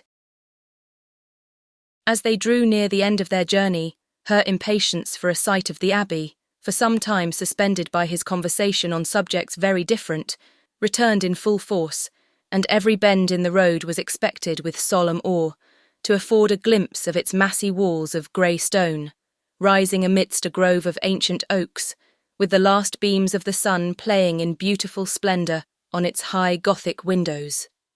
But so low did the building stand, that she found herself passing through the great gates of the lodge into the very grounds of Northanger, without having discerned even an antique chimney.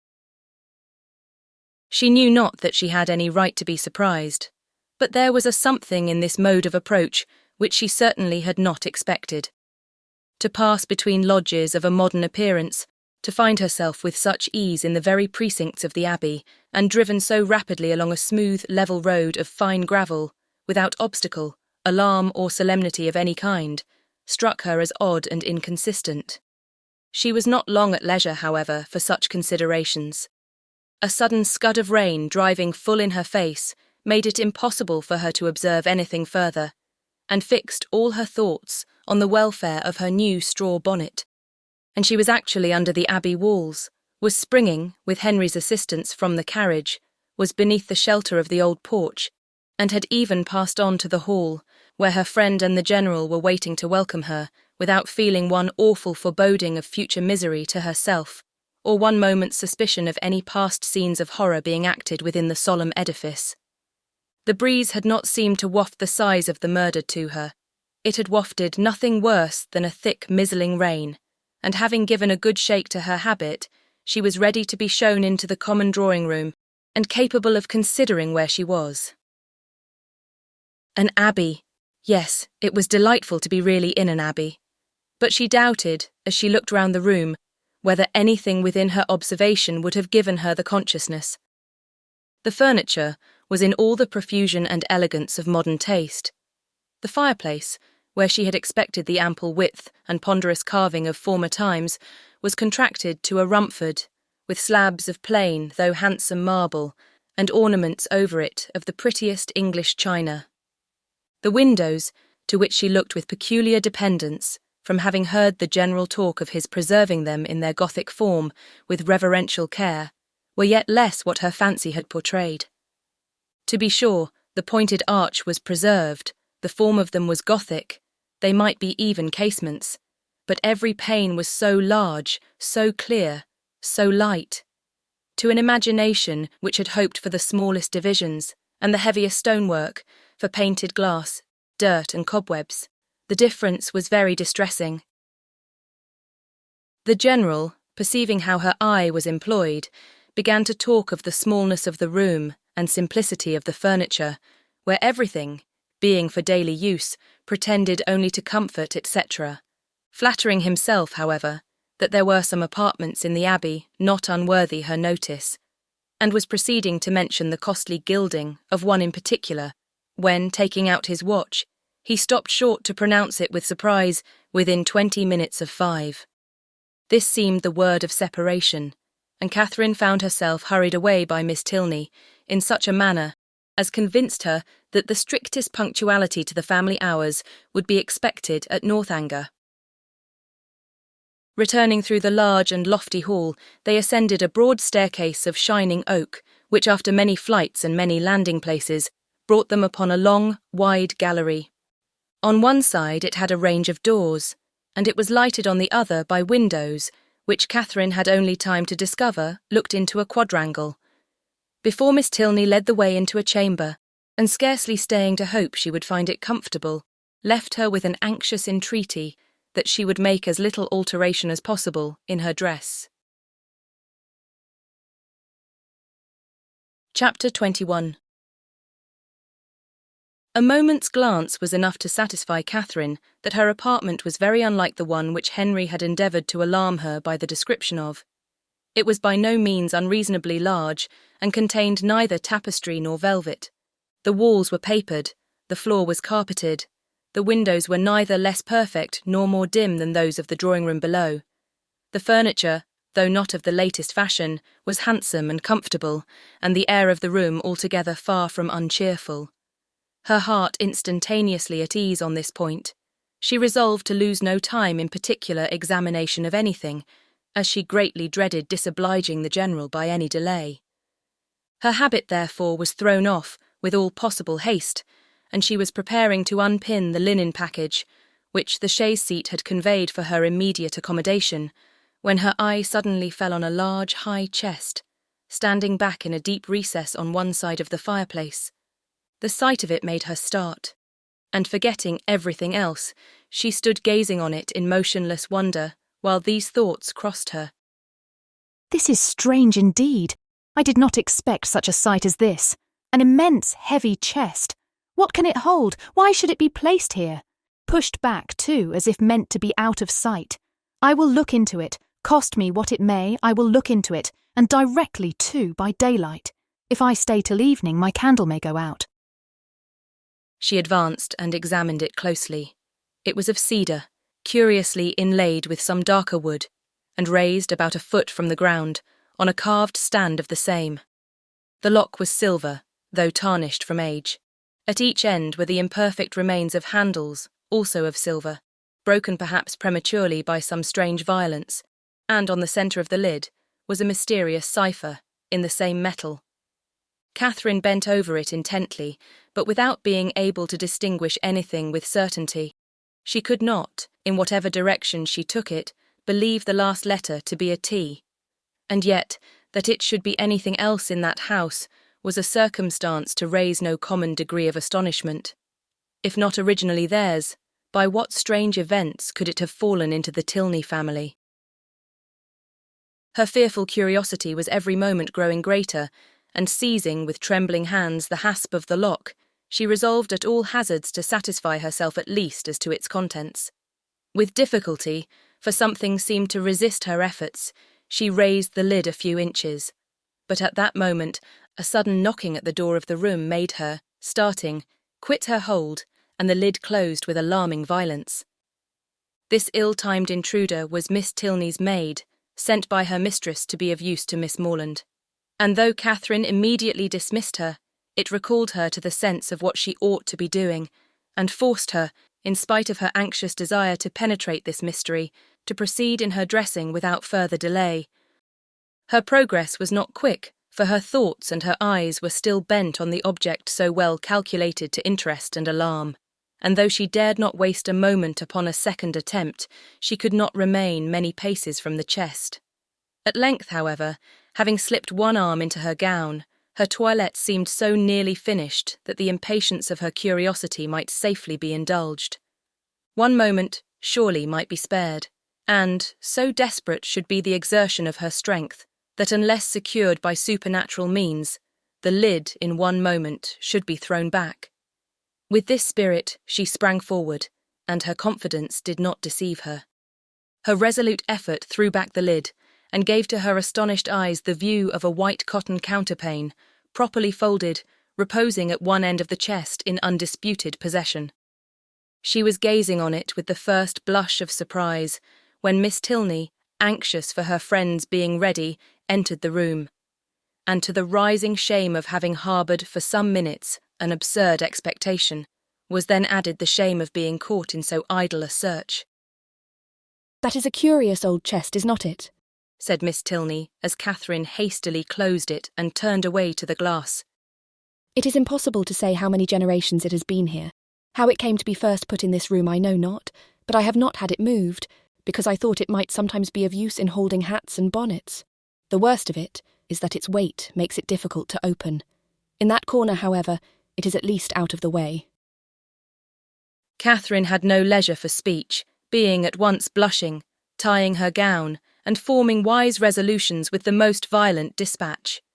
Miss Tilney gently hinted her fear of being late, and in half a minute they ran downstairs together, in an alarm not wholly unfounded, for General Tilney was pacing the drawing-room, his watch in his hand, and having, on the very instant of their entering, pulled the bell with violence, ordered, "Dinner to be on table directly." Catherine trembled at the emphasis with which he spoke, and sat pale and breathless in a most humble mood, concerned for his children, and detesting old chests, and the General, recovering his politeness as he looked at her, spent the rest of his time in scolding his daughter for so foolishly hurrying her fair friend, who was absolutely out of breath from haste, when there was not the least occasion for hurry in the world. But Catherine could not at all get over the double distress of having involved her friend in a lecture, and been a great simpleton herself, till they were happily seated at the dinner-table, when the General's complacent smiles and a good appetite of her own restored her to peace. The dining-parlour was a noble room, suitable in its dimensions to a much larger drawing-room than the one in common use, and fitted up in a style of luxury and expense which was almost lost on the unpractised eye of Catherine, who saw little more than its spaciousness and the number of their attendants. Of the former, she spoke aloud her admiration, and the General, with a very gracious countenance, acknowledged that it was by no means an ill-sized room, and further confessed that though as careless on such subjects as most people, he did look upon a tolerably large eating-room as one of the necessaries of life. He supposed, however, that she must have been used to much better-sized apartments at Mr. Allen's. "No, indeed," was Catherine's honest assurance. "Mr. Allen's dining parlour was not more than half as large." And she had never seen so large a room as this in her life. The General's good humour increased. Why, as he had such rooms, he thought it would be simple not to make use of them, but upon his honour, he believed there might be more comfort in rooms of only half their size. Mr. Allen's house, he was sure, must be exactly of the true size for rational happiness. The evening passed without any further disturbance, and in the occasional absence of General Tilney, with much positive cheerfulness. It was only in his presence that Catherine felt the smallest fatigue from her journey, and even then, even in moments of languor or restraint, a sense of general happiness preponderated, and she could think of her friends in Bath without one wish of being with them. The night was stormy. The wind had been rising at intervals the whole afternoon, and by the time the party broke up, it blew and rained violently. Catherine, as she crossed the hall, had sensations of awe, and, when she heard it rage round a corner of the ancient building and close with sudden fury a distant door, felt for the first time that she was really in an abbey. Yes, these were characteristic sounds. They brought to her recollection a countless variety of dreadful situations and horrid scenes which such buildings had witnessed, and such storms ushered in, and most heartily did she rejoice in the happier circumstances, attending her entrance within walls so solemn. She had nothing to dread from midnight assassins or drunken gallants. Henry had certainly been only in jest in what he had told her that morning. In a house so furnished and so guarded, she could have nothing to explore or to suffer, and might go to her bedroom as securely as if it had been her own chamber at Fullerton. Thus wisely fortifying her mind as she proceeded upstairs, she was enabled, especially on perceiving that Miss Tilney slept only 2 doors from her, to enter her room with a tolerably stout heart, and her spirits were immediately assisted by the cheerful blaze of a wood fire. "How much better is this?" said she, as she walked to the fender.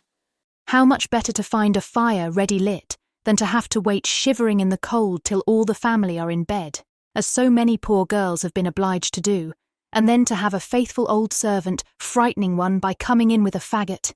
How glad I am that Northanger is what it is. If it had been like some other places, I do not know that, in such a night as this, I could have answered for my courage. But now, to be sure, there is nothing to alarm one." She looked round the room. The window curtains seemed in motion. It could be nothing but the violence of the wind penetrating through the divisions of the shutters, and she stepped boldly forward, carelessly humming a tune, to assure herself of its being so, peeped courageously behind each curtain, saw nothing on either low window seat to scare her, and on placing a hand against the shutter, felt the strongest conviction of the wind's force. A glance at the old chest, as she turned away from this examination, was not without its use. She scorned the causeless fears of an idle fancy, and began with a most happy indifference to prepare herself for bed. She should take her time. She should not hurry herself. She did not care if she were the last person up in the house. But she would not make up her fire. That would seem cowardly, as if she wished for the protection of light after she were in bed. The fire therefore died away, and Catherine, having spent the best part of an hour in her arrangements, was beginning to think of stepping into bed, when, on giving a parting glance round the room, she was struck by the appearance of a high, old-fashioned black cabinet, which, though in a situation conspicuous enough, had never caught her notice before. Henry's words, his description of the ebony cabinet which was to escape her observation at first, immediately rushed across her, and though there could be nothing really in it, there was something whimsical. It was certainly a very remarkable coincidence. She took her candle and looked closely at the cabinet. It was not absolutely ebony and gold, but it was Japan, black and yellow Japan of the handsomest kind, and as she held her candle, the yellow had very much the effect of gold. The key was in the door, and she had a strange fancy to look into it, not, however, with the smallest expectation of finding anything, but it was so very odd after what Henry had said. In short, she could not sleep till she had examined it. So, placing the candle with great caution on a chair, she seized the key with a very tremulous hand and tried to turn it, but it resisted her utmost strength. Alarmed, but not discouraged, she tried it another way. A bolt flew, and she believed herself successful. But how strangely mysterious. The door was still immovable. She paused a moment in breathless wonder. The wind roared down the chimney. The rain beat in torrents against the windows, and everything seemed to speak the awfulness of her situation. To retire to bed, however, unsatisfied on such a point, would be vain, since sleep must be impossible with the consciousness of a cabinet so mysteriously closed in her immediate vicinity. Again, therefore, she applied herself to the key, and after moving it in every possible way for some instants, with the determined celerity of hope's last effort, the door suddenly yielded to her hand. Her heart leaped with exultation at such a victory, and having thrown open each folding door, the second being secured only by bolts of less wonderful construction than the lock, though in that her eye could not discern anything unusual, a double range of small drawers appeared in view, with some larger drawers above and below them, and in the centre a small door, closed also with a lock and key, secured in all probability a cavity of importance. Catherine's heart beat quick, but her courage did not fail her.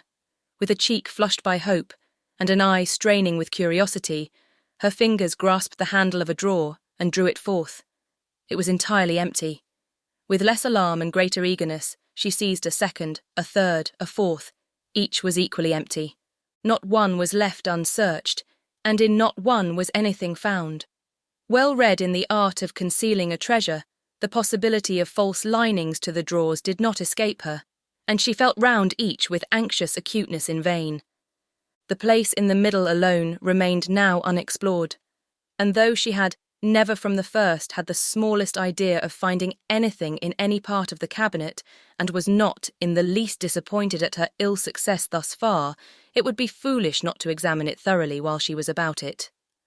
It was some time, however, before she could unfasten the door, the same difficulty occurring in the management of this inner lock as of the outer. But at length it did open, and not vain as hitherto was her search.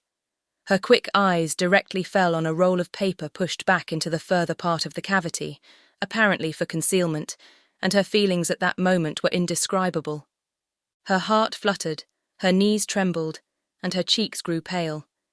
She seized, with an unsteady hand, the precious manuscript, for half a glance sufficed to ascertain written characters, and while she acknowledged with awful sensations this striking exemplification of what Henry had foretold, resolved instantly to peruse every line before she attempted to rest.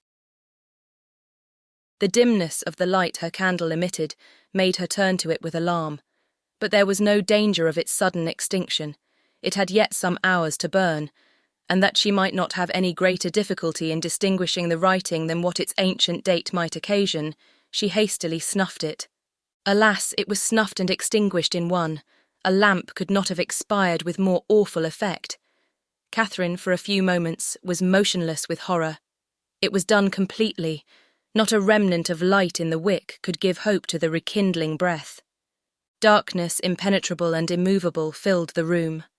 A violent gust of wind, rising with sudden fury, added fresh horror to the moment. Catherine trembled from head to foot. In the pause which succeeded, a sound like receding footsteps and the closing of a distant door struck on her affrighted ear. Human nature could support no more. A cold sweat stood on her forehead. The manuscript fell from her hand, and groping her way to the bed, she jumped hastily in and sought some suspension of agony by creeping far underneath the clothes. To close her eyes in sleep that night, she felt must be entirely out of the question. With a curiosity so justly awakened, and feelings in every way so agitated, repose must be absolutely impossible. The storm too abroad so dreadful. She had not been used to feel alarm from wind, but now every blast seemed fraught with awful intelligence. The manuscript so wonderfully found, so wonderfully accomplishing the morning's prediction, how was it to be accounted for? What could it contain? To whom could it relate? By what means could it have been so long concealed? And how singularly strange that it should fall to her lot to discover it. Till she had made herself mistress of its contents, however, she could have neither repose nor comfort, and with the sun's first rays she was determined to peruse it. But many were the tedious hours which must yet intervene. She shuddered, tossed about in her bed, and envied every quiet sleeper. The storm still raged, and various were the noises, more terrific even than the wind, which struck at intervals on her startled ear. The very curtains of her bed seemed at one moment in motion, and at another the lock of her door was agitated, as if by the attempt of somebody to enter. Hollow murmurs seemed to creep along the gallery, and more than once her blood was chilled by the sound of distant moans.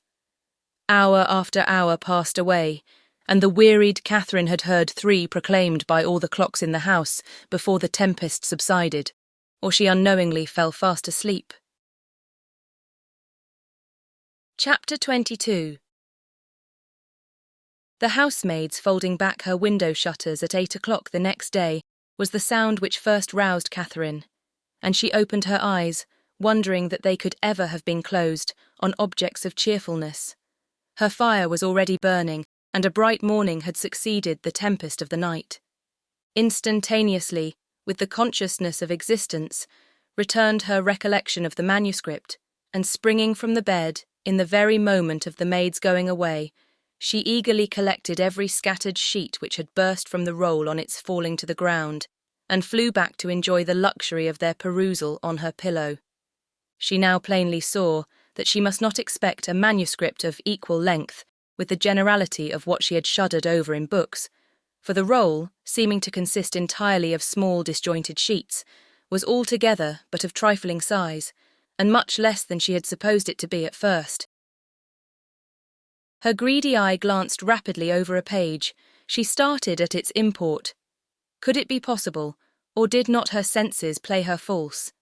An inventory of linen, in coarse and modern characters, seemed all that was before her. If the evidence of sight might be trusted, she held a washing bill in her hand. She seized another sheet and saw the same articles with little variation. A third, a fourth, and a fifth presented nothing new. Shirts, stockings, cravats, and waistcoats faced her in each. Two others, penned by the same hand, marked an expenditure scarcely more interesting. In letters, hair powder, shoestring, and breeches ball. And the larger sheet, which had enclosed the rest, seemed by its first cramp line, to poultice chestnut mare, a farrier's bill. Such was the collection of papers, left perhaps, as she could then suppose, by the negligence of a servant in the place whence she had taken them, which had filled her with expectation and alarm, and robbed her of half her night's rest. She felt humbled to the dust. Could not the adventure of the chest have taught her wisdom? A corner of it, catching her eye as she lay, seemed to rise up in judgment against her. Nothing could now be clearer than the absurdity of her recent fancies. To suppose that a manuscript of many generations back could have remained undiscovered in a room such as that, so modern, so habitable, or that she should be the first to possess the skill of unlocking a cabinet, the key of which was open to all. How could she have so imposed on herself? Heaven forbid that Henry Tilney should ever know her folly, and it was in a great measure his own doing, for had not the cabinet appeared so exactly to agree with his description of her adventures, she should never have felt the smallest curiosity about it. This was the only comfort that occurred. Impatient to get rid of those hateful evidences of her folly, those detestable papers then scattered over the bed, she rose directly, and folding them up as nearly as possible in the same shape as before, returned them to the same spot within the cabinet, with a very hearty wish that no untoward accident might ever bring them forward again, to disgrace her even with herself. Why the locks should have been so difficult to open, however, was still something remarkable, for she could now manage them with perfect ease. In this there was surely something mysterious, and she indulged in the flattering suggestion for half a minute, till the possibility of the doors having been at first unlocked, and of being herself its fastener, darted into her head, and cost her another blush. She got away as soon as she could from a room in which her conduct produced such unpleasant reflections, and found her way with all speed to the breakfast parlour, as it had been pointed out to her by Miss Tilney the evening before. Henry was alone in it, and his immediate hope of her having been undisturbed by the tempest with an arch reference to the character of the building they inhabited was rather distressing. For the world would she not have her weakness suspected, and yet, unequal to an absolute falsehood, was constrained to acknowledge that the wind had kept her awake a little. But we have a charming morning after it, she added, desiring to get rid of the subject. And storms and sleeplessness are nothing when they are over. What beautiful hyacinths! I have just learnt to love a hyacinth. And how might you learn, by accident or argument? Your sister taught me. I cannot tell how. Mrs. Allen used to take pains year after year to make me like them, but I never could, till I saw them the other day in Milsom Street. I am naturally indifferent about flowers. But now you love a hyacinth. So much the better. You have gained a new source of enjoyment, and it is well to have as many holds upon happiness as possible.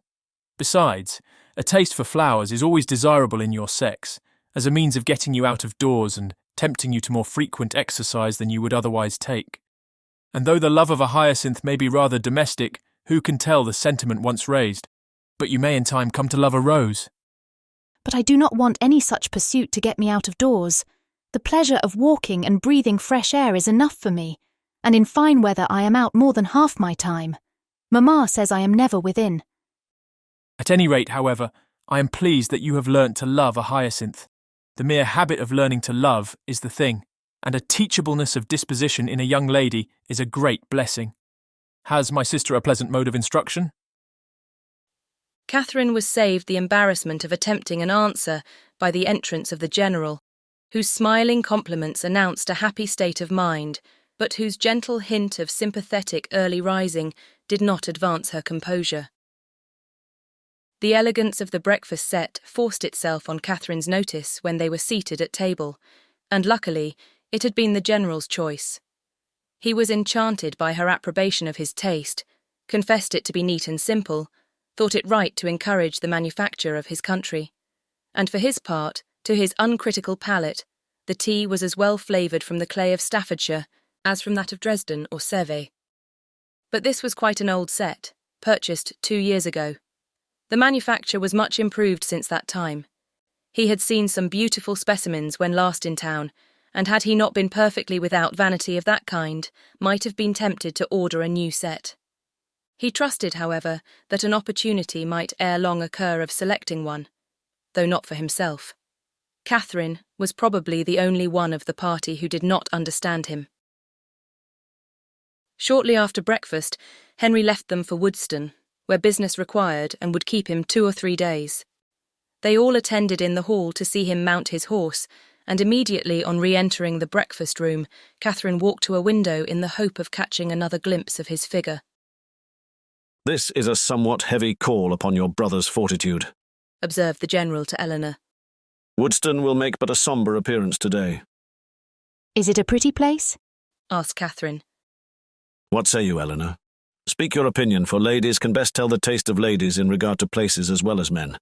I think it would be acknowledged by the most impartial eye to have many recommendations.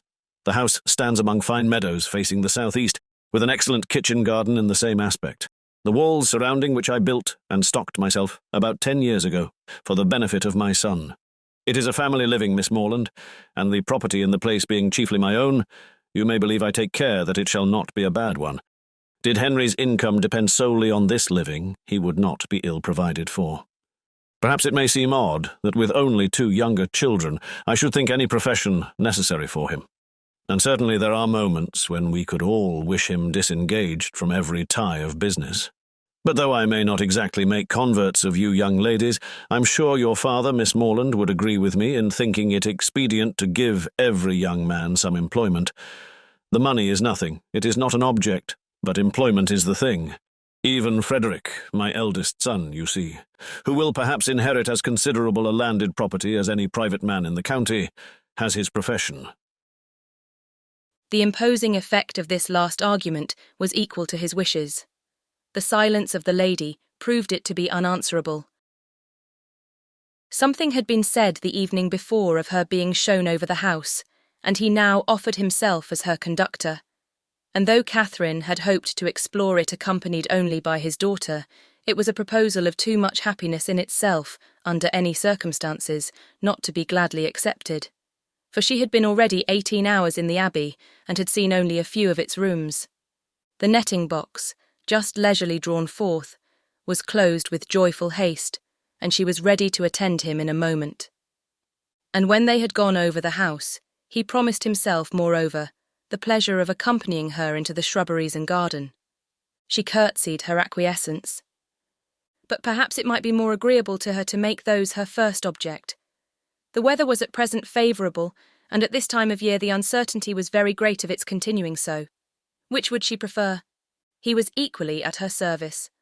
Which did his daughter think would most accord with her fair friend's wishes? But he thought he could discern. Yes, he certainly read in Miss Morland's eyes a judicious desire of making use of the present smiling weather. But when did she judge amiss? The Abbey would be always safe and dry. He yielded implicitly, and would fetch his hat and attend them in a moment. He left the room, and Catherine, with a disappointed, anxious face, began to speak of her unwillingness that he should be taking them out of doors against his own inclination, under a mistaken idea of pleasing her. But she was stopped by Miss Tilney's saying, with a little confusion, I believe it will be wisest to take the morning while it is so fine, and do not be uneasy on my father's account. He always walks out at this time of day. Catherine did not exactly know how this was to be understood. Why was Miss Tilney embarrassed?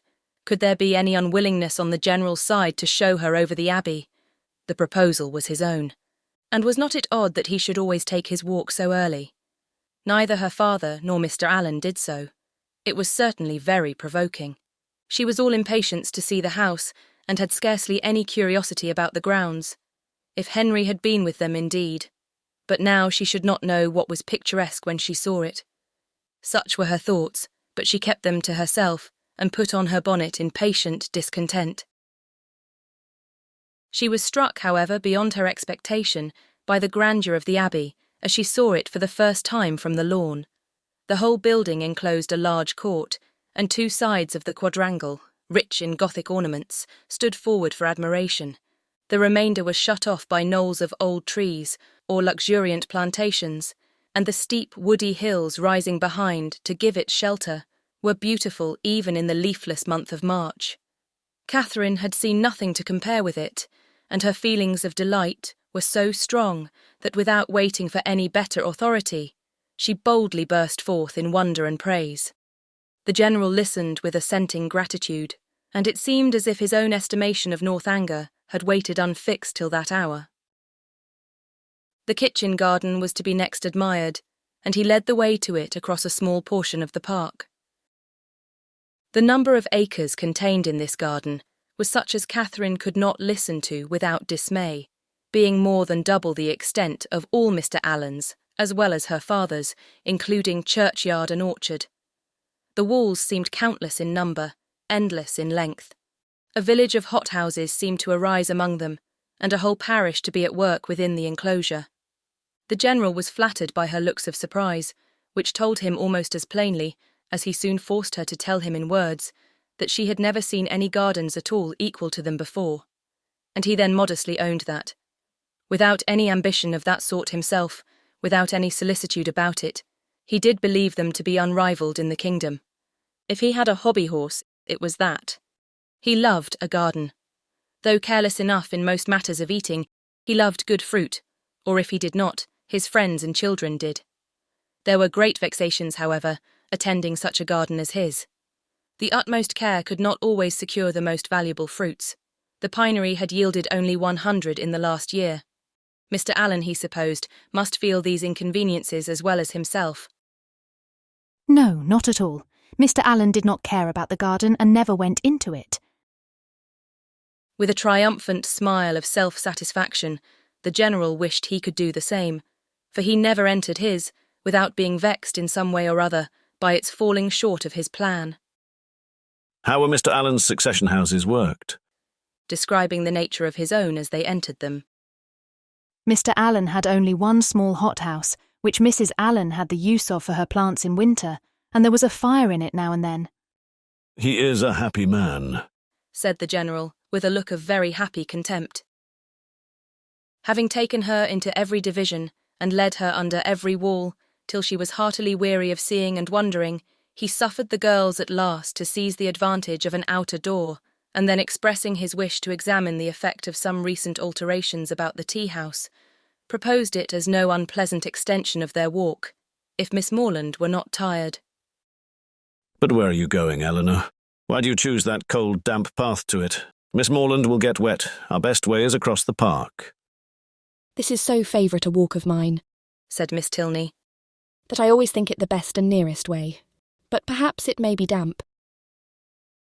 It was a narrow, winding path through a thick grove of old Scotch firs, and Catherine, struck by its gloomy aspect and eager to enter it, could not, even by the General's disapprobation, be kept from stepping forward. He perceived her inclination, and having again urged the plea of health in vain, was too polite to make further opposition. He excused himself, however, from attending them. The rays of the sun were not too cheerful for him, and he would meet them by another course. He turned away, and Catherine was shocked to find how much her spirits were relieved by the separation. The shock, however, being less real than the relief, offered it no injury, and she began to talk with easy gaiety of the delightful melancholy which such a grove inspired. "I'm particularly fond of this spot," said her companion with a sigh. "It was my mother's favourite walk." Catherine had never heard Mrs. Tilney mentioned in the family before, and the interest excited by this tender remembrance showed itself directly in her altered countenance and in the attentive pause with which she waited for something more. "I used to walk here so often with her," added Eleanor, "though I never loved it then as I have loved it since. At that time, indeed, I used to wonder at her choice, but her memory endears it now." And ought it not, reflected Catherine, to endear it to her husband? Yet the General would not enter it. Miss Tilney continuing silent, she ventured to say, "Her death must have been a great affliction." "A great and increasing one," replied the other in a low voice. "I was only 13 when it happened, and though I felt my loss perhaps as strongly as one so young could feel it, I could not then know what a loss it was." She stopped for a moment, and then added with great firmness, "I have no sister, you know, and though my brothers are very affectionate, and Henry is a great deal here, which I am most thankful for, it is impossible for me not to be often solitary." "To be sure you must miss him very much." "A mother would have been always present. A mother would have been a constant friend. Her influence would have been beyond all other." "Was she a very charming woman? Was she handsome? Was there any picture of her in the Abbey? And why had she been so partial to that grove? Was it from dejection of spirits?" were questions now eagerly poured forth. The first three received a ready affirmative, the two others were passed by, and Catherine's interest in the deceased Mrs. Tilney augmented with every question, whether answered or not. Of her unhappiness in marriage, she felt persuaded. The General certainly had been an unkind husband. He did not love her walk. Could he therefore have loved her? And besides, handsome as he was, there was a something in the turn of his features which spoke his not having behaved well to her. "Her picture, I suppose," blushing at the consummate art of her own question, "hangs in your father's room?" "No, it was intended for the drawing-room, but my father was dissatisfied with the painting, and for some time it had no place. Soon after her death I obtained it for my own, and hung it in my bedchamber, where I shall be happy to show it you. It is very like." Here was another proof, a portrait, very like, of a departed wife, not valued by the husband.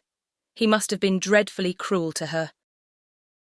Catherine attempted no longer to hide from herself the nature of the feelings which, in spite of all his attentions, he had previously excited. And what had been terror and dislike before was now absolute aversion. Yes, aversion.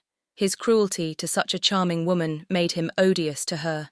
She had often read of such characters which Mr. Allen had been used to call unnatural and overdrawn, but here was proof positive of the contrary.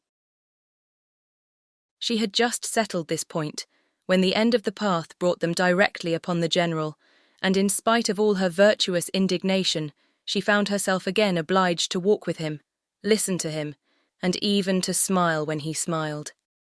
Being no longer able, however, to receive pleasure from the surrounding objects, she soon began to walk with lassitude.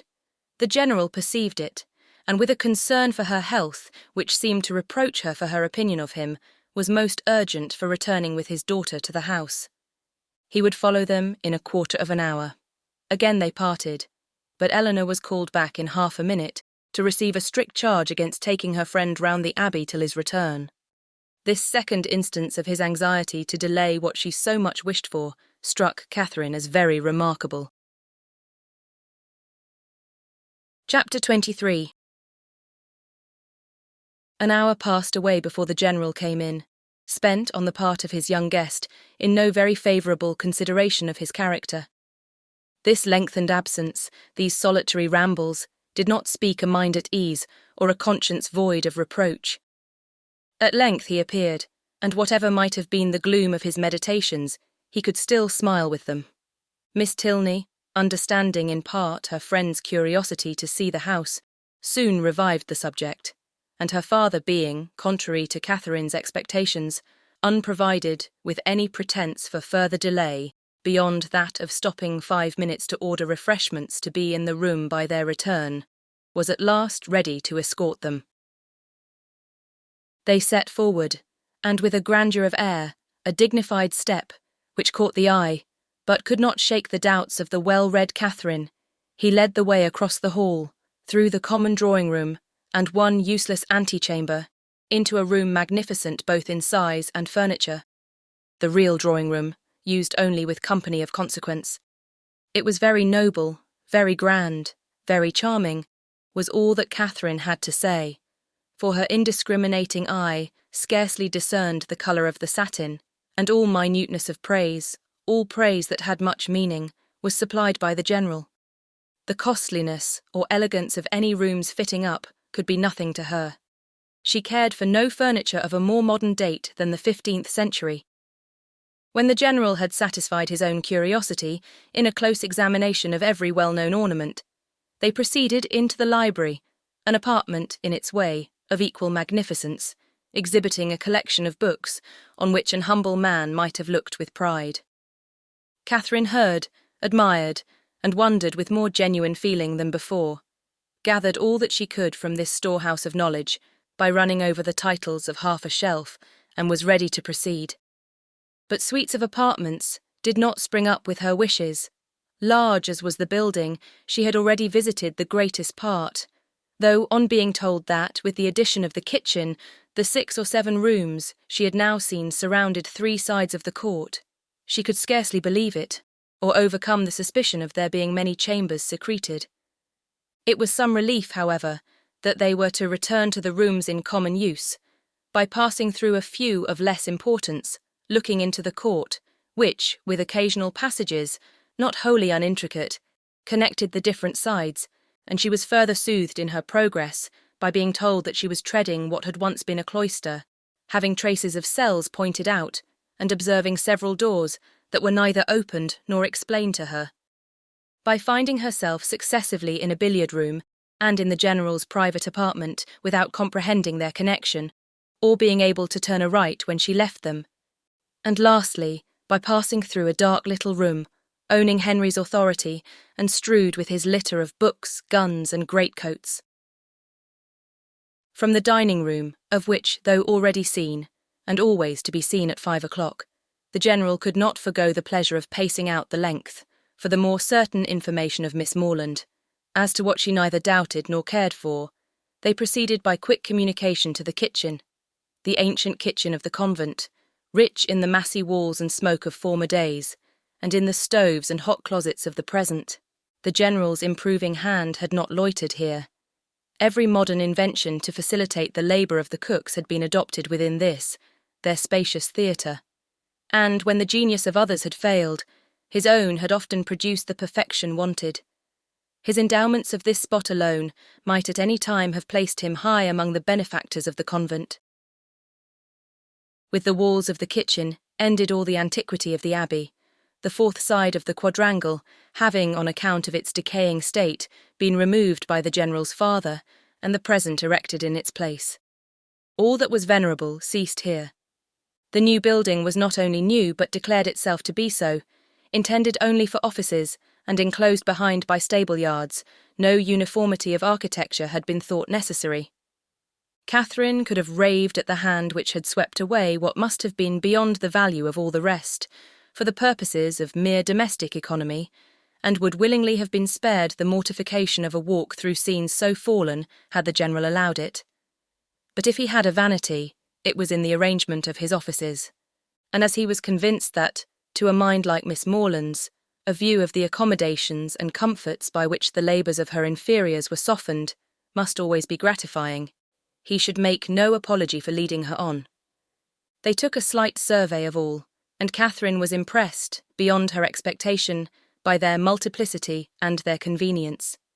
The purposes for which a few shapeless pantries and a comfortless scullery were deemed sufficient at Fullerton were here carried on in appropriate divisions, commodious and roomy. The number of servants continually appearing did not strike her less than the number of their offices. Wherever they went, some patterned girl stopped to curtsy, or some footman in dishabille sneaked off. Yet this was an abbey. How inexpressibly different in these domestic arrangements from such as she had read about, from abbeys and castles, in which, though certainly larger than Northanger, all the dirty work of the house was to be done by 2 pair of female hands at the utmost. How they could get through it all had often amazed Mrs. Allen, and when Catherine saw what was necessary here, she began to be amazed herself. They returned to the hall, that the chief staircase might be ascended, and the beauty of its wood and ornaments of rich carving might be pointed out.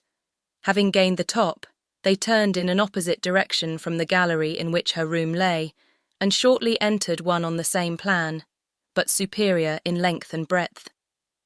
She was here shown successively into 3 large bedchambers, with their dressing rooms, most completely and handsomely fitted up. Everything that money and taste could do to give comfort and elegance to apartments had been bestowed on these, and, being furnished within the last 5 years, they were perfect in all that would be generally pleasing, and wanting in all that could give pleasure to Catherine. As they were surveying the last, the General, after slightly naming a few of the distinguished characters by whom they had at times been honoured, turned with a smiling countenance to Catherine, and ventured to hope that henceforward some of their earliest tenants might be our friends from Fullerton. She felt the unexpected compliment, and deeply regretted the impossibility of thinking well of a man so kindly disposed towards herself, and so full of civility to all her family. The gallery was terminated by folding doors, which Miss Tilney, advancing, had thrown open and passed through, and seemed on the point of doing the same by the first door to the left, in another long reach of gallery, when the General, coming forwards, called her hastily, and, as Catherine thought, rather angrily back, demanding whither she were going, and what was there more to be seen? Had not Miss Morland already seen all that could be worth her notice? And did she not suppose her friend might be glad of some refreshment after so much exercise? Miss Tilney drew back directly, and the heavy doors were closed upon the mortified Catherine, who, having seen in a momentary glance beyond them a narrower passage, more numerous openings, and symptoms of a winding staircase, believed herself at last within the reach of something worth her notice, and felt, as she unwillingly paced back the gallery, that she would rather be allowed to examine that end of the house than see all the finery of all the rest. The General's evident desire of preventing such an examination was an additional stimulant. Something was certainly to be concealed. Her fancy, though it had trespassed lately once or twice, could not mislead her here. And what that something was, a short sentence of Miss Tilney's, as they followed the General at some distance downstairs, seemed to point out. I was going to take you into what was my mother's room, the room in which she died. Were all her words, but few as they were, they conveyed pages of intelligence to Catherine. It was no wonder that the General should shrink from the sight of such objects as that room must contain. A room in all probability never entered by him, since the dreadful scene had passed, which released his suffering wife and left him to the stings of conscience. She ventured, when next alone with Eleanor, to express her wish of being permitted to see it, as well as all the rest of that side of the house, and Eleanor promised to attend her there whenever they should have a convenient hour. Catherine understood her. The General must be watched from home before that room could be entered. It remains as it was, I suppose, said she, in a tone of feeling. Yes, entirely. And how long ago may it be that your mother died? She has been dead these 9 years. And 9 years, Catherine knew, was a trifle of time, compared with what generally elapsed after the death of an injured wife, before her room was put to rights. You were with her, I suppose, to the last? No, said Miss Tilney, sighing. I was unfortunately from home. Her illness was sudden and short, and before I arrived it was all over. Catherine's blood ran cold with the horrid suggestions which naturally sprang from these words. Could it be possible? Could Henry's father— And yet how many were the examples to justify even the blackest suspicions? And when she saw him in the evening, while she worked with her friend, slowly pacing the drawing-room for an hour together in silent thoughtfulness, with downcast eyes and contracted brow, she felt secure from all possibility of wronging him. It was the air and attitude of a Montoni, What could more plainly speak the gloomy workings of a mind not wholly dead to every sense of humanity in its fearful review of past scenes of guilt? Unhappy man! And the anxiousness of her spirits directed her eyes towards his figure so repeatedly as to catch Miss Tilney's notice. My father, she whispered, often walks about the room in this way. It is nothing unusual. So much the worse, thought Catherine. Such ill-timed exercise was of a piece with the strange unseasonableness of his morning walks, and boded nothing good.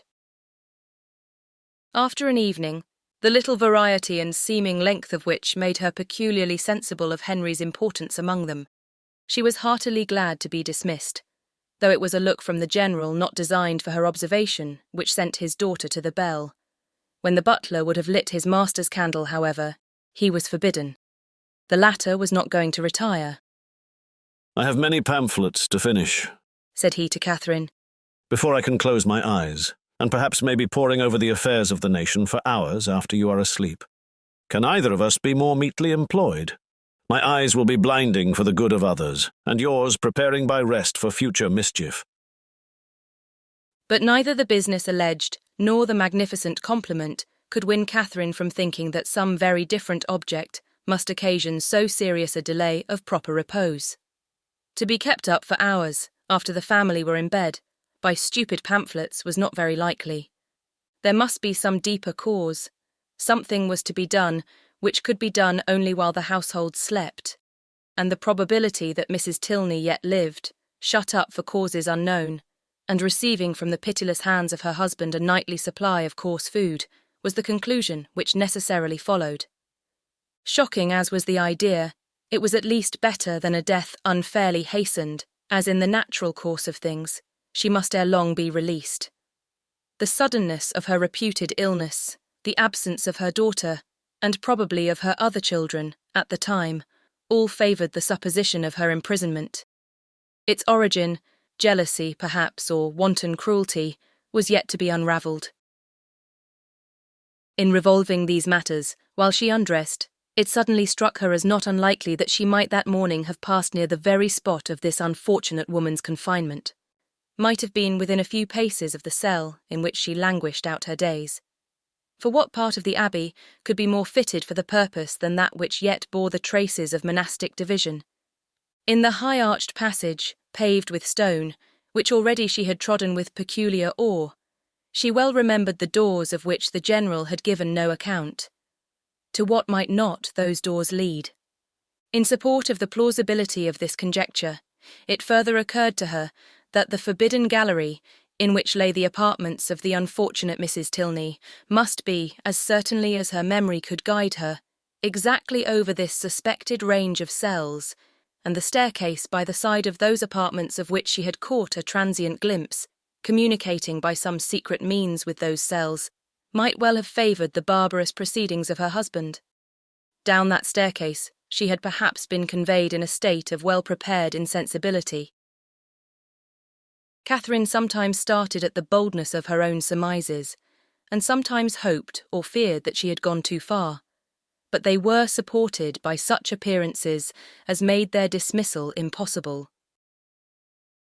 The side of the quadrangle in which she supposed the guilty scene to be acting, being, according to her belief, just opposite her own, it struck her that, if judiciously watched, some rays of light from the General's lamp might glimmer through the lower windows, as he passed to the prison of his wife, and twice before she stepped into bed, she stole gently from her room to the corresponding window in the gallery, to see if it appeared, but all abroad was dark, and it must yet be too early.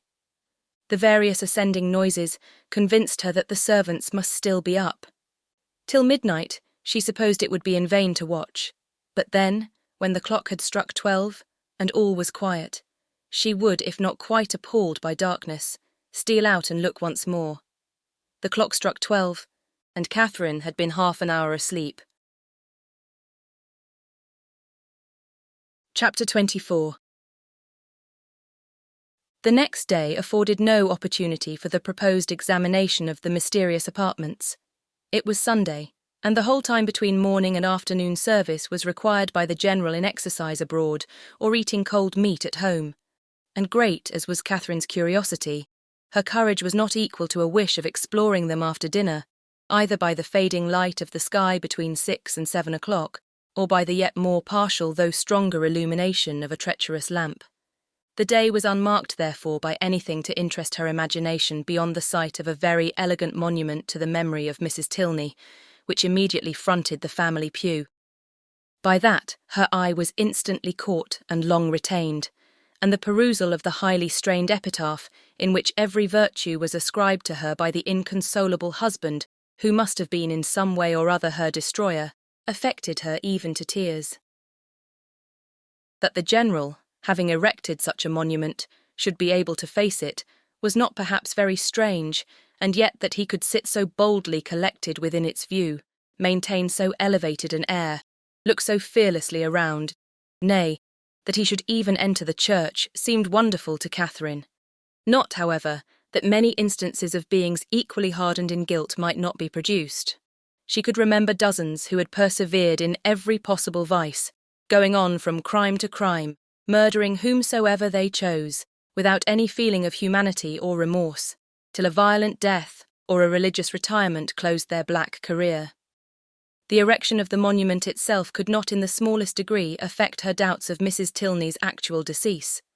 Were she even to descend into the family vault where her ashes were supposed to slumber? Were she to behold the coffin in which they were said to be enclosed? What could it avail in such a case? Catherine had read too much not to be perfectly aware of the ease with which a waxen figure might be introduced, and a supposititious funeral carried on. The succeeding morning promised something better.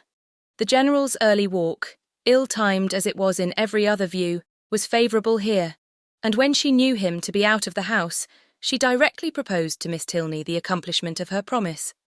Eleanor was ready to oblige her, and Catherine, reminding her as they went of another promise, their first visit in consequence was to the portrait in her bedchamber. It represented a very lovely woman, with a mild and pensive countenance, justifying, so far, the expectations of its new observer. But they were not in every respect answered, for Catherine had depended upon meeting with features, hair, complexion, that should be the very counterpart, the very image, if not of Henry's, of Eleanor's, the only portraits of which she had been in the habit of thinking, bearing always an equal resemblance of mother and child. A face once taken was taken for generations, but here she was obliged to look and consider and study for a likeness. She contemplated it, however, in spite of this drawback, with much emotion, and, but for a yet stronger interest, would have left it unwillingly. Her agitation as they entered the great gallery was too much for any endeavour at discourse. She could only look at her companion. Eleanor's countenance was dejected, yet sedate, and its composure spoke her inured to all the gloomy objects to which they were advancing. Again she passed through the folding doors, again her hand was upon the important lock, and Catherine, hardly able to breathe, was turning to close the former with fearful caution, when the figure, the dreaded figure of the general himself at the further end of the gallery, stood before her. The name of Eleanor, at the same moment, in his loudest tone, resounded through the building, giving to his daughter the first intimation of his presence, and to Catherine terror upon terror. An attempt at concealment had been her first instinctive movement on perceiving him, yet she could scarcely hope to have escaped his eye. And when her friend, who with an apologising look darted hastily by her, had joined and disappeared with him, she ran for safety to her own room, and locking herself in, believed that she should never have courage to go down again. She remained there at least an hour, in the greatest agitation, deeply commiserating the state of her poor friend, and expecting a summons herself from the angry general to attend him in his own apartment. No summons, however, arrived, and at last, on seeing a carriage drive up to the Abbey, she was emboldened to descend and meet him under the protection of visitors. The breakfast-room was gay with company, and she was named to them by the general as the friend of his daughter in a complimentary style, which so well concealed his resentful ire as to make her feel secure at least of life for the present. And Eleanor, with a command of countenance which did honour to her concern for his character, taking an early occasion of saying to her, My father only wanted me to answer a note. She began to hope that she had either been unseen by the general, or that from some consideration of policy she should be allowed to suppose herself so. Upon this trust, she dared still to remain in his presence after the company left them, and nothing occurred to disturb it. In the course of this morning's reflections, she came to a resolution of making her next attempt on the forbidden door alone. It would be much better in every respect that Eleanor should know nothing of the matter. To involve her in the danger of a second detection, to court her into an apartment which must wring her heart, could not be the office of a friend. The general's utmost anger could not be to herself what it might be to a daughter. And besides, she thought the examination itself would be more satisfactory if made without any companion. It would be impossible to explain to Eleanor the suspicions from which the other had, in all likelihood, been hitherto happily exempt. Nor could she, therefore, in her presence, search for those proofs of the general's cruelty, which, however they might yet have escaped discovery, she felt confident of somewhere drawing forth, in the shape of some fragmented journal, continued to the last gasp. Of the way to the apartment she was now perfectly mistress, and as she wished to get it over before Henry's return, who was expected on the morrow, there was no time to be lost. The day was bright, her courage high. At 4 o'clock, the sun was now 2 hours above the horizon, and it would be only her retiring to dress half an hour earlier than usual. It was done, and Catherine found herself alone in the gallery before the clocks had ceased to strike. It was no time for thought. She hurried on, slipped with the least possible noise through the folding doors, and without stopping to look or breathe, rushed forward to the one in question. The lock yielded to her hand, and luckily with no sullen sound that could alarm a human being. On tiptoe she entered. The room was before her, but it was some minutes before she could advance another step. She beheld what fixed her to the spot and agitated every feature. She saw a large, well-proportioned apartment, an handsome dimity bed, arranged as unoccupied with an housemaid's care, a bright bath stove, mahogany wardrobes, and neatly painted chairs, on which the warm beams of a western sun gaily poured through 2 sash windows. Catherine had expected to have her feelings worked, and worked they were. Astonishment and doubt first seized them, and a shortly succeeding ray of common sense added some bitter emotions of shame. She could not be mistaken as to the room, but how grossly mistaken in everything else, in Miss Tilney's meaning, in her own calculation. This apartment, to which she had given a date so ancient, a position so awful, proved to be one end of what the general's father had built. There were 2 other doors in the chamber, leading probably into dressing closets, but she had no inclination to open either. Would the veil in which Mrs. Tilney had last walked, or the volume in which she had last read, remain to tell what nothing else was allowed to whisper? No. Whatever might have been the general's crimes, he had certainly too much wit to let them sue for detection. She was sick of exploring, and desired but to be safe in her own room, with her own heart only privy to its folly, and she was on the point of retreating as softly as she had entered, when the sound of footsteps, she could hardly tell where, made her pause and tremble. To be found there, even by a servant, would be unpleasant, but by the general, and he seemed always at hand when least wanted, much worse. She listened, the sound had ceased, and resolving not to lose a moment, she passed through and closed the door. At that instant, a door underneath was hastily opened. Someone seemed with swift steps to ascend the stairs, by the head of which she had yet to pass before she could gain the gallery. She had no power to move. With a feeling of terror not very definable, she fixed her eyes on the staircase, and in a few moments it gave Henry to her view. "Mr. Tilney!" she exclaimed in a voice of more than common astonishment. He looked astonished too. "Good God!" she continued, not attending to his address. "How came you here? How came you up that staircase?" How came I up that staircase? He replied, greatly surprised. Because it is my nearest way from the stable yard to my own chamber, and why should I not come up it? Catherine recollected herself, blushed deeply, and could say no more. He seemed to be looking in her countenance for that explanation which her lips did not afford. She moved on towards the gallery. And may I not, in my turn, said he, as he pushed back the folding doors, ask how you came here? This passage is at least as extraordinary a road from the breakfast parlour to your apartment, as that staircase can be from the stables to mine. I have been, said Catherine, looking down. to see your mother's room. My mother's room. Is there anything extraordinary to be seen there? No, nothing at all. I thought you did not mean to come back till tomorrow. I did not expect to be able to return sooner when I went away, but 3 hours ago I had the pleasure of finding nothing to detain me. You look pale. I'm afraid I alarmed you by running so fast up those stairs. Perhaps you did not know. You were not aware of their leading from the offices in common use. No, I was not.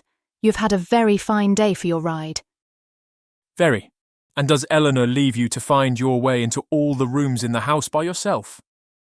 Oh, no. She showed me over the greatest part on Saturday, and we were coming here to these rooms. But only... dropping her voice. Your father was with us. And that prevented you, said Henry, earnestly regarding her. Have you looked into all the rooms in that passage? No, I only wanted to see. Is not it very late? I must go and dress. It is only 4:15, showing his watch. And you are not now in Bath. No theatre, no rooms to prepare for. Half an hour at Northanger must be enough. She could not contradict it, and therefore suffered herself to be detained, though her dread of further questions made her, for the first time in their acquaintance, wish to leave him. They walked slowly up the gallery. Have you had any letter from Bath since I saw you? No, and I am very much surprised. Isabella promised so faithfully to write directly. Promise so faithfully, a faithful promise. That puzzles me. I've heard of a faithful performance, but a faithful promise, the fidelity of promising. It is a power little worth knowing, however, since it can deceive and pain you. My mother's room is very commodious, is it not? Large and cheerful looking, and the dressing closet so well disposed. It always strikes me as the most comfortable apartment in the house, and I rather wonder that Eleanor should not take it for her own. She sent you to look at it, I suppose? No. It has been your own doing entirely? Catherine said nothing. After a short silence, during which he had closely observed her, he added, As there is nothing in the room in itself to raise curiosity, this must have proceeded from a sentiment of respect for my mother's character, as described by Eleanor, which does honour to her memory. The world, I believe, never saw a better woman. But it is not often that virtue can boast an interest such as this. The domestic, unpretending merits of a person never known do not often create that kind of fervent, venerating tenderness which would prompt a visit like yours. Eleanor, I suppose, has talked of her a great deal? Yes, a great deal. That is, no, not much, but what she did say was very interesting. Her dying so suddenly, and you, none of you being at home, and your father, I thought, perhaps had not been very fond of her.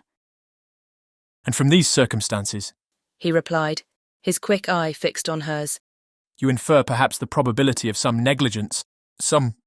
Involuntarily she shook her head. Or it may be of something still less pardonable. She raised her eyes towards him more fully than she had ever done before. My mother's illness, he continued, the seizure which ended in her death, was sudden. The malady itself, one from which she had often suffered, a bilious fever, its cause therefore constitutional. On the 3rd day, in short, as soon as she could be prevailed on, a physician attended her, a very respectable man, and one in whom she had always placed great confidence. Upon his opinion of her danger, 2 others were called in the next day, and remained in almost constant attendance for 24 hours. On the 5th day, she died. During the progress of her disorder, Frederick and I, we were both at home, saw her repeatedly, and from our own observation can bear witness to her having received every possible attention which could spring from the affection of those about her, or which her situation in life could command. Poor Eleanor was absent, and at such a distance as to return only to see her mother in her coffin. But your father, said Catherine, was he afflicted? For a time, greatly so. You have erred in supposing him not attached to her. He loved her, I am persuaded, as well as it was possible for him to. We have not all, you know, the same tenderness of disposition, and I will not pretend to say that, while she lived, she might not often have had much to bear. But though his temper injured her, his judgment never did.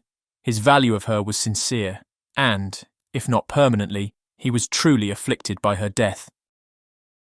I'm very glad of it, said Catherine. It would have been very shocking. If I understand you rightly, you had formed a surmise of such horror as I have hardly words to— Dear Miss Morland, consider the dreadful nature of the suspicions you have entertained. What have you been judging from? Remember the country and the age in which we live. Remember that we are English, that we are Christians. Consult your own understanding, your own sense of the probable, your own observation of what is passing around you. Does our education prepare us for such atrocities? Do our laws connive at them? Could they be perpetrated without being known in a country like this, where social and literary intercourse is on such a footing, where every man is surrounded by a neighbourhood of voluntary spies, and where roads and newspapers lay everything open? Dearest Miss Morland, what ideas have you been admitting? They had reached the end of the gallery, and with tears of shame, she ran off to her own room. Chapter 25. The visions of romance were over. Catherine was completely awakened. Henry's address, short as it had been, had more thoroughly opened her eyes to the extravagance of her late fancies than all their several disappointments had done. Most grievously was she humbled. Most bitterly did she cry. It was not only with herself that she was sunk, but with Henry. Her folly, which now seemed even criminal, was all exposed to him, and he must despise her forever. The liberty which her imagination had dared to take with the character of his father, could he ever forgive it? The absurdity of her curiosity and her fears, could they ever be forgotten? She hated herself more than she could express. She thought he had, once or twice before this fatal morning, shown something like affection for her. But now, in short, she made herself as miserable as possible for about half an hour, went down when the clock struck 5, with a broken heart, and could scarcely give an intelligible answer to Eleanor's inquiry if she was well. The formidable Henry soon followed her into the room, and the only difference in his behaviour to her was that he paid her rather more attention than usual. Catherine had never wanted comfort more, and he looked as if he was aware of it. The evening wore away with no abatement of this soothing politeness, and her spirits were gradually raised to a modest tranquillity. She did not learn either to forget or defend the past, but she learned to hope that it would never transpire farther, and that it might not cost her Henry's entire regard. Her thoughts being still chiefly fixed on what she had with such causeless terror felt and done, nothing could shortly be clearer than that it had been all a voluntary, self-created delusion, each trifling circumstance receiving importance from an imagination resolved on alarm, and everything forced to bend to one purpose by a mind which, before she entered the Abbey, had been craving to be frightened. She remembered with what feelings she had prepared for a knowledge of Northanger. She saw that the infatuation had been created, the mischief settled, long before her quitting Bath, and it seemed as if the whole might be traced to the influence of that sort of reading which she had there indulged. Charming as were all Mrs. Radcliffe's works, and charming even as were the works of all her imitators, it was not in them perhaps that human nature, at least in the Midland counties of England, was to be looked for. Of the Alps and Pyrenees, with their pine forests and their vices, they might give a faithful delineation, and Italy, Switzerland, and the south of France might be as fruitful in horrors as they were there represented. Catherine dared not doubt beyond her own country, and even of that, if hard pressed, would have yielded the northern and western extremities. But in the central part of England, there was surely some security for the existence even of a wife not beloved in the laws of the land and the manners of the age. Murder was not tolerated, servants were not slaves, and neither poison nor sleeping potions to be procured, like rhubarb, from every druggist. Among the Alps and Pyrenees, perhaps, there were no mixed characters. There, such as were not as spotless as an angel might have the dispositions of a fiend. But in England it was not so. Among the English, she believed, in their hearts and habits, there was a general though unequal mixture of good and bad. Upon this conviction, she would not be surprised if even in Henry and Eleanor Tilney some slight imperfection might hereafter appear, and upon this conviction she need not fear to acknowledge some actual specks in the character of their father, who, though cleared from the grossly injurious suspicions which she must ever blush to have entertained, she did believe, upon serious consideration, to be not perfectly amiable. Her mind made up on these several points, and her resolution formed of always judging and acting in future with the greatest good sense. She had nothing to do but to forgive herself and be happier than ever, and the lenient hand of time did much for her by insensible gradations in the course of another day. Henry's astonishing generosity and nobleness of conduct, in never alluding in the slightest way to what had passed, was of the greatest assistance to her, and sooner than she could have supposed it possible, in the beginning of her distress, her spirits became absolutely comfortable and capable as heretofore of continual improvement by anything he said. There were still some subjects, indeed, under which she believed they must always tremble, the mention of a chest or a cabinet, for instance, and she did not love the sight of Japan in any shape. But even she could allow that an occasional memento of past folly, however painful, might not be without use. The anxieties of common life began soon to succeed to the alarms of romance. Her desire of hearing from Isabella grew every day greater.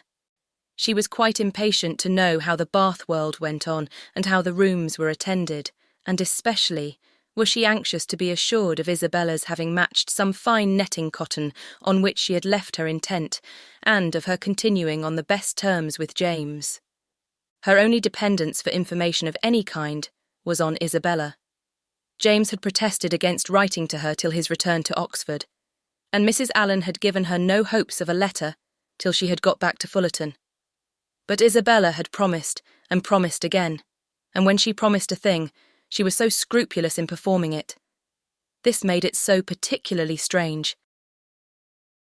For 9 successive mornings, Catherine wondered over the repetition of a disappointment, which each morning became more severe. But on the 10th, when she entered the breakfast room, her first object was a letter, held out by Henry's willing hand. She thanked him as heartily as if he had written it himself. "'Tis only from James, however," as she looked at the direction. She opened it. It was from Oxford, and to this purpose. Dear Catherine, though God knows, with little inclination for writing, I think it my duty to tell you that everything is at an end between Miss Thorpe and me. I left her and Bath yesterday, never to see either again. I shall not enter into particulars. They would only pain you more. You will soon hear enough from another quarter to know where lies the blame, and I hope will acquit your brother of everything but the folly of too easily thinking his affection returned.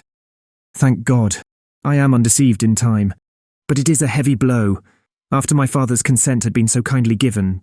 But no more of this. She has made me miserable forever. Let me soon hear from you, dear Catherine. You are my only friend. Your love I do build upon. I wish your visit at Northanger may be over before Captain Tilney makes his engagement known, or you will be uncomfortably circumstanced. Poor Thorpe is in town. I dread the sight of him. His honest heart would feel so much. I have written to him and my father. Her duplicity hurts me more than all. Till the very last, if I reasoned with her, she declared herself as much attached to me as ever, and laughed at my fears. I am ashamed to think how long I bore with it. But if ever man had reason to believe himself loved, I was that man. I cannot understand even now what she would be at, for there could be no need of my being played off to make her secure of Tilney. We parted at last by mutual consent. Happy for me had we never met. I can never expect to know such another woman. Dearest Catherine, beware how you give your heart. Believe me, etc. Catherine had not read 3 lines before her sudden change of countenance, and short exclamations of sorrowing wonder declared her to be receiving unpleasant news, and Henry, earnestly watching her through the whole letter, saw plainly that it ended no better than it began. He was prevented, however, from even looking his surprise by his father's entrance. They went to breakfast directly, but Catherine could hardly eat anything. Tears filled her eyes, and even ran down her cheeks as she sat. The letter was one moment in her hand, then in her lap, and then in her pocket, and she looked as if she knew not what she did. The General, between his cocoa and his newspaper, had luckily no leisure for noticing her, but to the other two, Her distress was equally visible. As soon as she dared leave the table, she hurried away to her own room, but the housemaids were busy in it, and she was obliged to come down again. She turned into the drawing-room for privacy, but Henry and Eleanor had likewise retreated thither, and were at that moment deep in consultation about her. She drew back, trying to beg their pardon, but was, with gentle violence, forced to return, and the others withdrew, after Eleanor had affectionately expressed a wish of being of use or comfort to her. After half an hour's free indulgence of grief and reflection, Catherine felt equal to encountering her friends, but whether she should make her distress known to them was another consideration. Perhaps, if particularly questioned, she might just give an idea, just distantly hint at it, but not more. To expose a friend, such a friend as Isabella had been to her, and then their own brother so closely concerned in it, she believed she must waive the subject altogether. Henry and Eleanor were by themselves in the breakfast-room, and each, as she entered it, looked at her anxiously. Catherine took her place at the table, and after a short silence, Eleanor said, "No bad news from Fullerton, I hope. Mr. and Mrs. Morland, your brothers and sisters. I hope they are none of them ill." No, I thank you. Sighing as she spoke. They are all very well. My letter was from my brother at Oxford.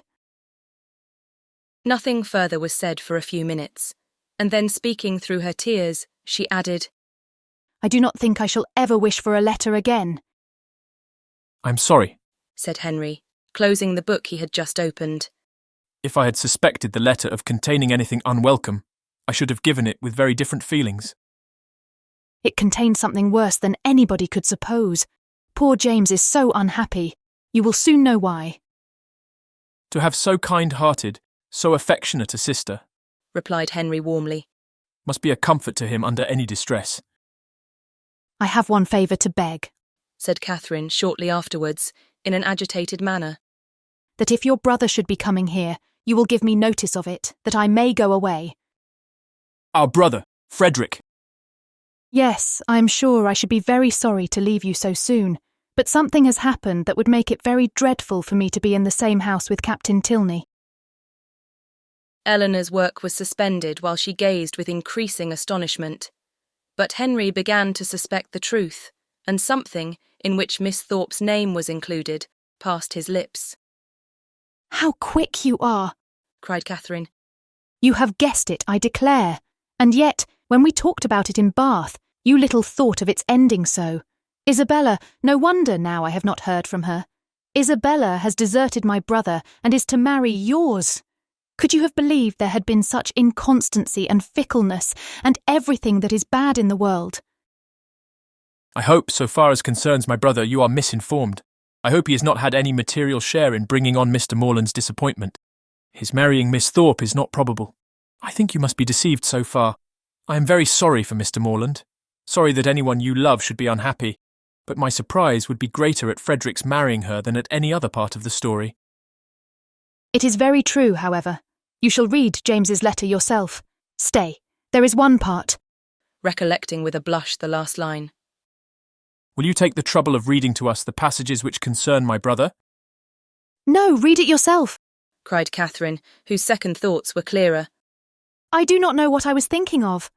Blushing again that she had blushed before. James only means to give me good advice. He gladly received the letter, and having read it through, with close attention, returned it saying, Well, if it is to be so, I can only say that I am sorry for it. Frederick will not be the first man who has chosen a wife with less sense than his family expected. I do not envy his situation either as a lover or a son. Miss Tilney, at Catherine's invitation, now read the letter likewise, and having expressed also her concern and surprise, began to inquire into Miss Thorpe's connections and fortune. Her mother is a very good sort of woman, was Catherine's answer.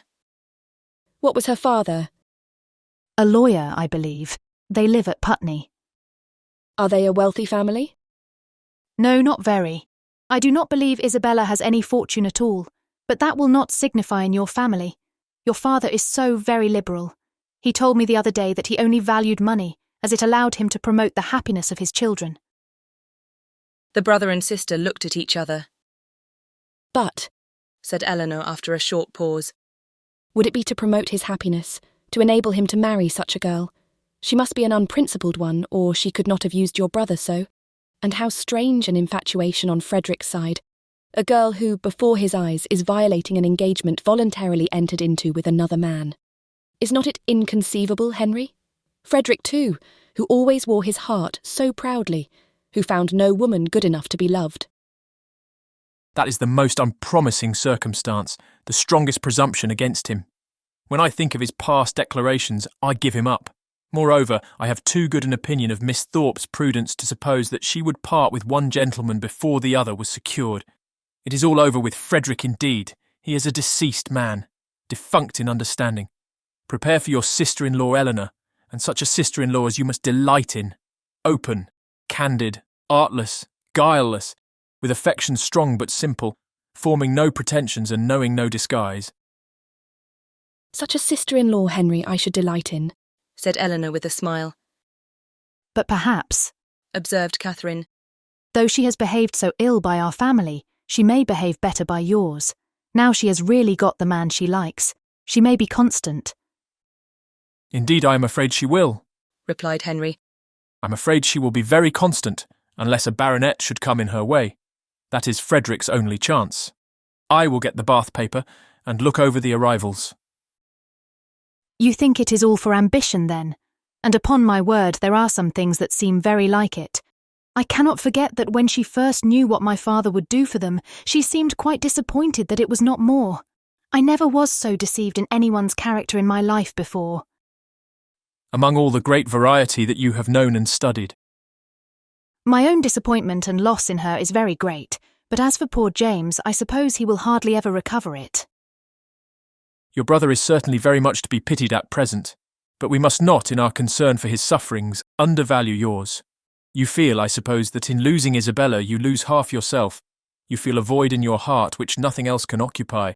Society is becoming irksome. And as for the amusements in which you were wont to share at Bath, the very idea of them without her is abhorrent.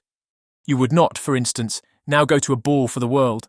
You feel that you have no longer any friend to whom you can speak with unreserve, on whose regard you can place dependence, or whose counsel in any difficulty you could rely on. You feel all this? No, said Catherine, after a few moments' reflection. I do not. Ought I? To say the truth, though I am hurt and grieved, that I cannot still love her, that I am never to hear from her, perhaps never to see her again, I do not feel so very, very much afflicted as one would have thought. You feel, as you always do, what is most to the credit of human nature. Such feelings ought to be investigated, that they may know themselves. Catherine, by some chance or other, found her spirits so very much relieved by this conversation that she could not regret her being led on, though so unaccountably, to mention the circumstance which had produced it. Chapter 26. From this time, the subject was frequently canvassed by the three young people, and Catherine found, with some surprise, that her two young friends were perfectly agreed in considering Isabella's want of consequence and fortune as likely to throw great difficulties in the way of her marrying their brother. Their persuasion that the General would, upon this ground alone, independent of the objection that might be raised against her character, oppose the connection, turned her feelings moreover with some alarm towards herself. She was as insignificant, and perhaps as portionless, as Isabella, and if the heir of the Tilney property had not grandeur and wealth enough in himself, at what point of interest were the demands of his younger brother to rest? The very painful reflections to which this thought led could only be dispersed by a dependence on the effect of that particular partiality, which, as she was given to understand by his words as well as his actions, she had from the first been so fortunate as to excite in the General, and by a recollection of some most generous and disinterested sentiments on the subject of money, which she had more than once heard him utter, and which tempted her to think his disposition in such matters misunderstood by his children. They were so fully convinced, however, that their brother would not have the courage to apply in person for his father's consent, and so repeatedly assured her that he had never in his life been less likely to come to Northanger than at the present time, that she suffered her mind to be at ease as to the necessity of any sudden removal of her own. But as it was not to be supposed that Captain Tilney, whenever he made his application, would give his father any just idea of Isabella's conduct, it occurred to her as highly expedient that Henry should lay the whole business before him as it really was, enabling the general by that means to form a cool and impartial opinion, and prepare his objections on a fairer ground than inequality of situations. She proposed it to him accordingly, but he did not catch at the measure so eagerly as she had expected. "No," said he. "My father's hands need not be strengthened, and Frederick's confession of folly need not be forestalled. He must tell his own story." But he will tell only half of it. "A quarter would be enough." A day or two passed away, and brought no tidings of Captain Tilney. His brother and sister knew not what to think. Sometimes it appeared to them as if his silence would be the natural result of the suspected engagement, and at others that it was wholly incompatible with it. The general, meanwhile, though offended every morning by Frederick's remissness in writing, was free from any real anxiety about him, and had no more pressing solicitude than that of making Miss Morland's time at Northanger pass pleasantly. He often expressed his uneasiness on this head, feared the sameness of everyday society, and employments would disgust her with the place, wished the Lady Frasers had been in the country, talked every now and then of having a large party to dinner, and once or twice began even to calculate the number of young dancing people in the neighbourhood. But then it was such a dead time of year, no wildfowl, no game, and the Lady Frasers were not in the country. And it all ended at last in his telling Henry one morning that when he next went to Woodston, they would take him by surprise there some day or other and eat their mutton with him. Henry was greatly honoured and very happy, and Catherine was quite delighted with the scheme. "And when do you think, sir, I may look forward to this pleasure? I must be at Woodston on Monday to attend the parish meeting, and shall probably be obliged to stay 2 or 3 days. Well, well, we will take our chance some one of those days. There's no need to fix. You are not to put yourself at all out of your way. Whatever you may happen to have in the house will be enough. I think I can answer for the young ladies, making allowance for a bachelor's table. Let me see. Monday will be a busy day with you. We will not come on Monday, and Tuesday will be a busy one with me. I expect my surveyor from Brockham with his report in the morning, and afterwards I cannot in decency fail attending the club. I really could not face my acquaintance if I stayed away now, for as I am known to be in the country, it would be taken exceedingly amiss, and it is a rule with me, Miss Morland, never to give offence to any of my neighbours if a small sacrifice of time and attention can prevent it. They are a set of very worthy men. They have half a buck from Northanger twice a year, and I dine with them whenever I can. Tuesday, therefore, we may say is out of the question, but on Wednesday, I think, Henry, you may expect us, and we shall be with you early, that we may have time to look about us. 2 hours and 3/4 will carry us to Woodston, I suppose. We shall be in the carriage by 10. So, about 1:15 on Wednesday, you may look for us. A ball itself could not have been more welcome to Catherine than this little excursion, so strong was her desire to be acquainted with Woodston, and her heart was still bounding with joy when Henry, about an hour afterwards, came booted and greatcoated into the room where she and Eleanor were sitting, and said, "I am come, young ladies, in a very moralising strain, to observe that our pleasures in this world are always to be paid for, and that we often purchase them at a great disadvantage, giving ready-moneyed actual happiness for a draught on the future that may not be honoured. Witness myself at this present hour, because I am to hope for the satisfaction of seeing you at Woodston on Wednesday, which bad weather or 20 other causes may prevent. I must go away directly, 2 days before I intended it." Go away, said Catherine with a very long face. And why? "Why? How can you ask the question? Because no time is to be lost in frightening my old housekeeper out of her wits. Because I must go and prepare a dinner for you, to be sure." Oh, not seriously. Aye, and sadly too, for I had much rather stay. But how can you think of such a thing after what the General said, when he so particularly desired you not to give yourself any trouble because anything would do? Henry only smiled. I am sure it is quite unnecessary upon your sister's account and mine, You must know it to be so, and the General made such a point of your providing nothing extraordinary. Besides, if he had not said half so much as he did, he has always such an excellent dinner at home that sitting down to a middling one for one day could not signify. I wish I could reason like you for his sake and my own. Goodbye. As tomorrow is Sunday, Eleanor, I shall not return. He went, and it being at any time a much simpler operation to Catherine to doubt her own judgment than Henry's, she was very soon obliged to give him credit for being right, however disagreeable to her his going. But the inexplicability of the General's conduct dwelt much on her thoughts. That he was very particular in his eating, she had, by her own unassisted observation, already discovered. But why he should say one thing so positively, and mean another all the while, was most unaccountable. How were people at that rate to be understood? Who but Henry could have been aware of what his father was at? From Saturday to Wednesday, however, they were now to be without Henry. This was the sad finale of every reflection, and Captain Tilney's letter would certainly come in his absence, and Wednesday she was very sure would be wet. The past, present, and future were all equally in gloom, her brother so unhappy, and her loss in Isabella so great, and Eleanor's spirits always affected by Henry's absence. What was there to interest or amuse her? She was tired of the woods and the shrubberies, always so smooth and so dry, and the Abbey in itself was no more to her now than any other house. The painful remembrance of the folly it had helped to nourish and perfect was the only emotion which could spring from a consideration of the building. What a revolution in her ideas! She who had so longed to be in an abbey.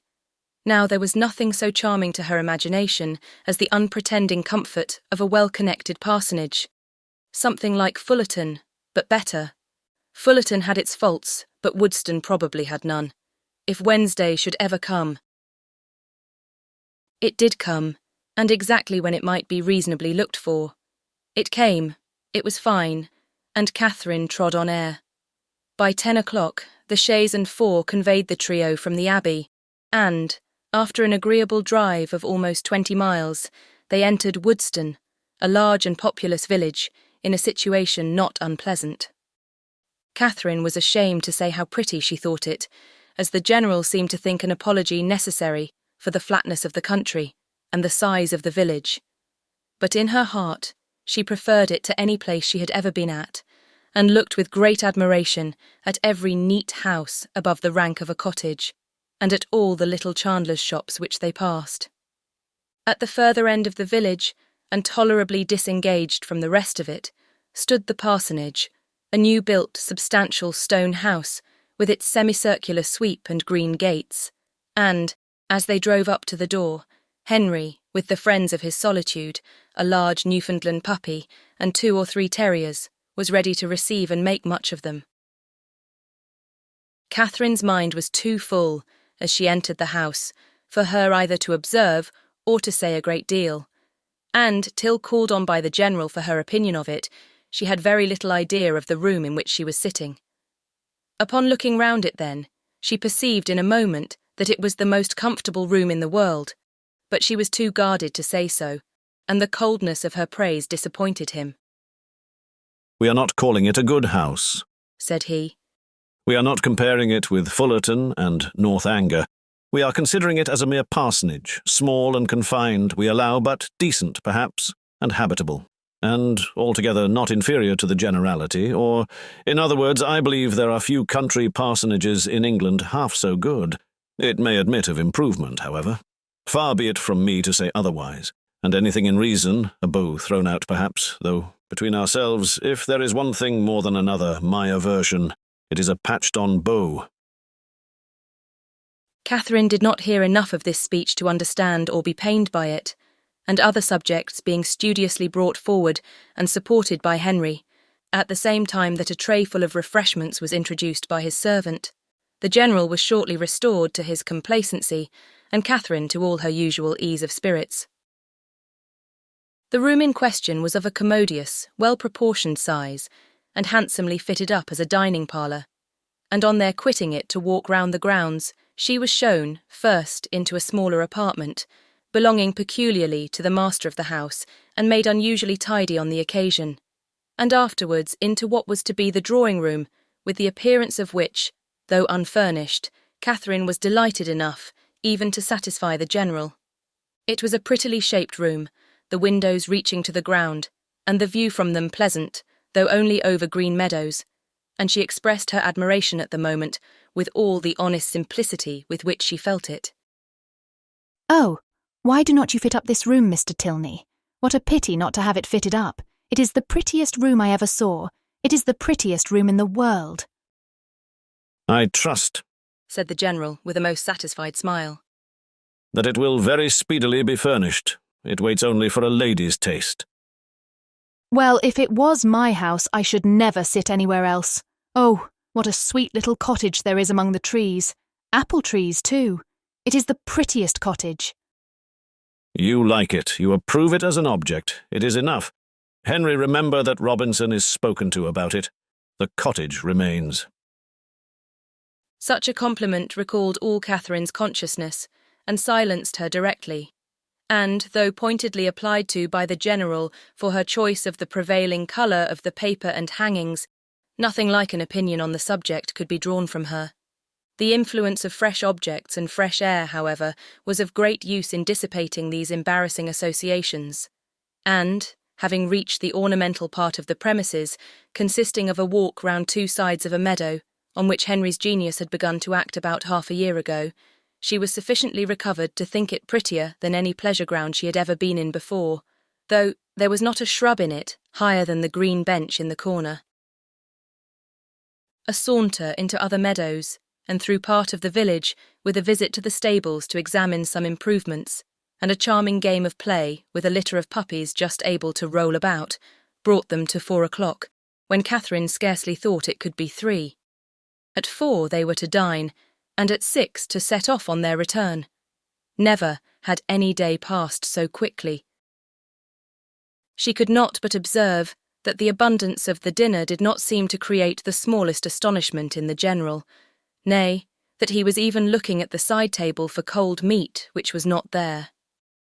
His son and daughter's observations were of a different kind. They had seldom seen him eat so heartily at any table but his own, and never before known him so little disconcerted by the melted butters being oiled. At 6 o'clock, the general having taken his coffee, the carriage again received them, and so gratifying had been the tenor of his conduct throughout the whole visit, so well assured was her mind on the subject of his expectations, that, could she have felt equally confident of the wishes of his son, Catherine would have quitted Woodston with little anxiety as to the how or the when she might return to it. Chapter 27.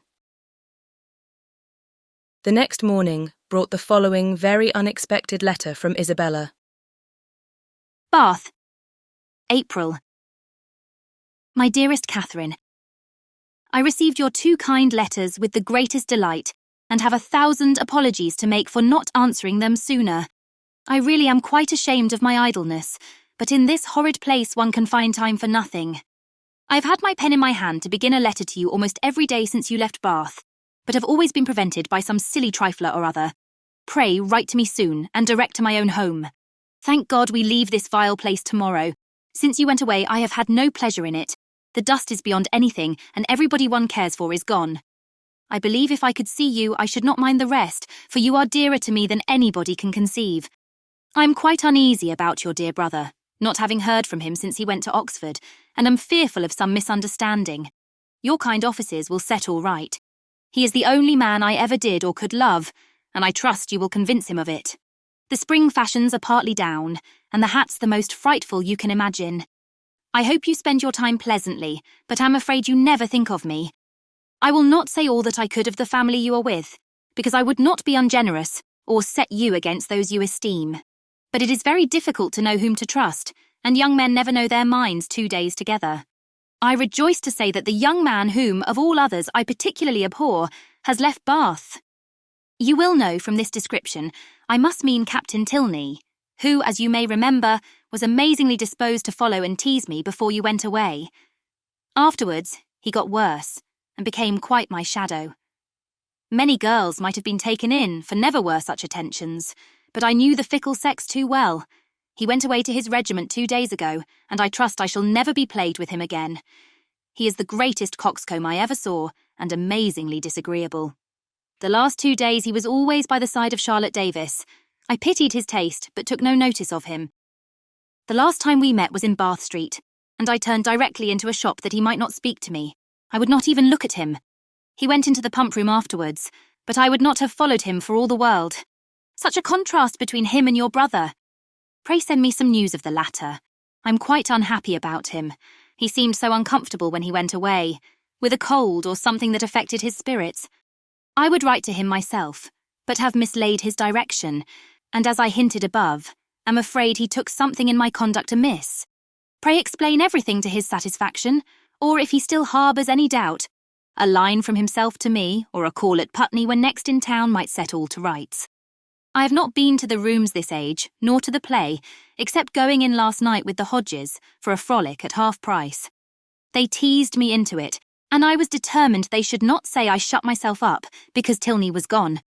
We happened to sit by the Mitchells, and they pretended to be quite surprised to see me out. I knew their spite. At one time they could not be civil to me, but now they are all friendship. But I am not such a fool as to be taken in by them. You know I have a pretty good spirit of my own. Anne Mitchell had tried to put on a turban like mine, as I wore it the week before at the concert, but made wretched work of it.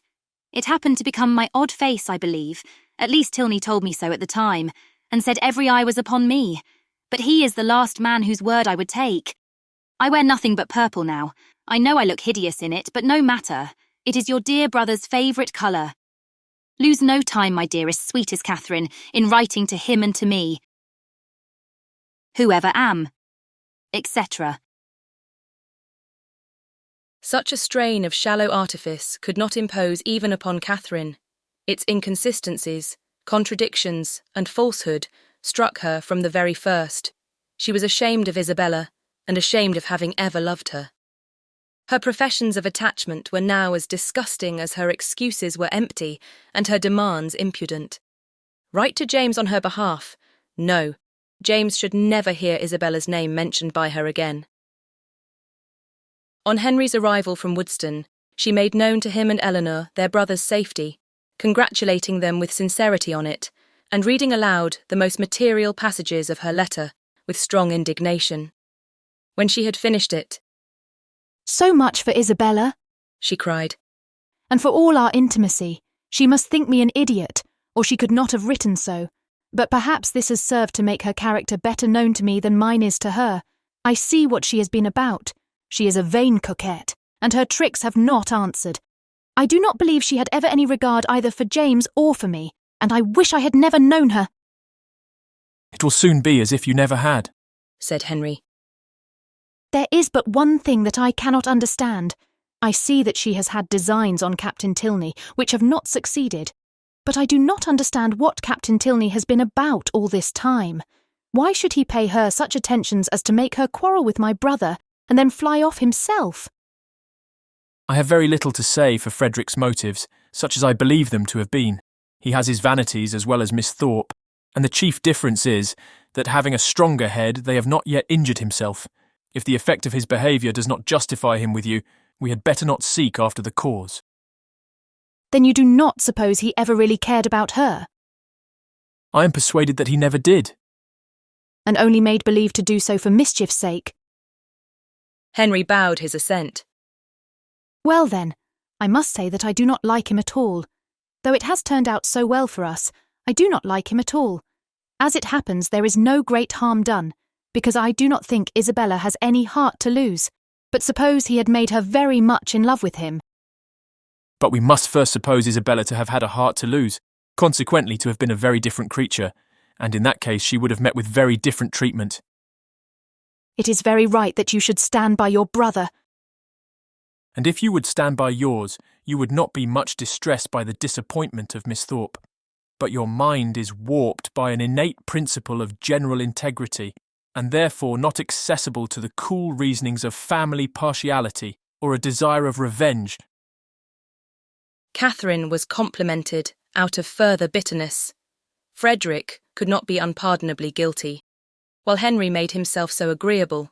She resolved on not answering Isabella's letter and tried to think no more of it. Chapter 28.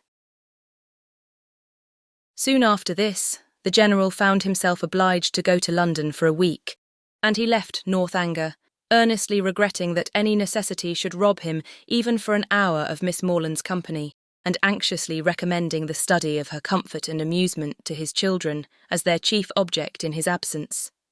His departure gave Catherine the first experimental conviction that a loss may be sometimes a gain.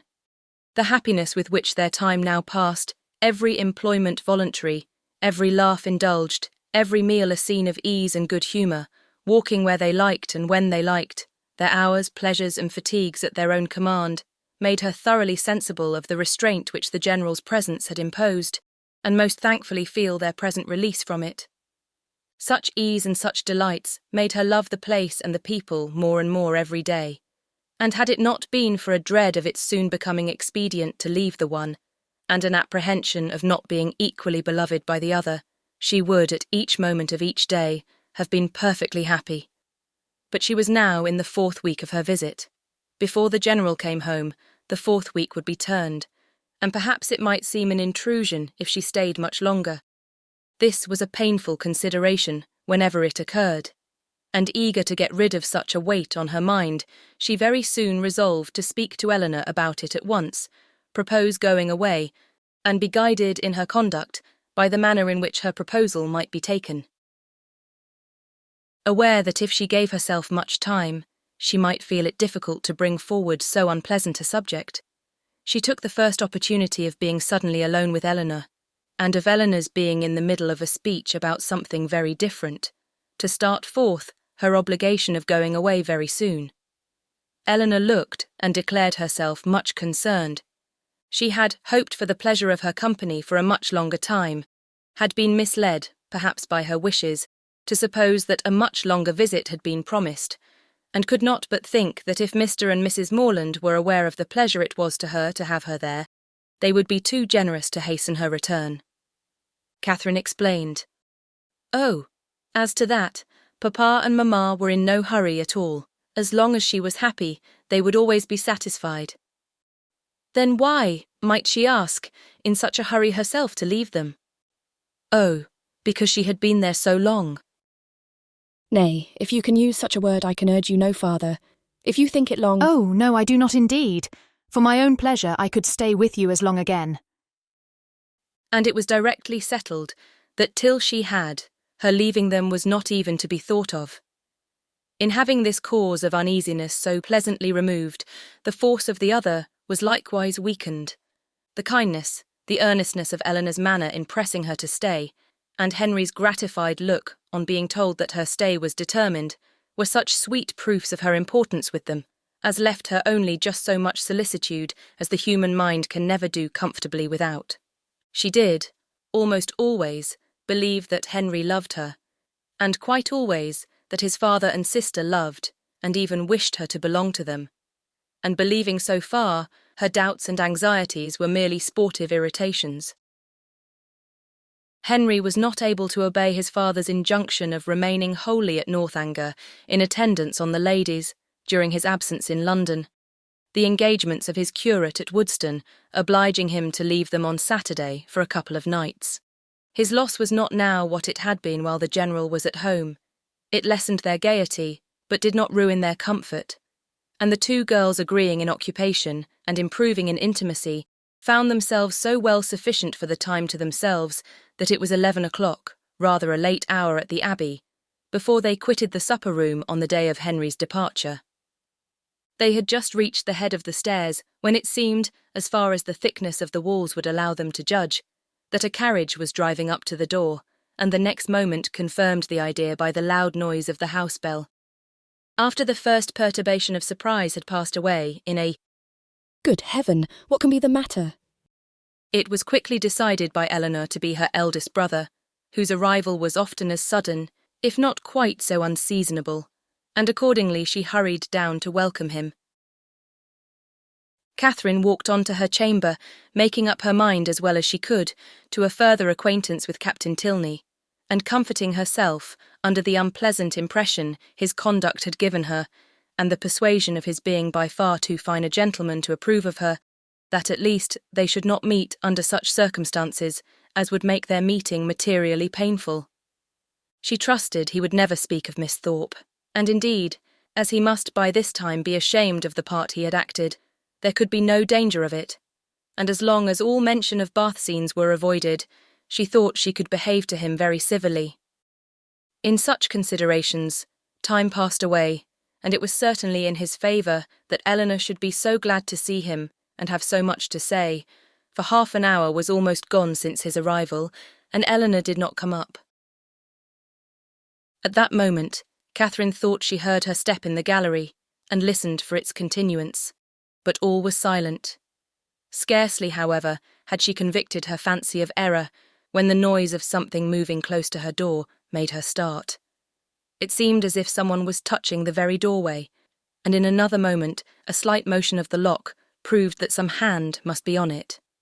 She trembled a little at the idea of anyone's approaching so cautiously, but resolving not to be again overcome by trivial appearances of alarm, or misled by a raised imagination, she stepped quietly forward and opened the door. Eleanor, and only Eleanor, stood there. Catherine's spirits, however, were tranquillised, but for an instant, for Eleanor's cheeks were pale, and her manner greatly agitated.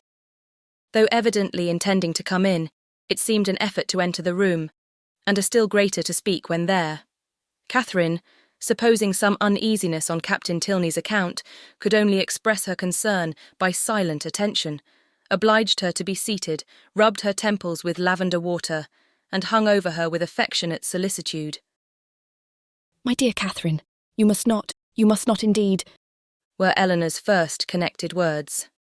"I am quite well. This kindness distracts me. I cannot bear it. I come to you on such an errand." "Errand? To me?" "How shall I tell you? Oh, how shall I tell you?"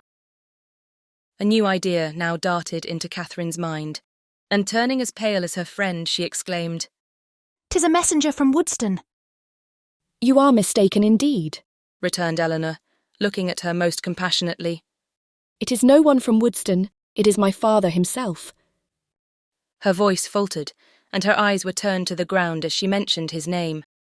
His unlooked-for return was enough in itself to make Catherine's heart sink, and for a few moments she hardly supposed there were anything worse to be told.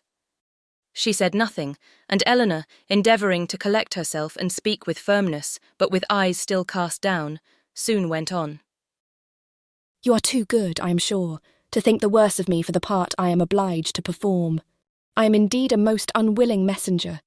After what has so lately passed, so lately been settled between us, how joyfully, how thankfully on my side, as to your continuing here as I hoped for many, many weeks longer, how can I tell you that your kindness is not to be accepted, and that the happiness your company has hitherto given us is to be repaid by? But I must not trust myself with words. My dear Catherine, we are to part. My father has recollected an engagement that takes our whole family away on Monday. We are going to Lord Longtown's, near Hereford, for a fortnight. Explanation and apology are equally impossible. I cannot attempt either." "My dear Eleanor," cried Catherine, suppressing her feelings as well as she could. "Do not be so distressed. A second engagement must give way to a first. I am very, very sorry we are to part, so soon and so suddenly too, but I am not offended. Indeed I am not. I can finish my visit here, you know, at any time, or I hope you will come to me. Can you, when you return from this Lord's, come to Fullerton?" "It will not be in my power, Catherine." "Come when you can, then." Eleanor made no answer, and Catherine's thoughts recurring to something more directly interesting, she added, thinking aloud, "Monday, so soon as Monday, and you all go. Well, I am certain of... I shall be able to take leave, however. I need not go till just before you do, you know. Do not be distressed, Eleanor. I can go on Monday very well. My father and mother's having no notice of it is of very little consequence. The General will send a servant with me, I dare say, half the way. And then I shall soon be at Salisbury, and then I am only 9 miles from home." "Ah, Catherine, were it settled so, it would be somewhat less intolerable, though in such common attentions you would have received but half what you ought. But how can I tell you? Tomorrow morning is fixed for your leaving us. and not even the hour is left to your choice. The very carriage is ordered, and will be here at 7 o'clock, and no servant will be offered you." Catherine sat down, breathless and speechless. I could hardly believe my senses when I heard it, and no displeasure, no resentment that you can feel at this moment, however justly great, can be more than I myself. But I must not talk of what I felt. Oh, that I could suggest anything in extenuation. Good God, what will your father and mother say, after courting you from the protection of real friends to this, almost double distance from your home, to have you driven out of the house, without the considerations even of decent civility? Dear, dear Catherine, in being the bearer of such a message, I seem guilty myself of all its insult. Yet I trust you will acquit me, for you must have been long enough in this house to see that I am but a nominal mistress of it, that my real power is nothing. "Have I offended the General?" said Catherine in a faltering voice. Alas, for my feelings as a daughter, all that I know, all that I answer for, is that you can have given him no just cause of offence. He certainly is greatly, very greatly discomposed. I have seldom seen him more so. His temper is not happy, and something has now occurred to ruffle it in an uncommon degree.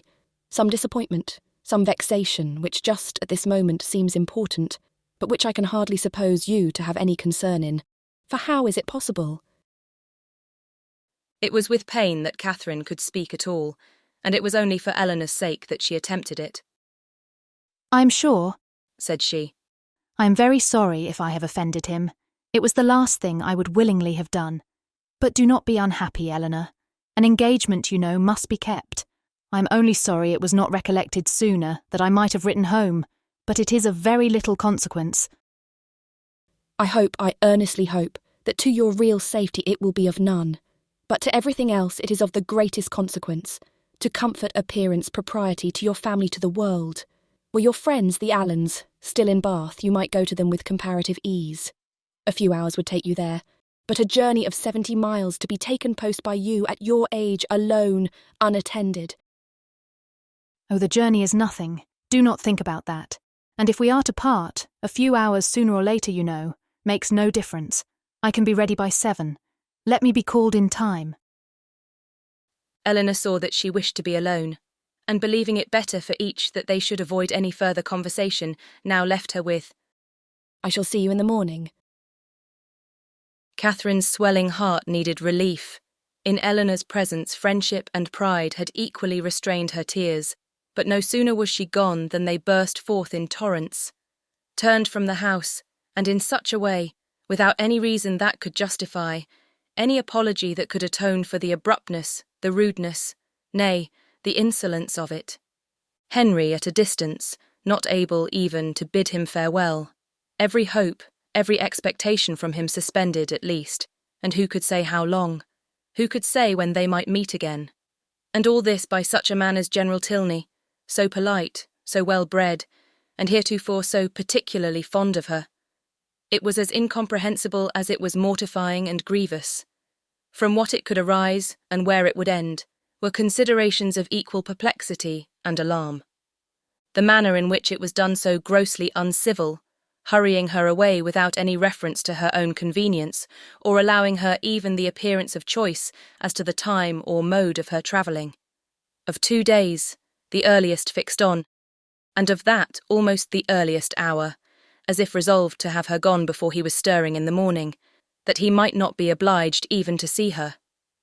What could all this mean but an intentional affront? By some means or other, she must have had the misfortune to offend him.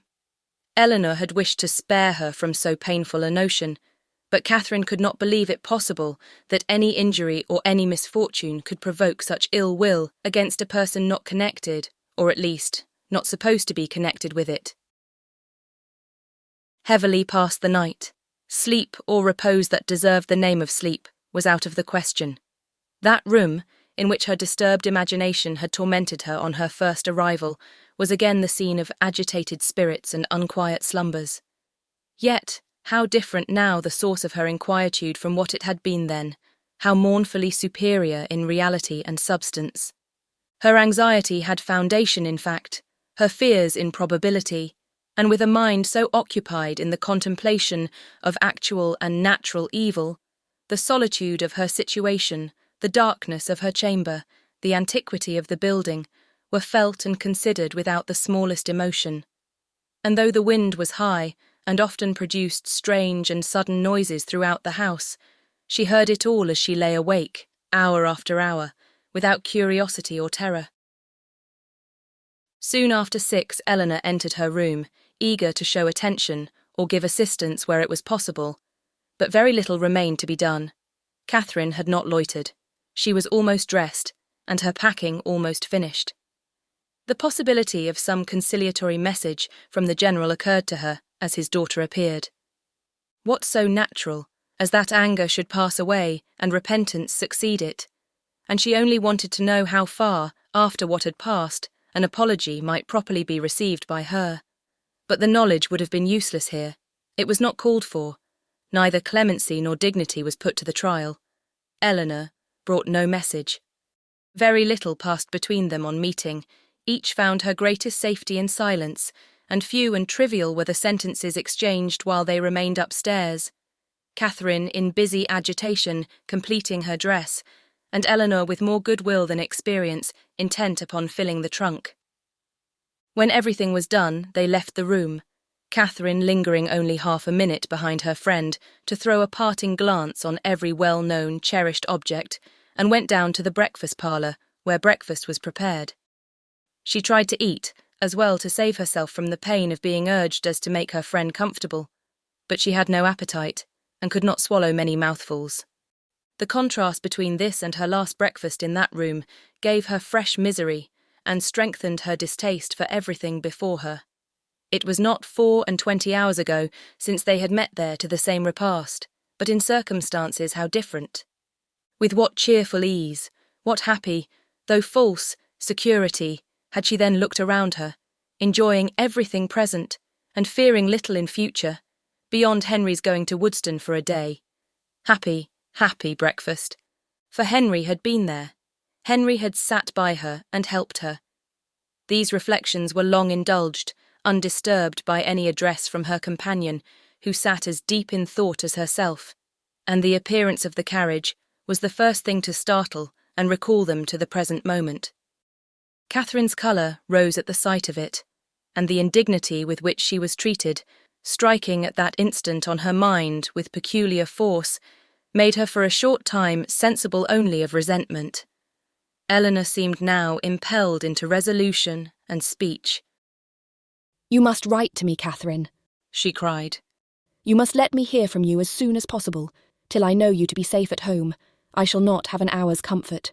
For one letter, at all risks, all hazards, I must entreat. Let me have the satisfaction of knowing that you are safe at Fullerton, and have found your family well, and then, till I can ask for your correspondence as I ought to do, I will not expect more. Direct to me at Lord Longtown's, and, I must ask it, under cover to Alice." No, Eleanor, if you are not allowed to receive a letter from me, I am sure I had better not write. There can be no doubt of my getting home safe. Eleanor only replied, "I cannot wonder at your feelings. I will not importune you. I will trust to your own kindness of heart when I am at a distance from you." But this, with the look of sorrow accompanying it, was enough to melt Catherine's pride in a moment, and she instantly said, "Oh, Eleanor, I will write to you indeed." There was yet another point which Miss Tilney was anxious to settle, though somewhat embarrassed in speaking of. It had occurred to her that after so long an absence from home, Catherine might not be provided with money enough for the expenses of her journey, and upon suggesting it to her with most affectionate offers of accommodation, it proved to be exactly the case. Catherine had never thought on the subject till that moment, but, upon examining her purse, was convinced that but for this kindness of her friend, she might have been turned from the house without even the means of getting home, and the distress in which she must have been thereby involved filling the minds of both. Scarcely another word was said by either during the time of their remaining together. Short, however, was that time. The carriage was soon announced to be ready, and Catherine, instantly rising, a long and affectionate embrace supplied the place of language in bidding each other adieu. And as they entered the hall, unable to leave the house without some mention of one whose name had not yet been spoken by either, She paused a moment, and with quivering lips just made it intelligible that she left her kind remembrance for her absent friend. But with this approach to his name ended all possibility of restraining her feelings, and hiding her face as well as she could with her handkerchief, she darted across the hall, jumped into the chaise, and in a moment was driven from the door. Chapter 29. Catherine was too wretched to be fearful. The journey in itself had no terrors for her, and she began it without either dreading its length or feeling its solitariness. Leaning back in one corner of the carriage, in a violent burst of tears, she was conveyed some miles beyond the walls of the Abbey before she raised her head, and the highest point of ground within the park was almost closed from her view before she was capable of turning her eyes towards it. Unfortunately, the road she now travelled was the same which only 10 days ago she had so happily passed along in going to and from Woodston, and, for 14 miles, every bitter feeling was rendered more severe by the review of objects on which she had first looked under impressions so different. Every mile, as it brought her nearer Woodston, added to her sufferings, and when within the distance of 5, she passed the turning which led to it, and thought of Henry, so near, yet so unconscious, her grief and agitation were excessive. The day which she had spent at that place had been one of the happiest of her life. It was on that day, that the General had made use of such expressions with regard to Henry and herself, had so spoken and so looked as to give her the most positive conviction of his actually wishing their marriage. Yes, only 10 days ago had he elated her by his pointed regard, had he even confused her by his too significant reference. And now, what had she done, or what had she omitted to do, to merit such a change? The only offence against him of which she could accuse herself had been such as was scarcely possible to reach his knowledge.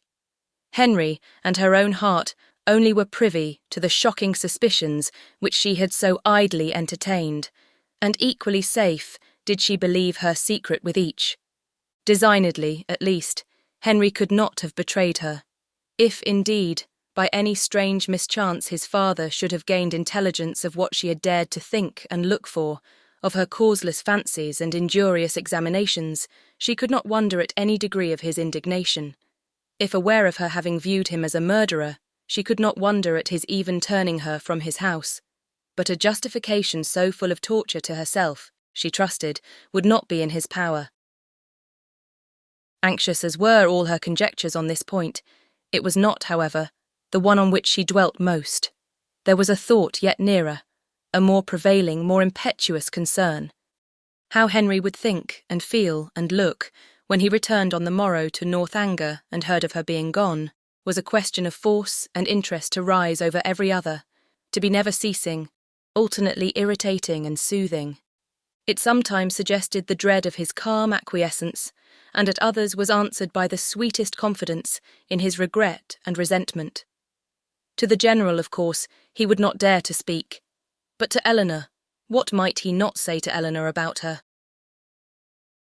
In this unceasing recurrence of doubts and inquiries on any one article of which her mind was incapable of more than momentary repose, the hours passed away, and her journey advanced much faster than she looked for.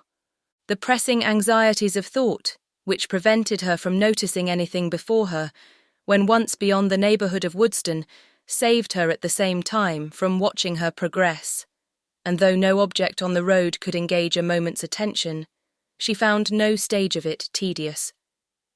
From this she was preserved too by another cause, by feeling no eagerness for her journey's conclusion, for to return in such a manner to Fullerton was almost to destroy the pleasure of a meeting with those she loved best, even after an absence such as hers, an 11 weeks' absence. What had she to say that would not humble herself and pain her family, that would not increase her own grief by the confession of it, extend an useless resentment, and perhaps involve the innocent with the guilty in undistinguishing ill will? She could never do justice to Henry and Eleanor's merit. She felt it too strongly for expression, and should a dislike be taken against them, should they be thought of unfavourably, on their father's account, it would cut her to the heart.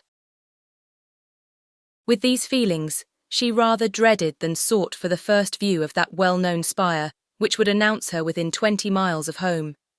Salisbury she had known to be her point on leaving Northanger, but after the first stage she had been indebted to the postmasters for the names of the places which were then to conduct her to it.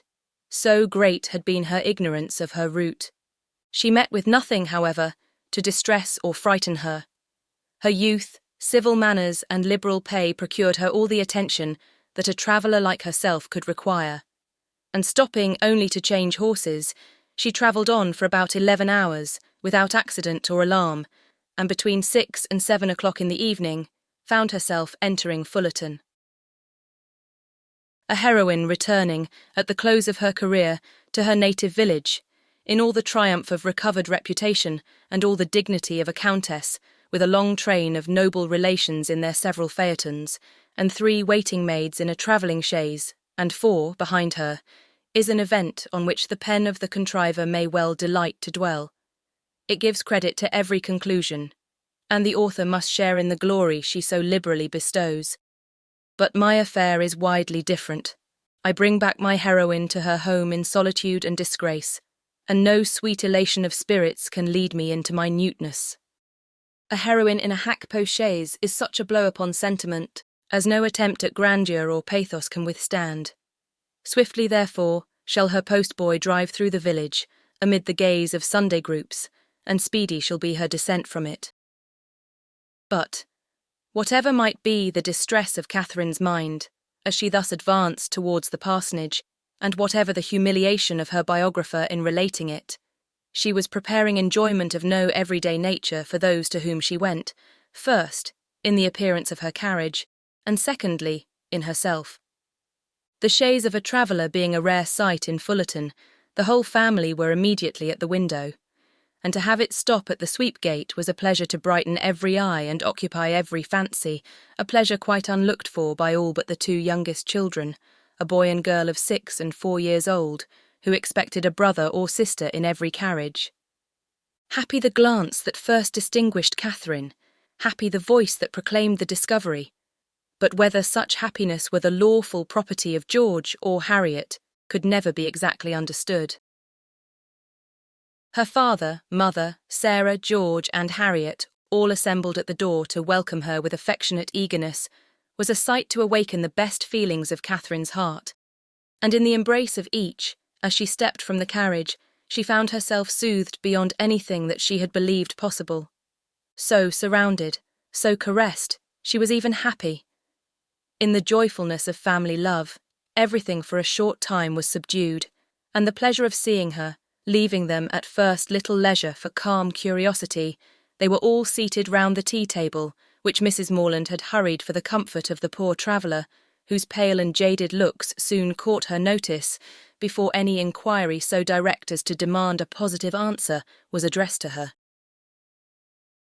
Reluctantly, and with much hesitation, did she then begin what might perhaps, at the end of half an hour, be termed, by the courtesy of her hearers, an explanation.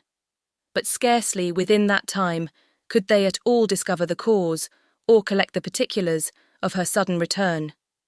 They were far from being an irritable race, far from any quickness in catching or bitterness in resenting affronts. But here, when the whole was unfolded, was an insult not to be overlooked, nor for the first half-hour to be easily pardoned. Without suffering any romantic alarm in the consideration of their daughter's long and lonely journey, Mr. and Mrs. Morland could not but feel that it might have been productive of much unpleasantness to her, that it was what they could never have voluntarily suffered, and that, in forcing her on such a measure, General Tilney had acted neither honourably nor feelingly, neither as a gentleman nor as a parent. Why he had done it, what could have provoked him to such a breach of hospitality, and so suddenly turned all his partial regard for their daughter into actual ill will, was a matter which they were at least as far from divining as Catherine herself. But it did not oppress them by any means so long, and after a due course of useless conjecture that it was a strange business, and that he must be a very strange man, grew enough for all their indignation and wonder, though Sarah indeed still indulged in the sweets of incomprehensibility, exclaiming and conjecturing with youthful ardour, My dear, you give yourself a great deal of needless trouble, said her mother at last.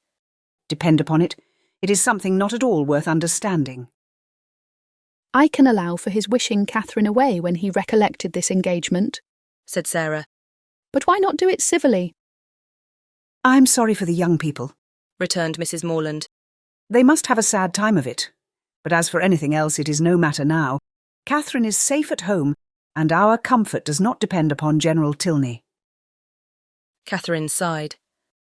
Well, continued her philosophic mother, I'm glad I did not know of your journey at the time, but now it is all over. Perhaps there is no great harm done. It is always good for young people to be put upon exerting themselves. And you know, my dear Catherine, you always were a sad little scatterbrained creature. But now you must have been forced to have your wits about you, with so much changing of chaises and so forth. And I hope it will appear that you have not left anything behind you in any of the pockets. Catherine hoped so too, and tried to feel an interest in her own amendment, but her spirits were quite worn down.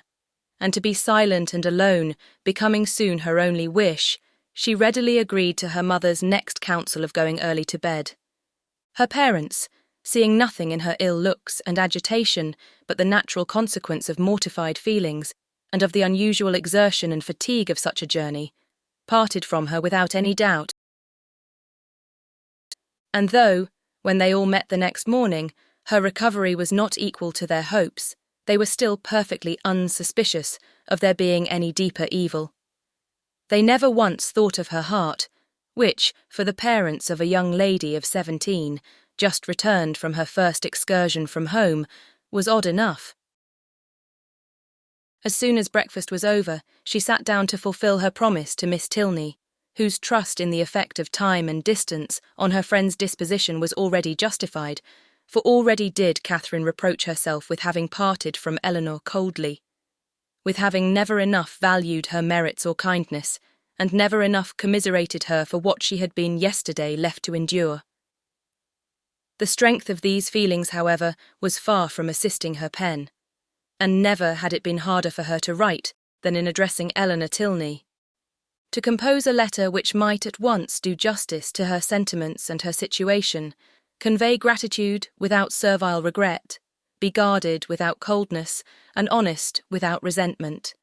A letter which Eleanor might not be pained by the perusal of, and above all, which she might not blush herself if Henry should chance to see, was an undertaking to frighten away all her powers of performance. And, after long thought and much perplexity, to be very brief was all that she could determine on with any confidence of safety. The money, therefore, which Eleanor had advanced was enclosed with little more than grateful thanks, and the 1,000 good wishes of a most affectionate heart.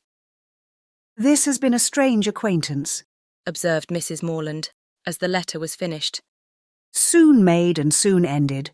I'm sorry it happened so, for Mrs. Allen thought them very pretty kind of young people, and you were sadly out of luck too in your Isabella. Ah, poor James. Well, we must live and learn, and the next new friends you make I hope will be better worth keeping. Catherine coloured as she warmly answered, No friend can be better worth keeping than Eleanor.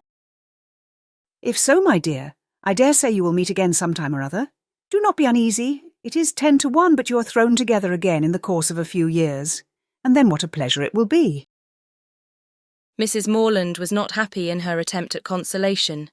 The hope of meeting again in the course of a few years could only put into Catherine's head what might happen within that time to make a meeting dreadful to her. She could never forget Henry Tilney, or think of him with less tenderness than she did at that moment. But he might forget her, and in that case, to meet.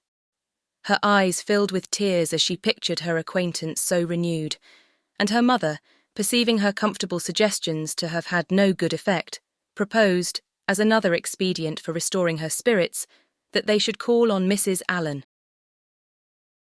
The two houses were only 1/4 of a mile apart, and as they walked, Mrs. Morland quickly dispatched all that she felt on the score of James's disappointment. We are sorry for him, said she. But otherwise there is no harm done in the match going off, for it could not be a desirable thing to have him engaged to a girl whom we had not the smallest acquaintance with, and who was so entirely without fortune. And now, after such behaviour, We cannot think at all well of her. Just at present it comes hard to poor James, but that will not last forever, and I dare say he will be a discreeter man all his life for the foolishness of his first choice. This was just such a summary view of the affair as Catherine could listen to. Another sentence might have endangered her complacence and made her reply less rational, for soon were all her thinking powers swallowed up in the reflection of her own change of feelings and spirits since last she had trodden that well-known road.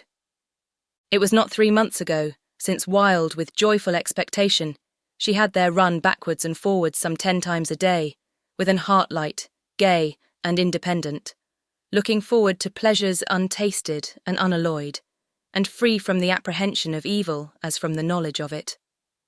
3 months ago had seen her all this, and now, how altered a being did she return.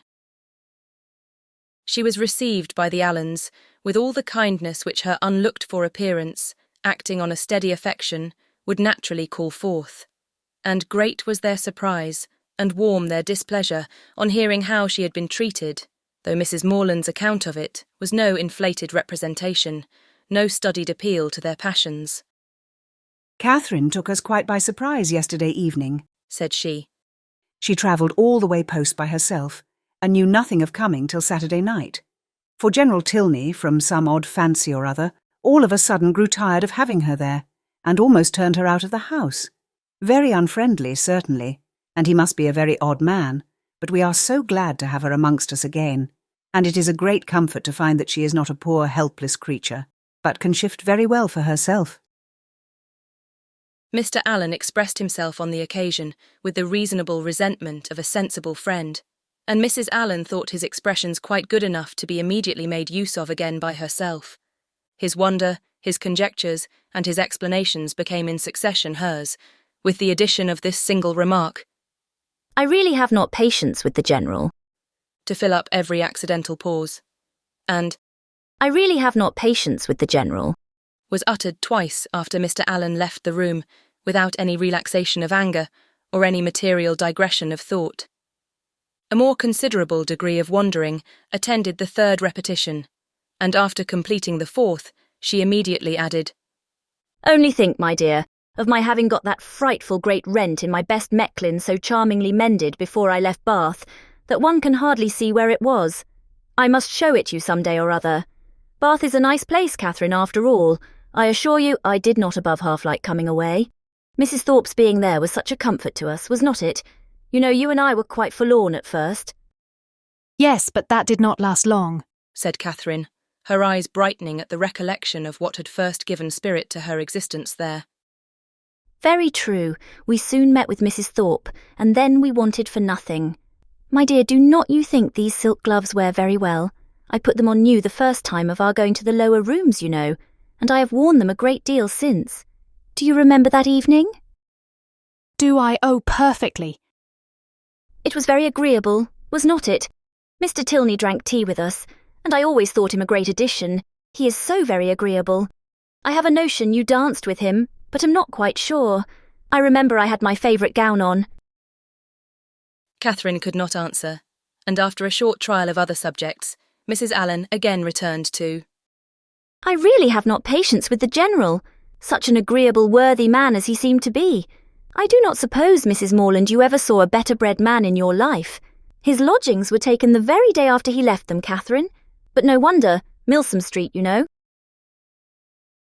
As they walked home again, Mrs. Morland endeavoured to impress on her daughter's mind the happiness of having such steady well-wishers as Mr. and Mrs. Allen, and the very little consideration which the neglect or unkindness of slight acquaintance like the Tilneys ought to have with her, while she could preserve the good opinion and affection of her earliest friends. There was a great deal of good sense in all this, but there are some situations of the human mind in which good sense has very little power, and Catherine's feelings contradicted almost every position her mother advanced.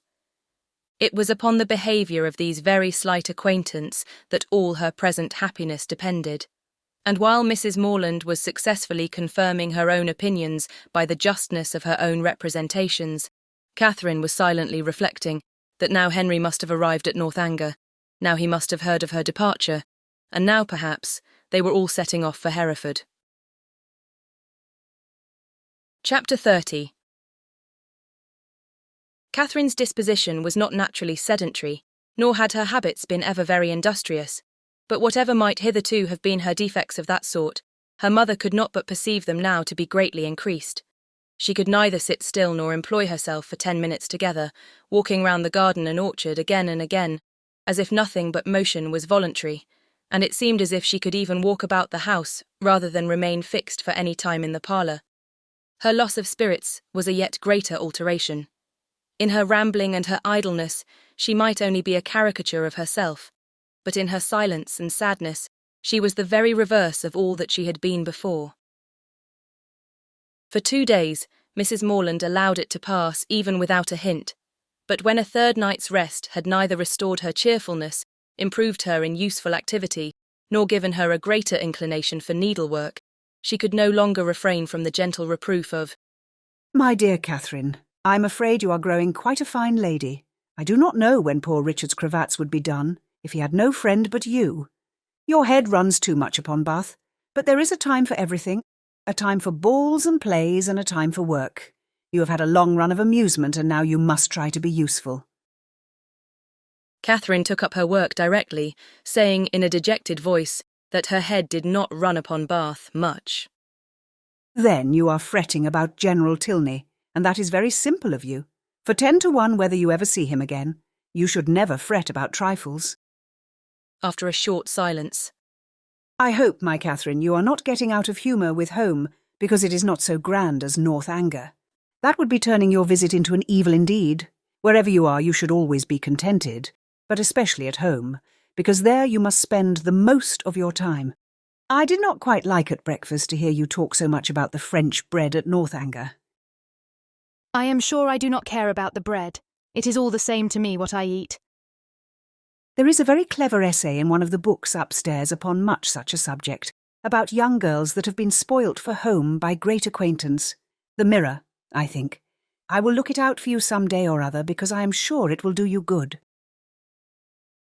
Catherine said no more, and with an endeavour to do right, applied to her work, but after a few minutes, sunk again, without knowing it herself, into languor and listlessness, moving herself in her chair from the irritation of weariness, much oftener than she moved her needle. Mrs. Morland watched the progress of this relapse, and seeing, in her daughter's absent and dissatisfied look, the full proof of that repining spirit to which she had now begun to attribute her want of cheerfulness, hastily left the room to fetch the book in question, anxious to lose no time in attacking so dreadful a malady. It was some time before she could find what she looked for, and other family matters occurring to detain her, a quarter of an hour had elapsed ere she returned downstairs with the volume from which so much was hoped. Her avocations above having shut out all noise, but what she created herself, she knew not that a visitor had arrived within the last few minutes, till, on entering the room, the first object she beheld was a young man whom she had never seen before. With a look of much respect, he immediately rose, and being introduced to her by her conscious daughter as Mr. Henry Tilney, with the embarrassment of real sensibility, began to apologise for his appearance there, acknowledging that after what had passed, he had little right to expect a welcome at Fullerton, and stating his impatience to be assured of Miss Morland's having reached her home in safety as the cause of his intrusion. He did not address himself to an uncandid judge or a resentful heart. Far from comprehending him or his sister in their father's misconduct, Mrs. Morland had been always kindly disposed towards each, and instantly pleased by his appearance, received him with the simple professions of unaffected benevolence. Thanking him for such an attention to her daughter, assuring him that the friends of her children were always welcome there, and entreating him to say not another word of the past. He was not ill-inclined to obey this request, for though his heart was greatly relieved by such unlooked-for mildness, it was not just at that moment in his power to say anything to the purpose. Returning in silence to his seat, therefore, he remained for some minutes most civilly, answering all Mrs. Morland's common remarks about the weather and roads. Catherine, meanwhile, the anxious, agitated, happy, feverish Catherine, said not a word, but her glowing cheek and brightened eye made her mother trust that this good-natured visit would at least set her heart at ease for a time, and gladly, therefore, did she lay aside the first volume of the Mirror for a future hour. desirous of Mr. Morland's assistance, as well in giving encouragement as in finding conversation for her guest, whose embarrassment on his father's account she earnestly pitied. Mrs. Morland had very early dispatched one of the children to summon him. But Mr. Morland was from home, and being thus without any support, at the end of a quarter of an hour she had nothing to say. After a couple of minutes' unbroken silence, Henry, turning to Catherine for the first time since her mother's entrance, asked her, with sudden alacrity, if Mr. and Mrs. Allen were now at Fullerton, and on developing, from amidst all her perplexity of words in reply, the meaning, which one short syllable would have given, immediately expressed his intention of paying his respects to them, and, with a rising colour, asked her if she would have the goodness to show him the way. You may see the house from this window, sir, was information on Sarah's side, which produced only a bow of acknowledgment from the gentleman, and a silencing nod from her mother. For Mrs. Morland, thinking it probable, as a secondary consideration in his wish of waiting on their worthy neighbours, that he might have some explanation to give of his father's behaviour, which it must be more pleasant for him to communicate only to Catherine, would not on any account prevent her accompanying him. They began their walk, and Mrs. Morland was not entirely mistaken in his object in wishing it. Some explanation on his father's account he had to give, but his first purpose was to explain himself, and before they reached Mr. Allen's grounds, he had done it so well that Catherine did not think it could ever be repeated too often. She was assured of his affection, and that heart in return was solicited, which, perhaps, they pretty equally knew, was already entirely his own. For though Henry was now sincerely attached to her, though he felt and delighted in all the excellencies of her character and truly loved her society, I must confess that his affection originated in nothing better than gratitude, or, in other words, that a persuasion of her partiality for him had been the only cause of giving her a serious thought. It is a new circumstance in romance, I acknowledge, and dreadfully derogatory of an heroine's dignity. But if it be as new in common life, the credit of a wild imagination will at least be all my own.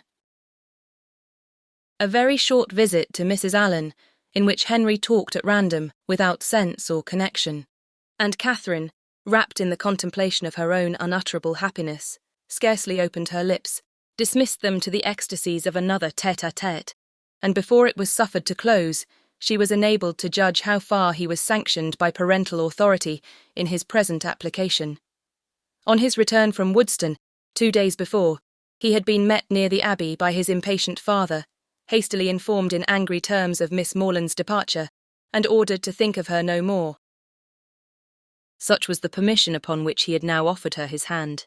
The affrighted Catherine, amidst all the terrors of expectation as she listened to this account, could not but rejoice in the kind caution with which Henry had saved her from the necessity of a conscientious rejection, by engaging her faith before he mentioned the subject, and as he proceeded to give the particulars and explain the motives of his father's conduct, her feelings soon hardened into even a triumphant delight.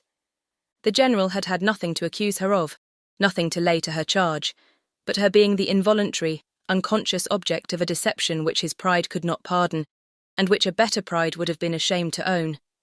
She was guilty only of being less rich than he had supposed her to be. Under a mistaken persuasion of her possessions and claims, he had courted her acquaintance in Bath, solicited her company at Northanger, and designed her for his daughter-in-law. On discovering his error, to turn her from the house seemed the best, though to his feelings an inadequate proof of his resentment towards herself and his contempt of her family. John Thorpe had first misled him. The General, perceiving his son one night at the theatre to be paying considerable attention to Miss Morland, had accidentally inquired of Thorpe if he knew more of her than her name. Thorpe, most happy to be on speaking terms with a man of General Tilney's importance, had been joyfully and proudly communicative, and being at that time not only in daily expectation of Morland's engaging Isabella, but likewise pretty well resolved upon marrying Catherine himself, his vanity induced him to represent the family as yet more wealthy than his vanity and avarice had made him believe them. With whomsoever he was, or was likely to be connected, his own consequence always required that theirs should be great, and as his intimacy with any acquaintance grew, so regularly grew their fortune. The expectations of his friend Morland, therefore, from the first overrated, had ever since his introduction to Isabella been gradually increasing, and by merely adding twice as much for the grandeur of the moment, by doubling what he chose to think the amount of Mr. Morland's preferment, trebling his private fortune, bestowing a rich aunt, and sinking half the children, he was able to represent the whole family to the general in a most respectable light. For Catherine, however, the peculiar object of the general's curiosity, and his own speculations, he had yet something more in reserve, and the £10,000 or £15,000 which her father could give her would be a pretty addition to Mr. Allen's estate. Her intimacy there had made him seriously determine on her being handsomely legacied hereafter, and to speak of her therefore as the almost acknowledged future heiress of Fullerton naturally followed. Upon such intelligence the general had proceeded, for never had it occurred to him to doubt its authority. Thorpe's interest in the family, by his sister's approaching connection with one of its members, and his own views on another, circumstances of which he boasted with almost equal openness, seemed sufficient vouchers for his truth, and to these were added the absolute facts of the Allens being wealthy and childless, of Miss Morland's being under their care, and, as soon as his acquaintance allowed him to judge, of their treating her with parental kindness. His resolution was soon formed. Already had he discerned a liking towards Miss Morland in the countenance of his son, and thankful for Mr. Thorpe's communication, he almost instantly determined to spare no pains in weakening his boasted interest and ruining his dearest hopes. Catherine herself could not be more ignorant at the time of all this than his own children.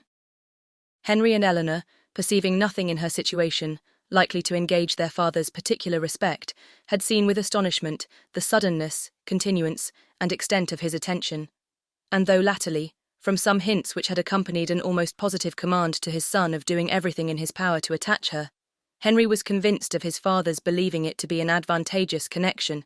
It was not till the late explanation at Northanger that they had the smallest idea of the false calculations which had hurried him on. That they were false, the general had learnt from the very person who had suggested them, from Thorpe himself, whom he had chanced to meet again in town, and who, under the influence of exactly opposite feelings, irritated by Catherine's refusal, and yet more by the failure of a very recent endeavour to accomplish a reconciliation between Morland and Isabella, convinced that they were separated forever, and spurning a friendship which could be no longer serviceable, hastened to contradict all that he had said before to the advantage of the Morlands, confessed himself to have been totally mistaken in his opinion of their circumstances and character, misled by the rhodomontade of his friend, to believe his father a man of substance and credit, whereas the transactions of the 2 or 3 last weeks proved him to be neither. For after coming eagerly forward on the first overture of a marriage between the families, with the most liberal proposals, he had, on being brought to the point by the shrewdness of the relator, been constrained to acknowledge himself incapable of giving the young people even a decent support. They were, in fact, a necessitous family, numerous too, almost beyond example, by no means respected in their own neighbourhood, as he had lately had particular opportunities of discovering, aiming at a style of life which their fortune could not warrant, seeking to better themselves by wealthy connections, a forward, bragging, scheming race. The terrified general pronounced the name of Allen with an inquiring look, and here, too, Thorpe had learnt his error. The Allens, he believed, had lived near them too long, and he knew the young man on whom the Fullerton estate must devolve. The general needed no more. Enraged with almost everybody in the world but himself, he set out the next day for the Abbey, where his performances have been seen.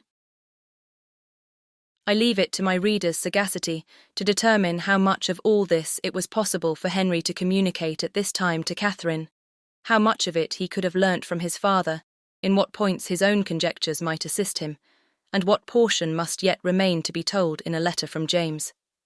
I have united for their ease what they must divide for mine.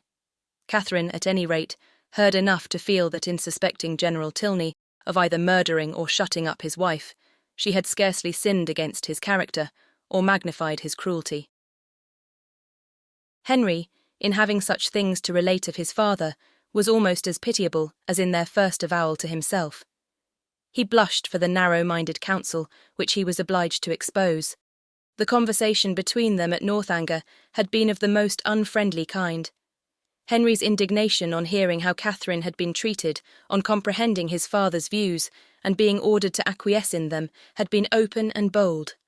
The general, accustomed on every ordinary occasion to give the law in his family, prepared for no reluctance but of feeling, no opposing desire that should dare to clothe itself in words, could ill brook the opposition of his son, steady as the sanction of reason and the dictate of conscience could make it. But, in such a cause, his anger, though it must shock, could not intimidate Henry, who was sustained in his purpose by a conviction of its justice. He felt himself bound as much in honour as in affection to Miss Morland, and believing that heart to be his own which he had been directed to gain, no unworthy retraction of a tacit consent, no reversing decree of unjustifiable anger could shake his fidelity or influence the resolutions it prompted.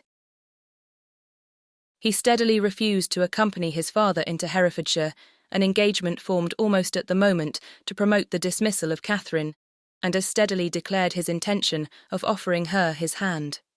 The general was furious in his anger, and they parted in dreadful disagreement.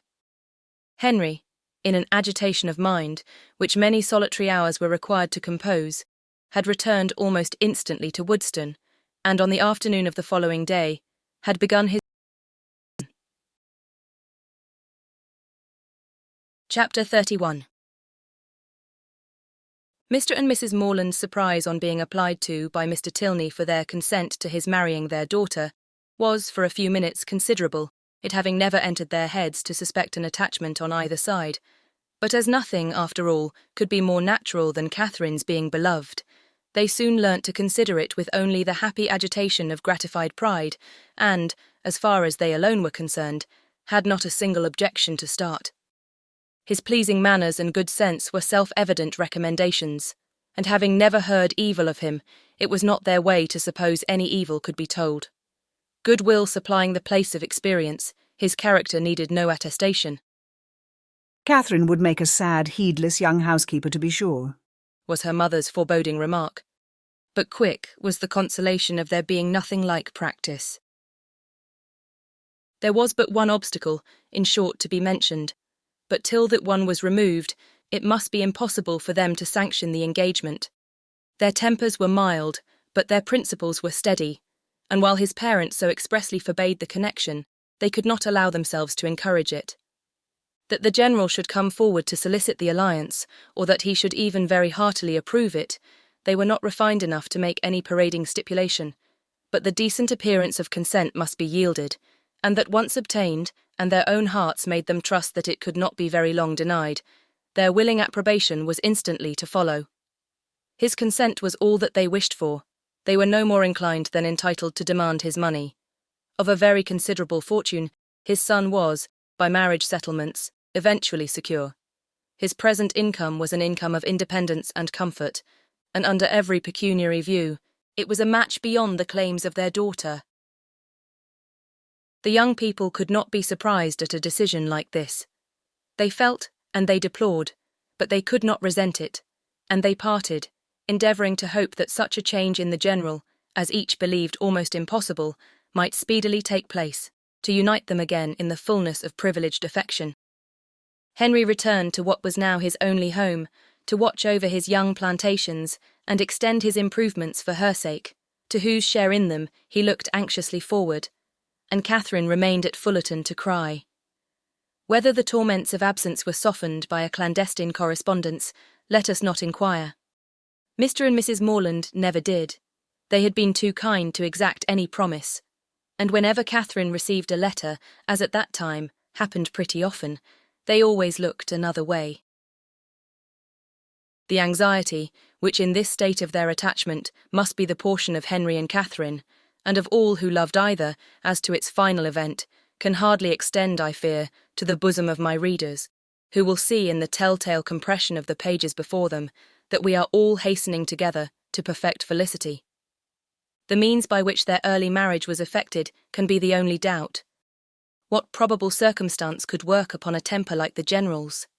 The circumstance which chiefly availed was the marriage of his daughter with a man of fortune and consequence, which took place in the course of the summer, an accession of dignity that threw him into a fit of good humour, from which he did not recover till after Eleanor had obtained his forgiveness of Henry and his permission for him to be a fool if he liked it.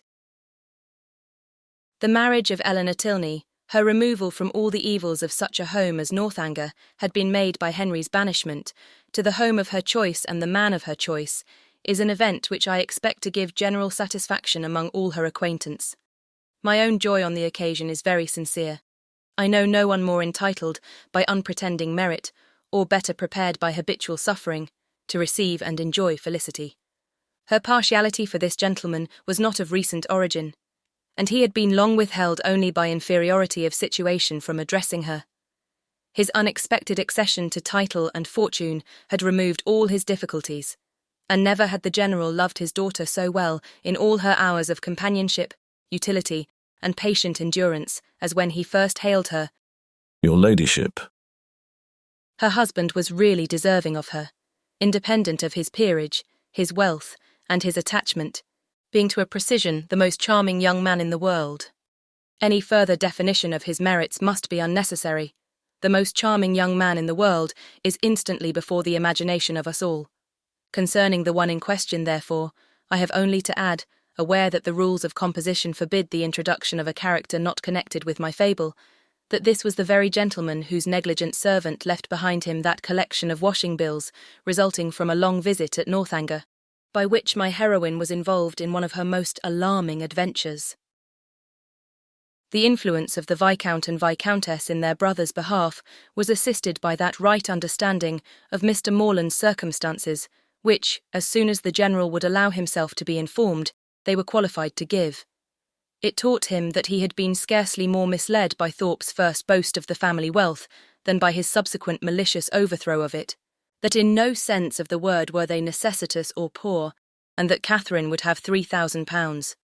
This was so material an amendment of his late expectations that it greatly contributed to smooth the descent of his pride, and by no means without its effect was the private intelligence which he was at some pains to procure, that the Fullerton estate, being entirely at the disposal of its present proprietor, was consequently open to every greedy speculation. On the strength of this, the General, soon after Eleanor's marriage, permitted his son to return to Northanger, and thence made him the bearer of his consent, very courteously worded in a page full of empty professions to Mr. Morland. The event which it authorised soon followed. Henry and Catherine were married, the bells rang, and everybody smiled. And as this took place within a 12-month from the first day of their meeting, it will not appear, after all the dreadful delays occasioned by the General's cruelty, that they were essentially hurt by it. To begin perfect happiness at the respective ages of 26 and 18 is to do pretty well, and professing myself, moreover, convinced that the General's unjust interference, so far from being really injurious to their felicity, was perhaps rather conducive to it, by improving their knowledge of each other and adding strength to their attachment, I leave it to be settled, by whomsoever it may concern, whether the tendency of this work be altogether to recommend parental tyranny, or reward filial disobedience. The end. This concludes this reading of Northanger Abbey by Jane Austen. If you enjoyed it, please like and subscribe. To request our next book or listen ad-free, visit aireadtome.com. Thanks for listening.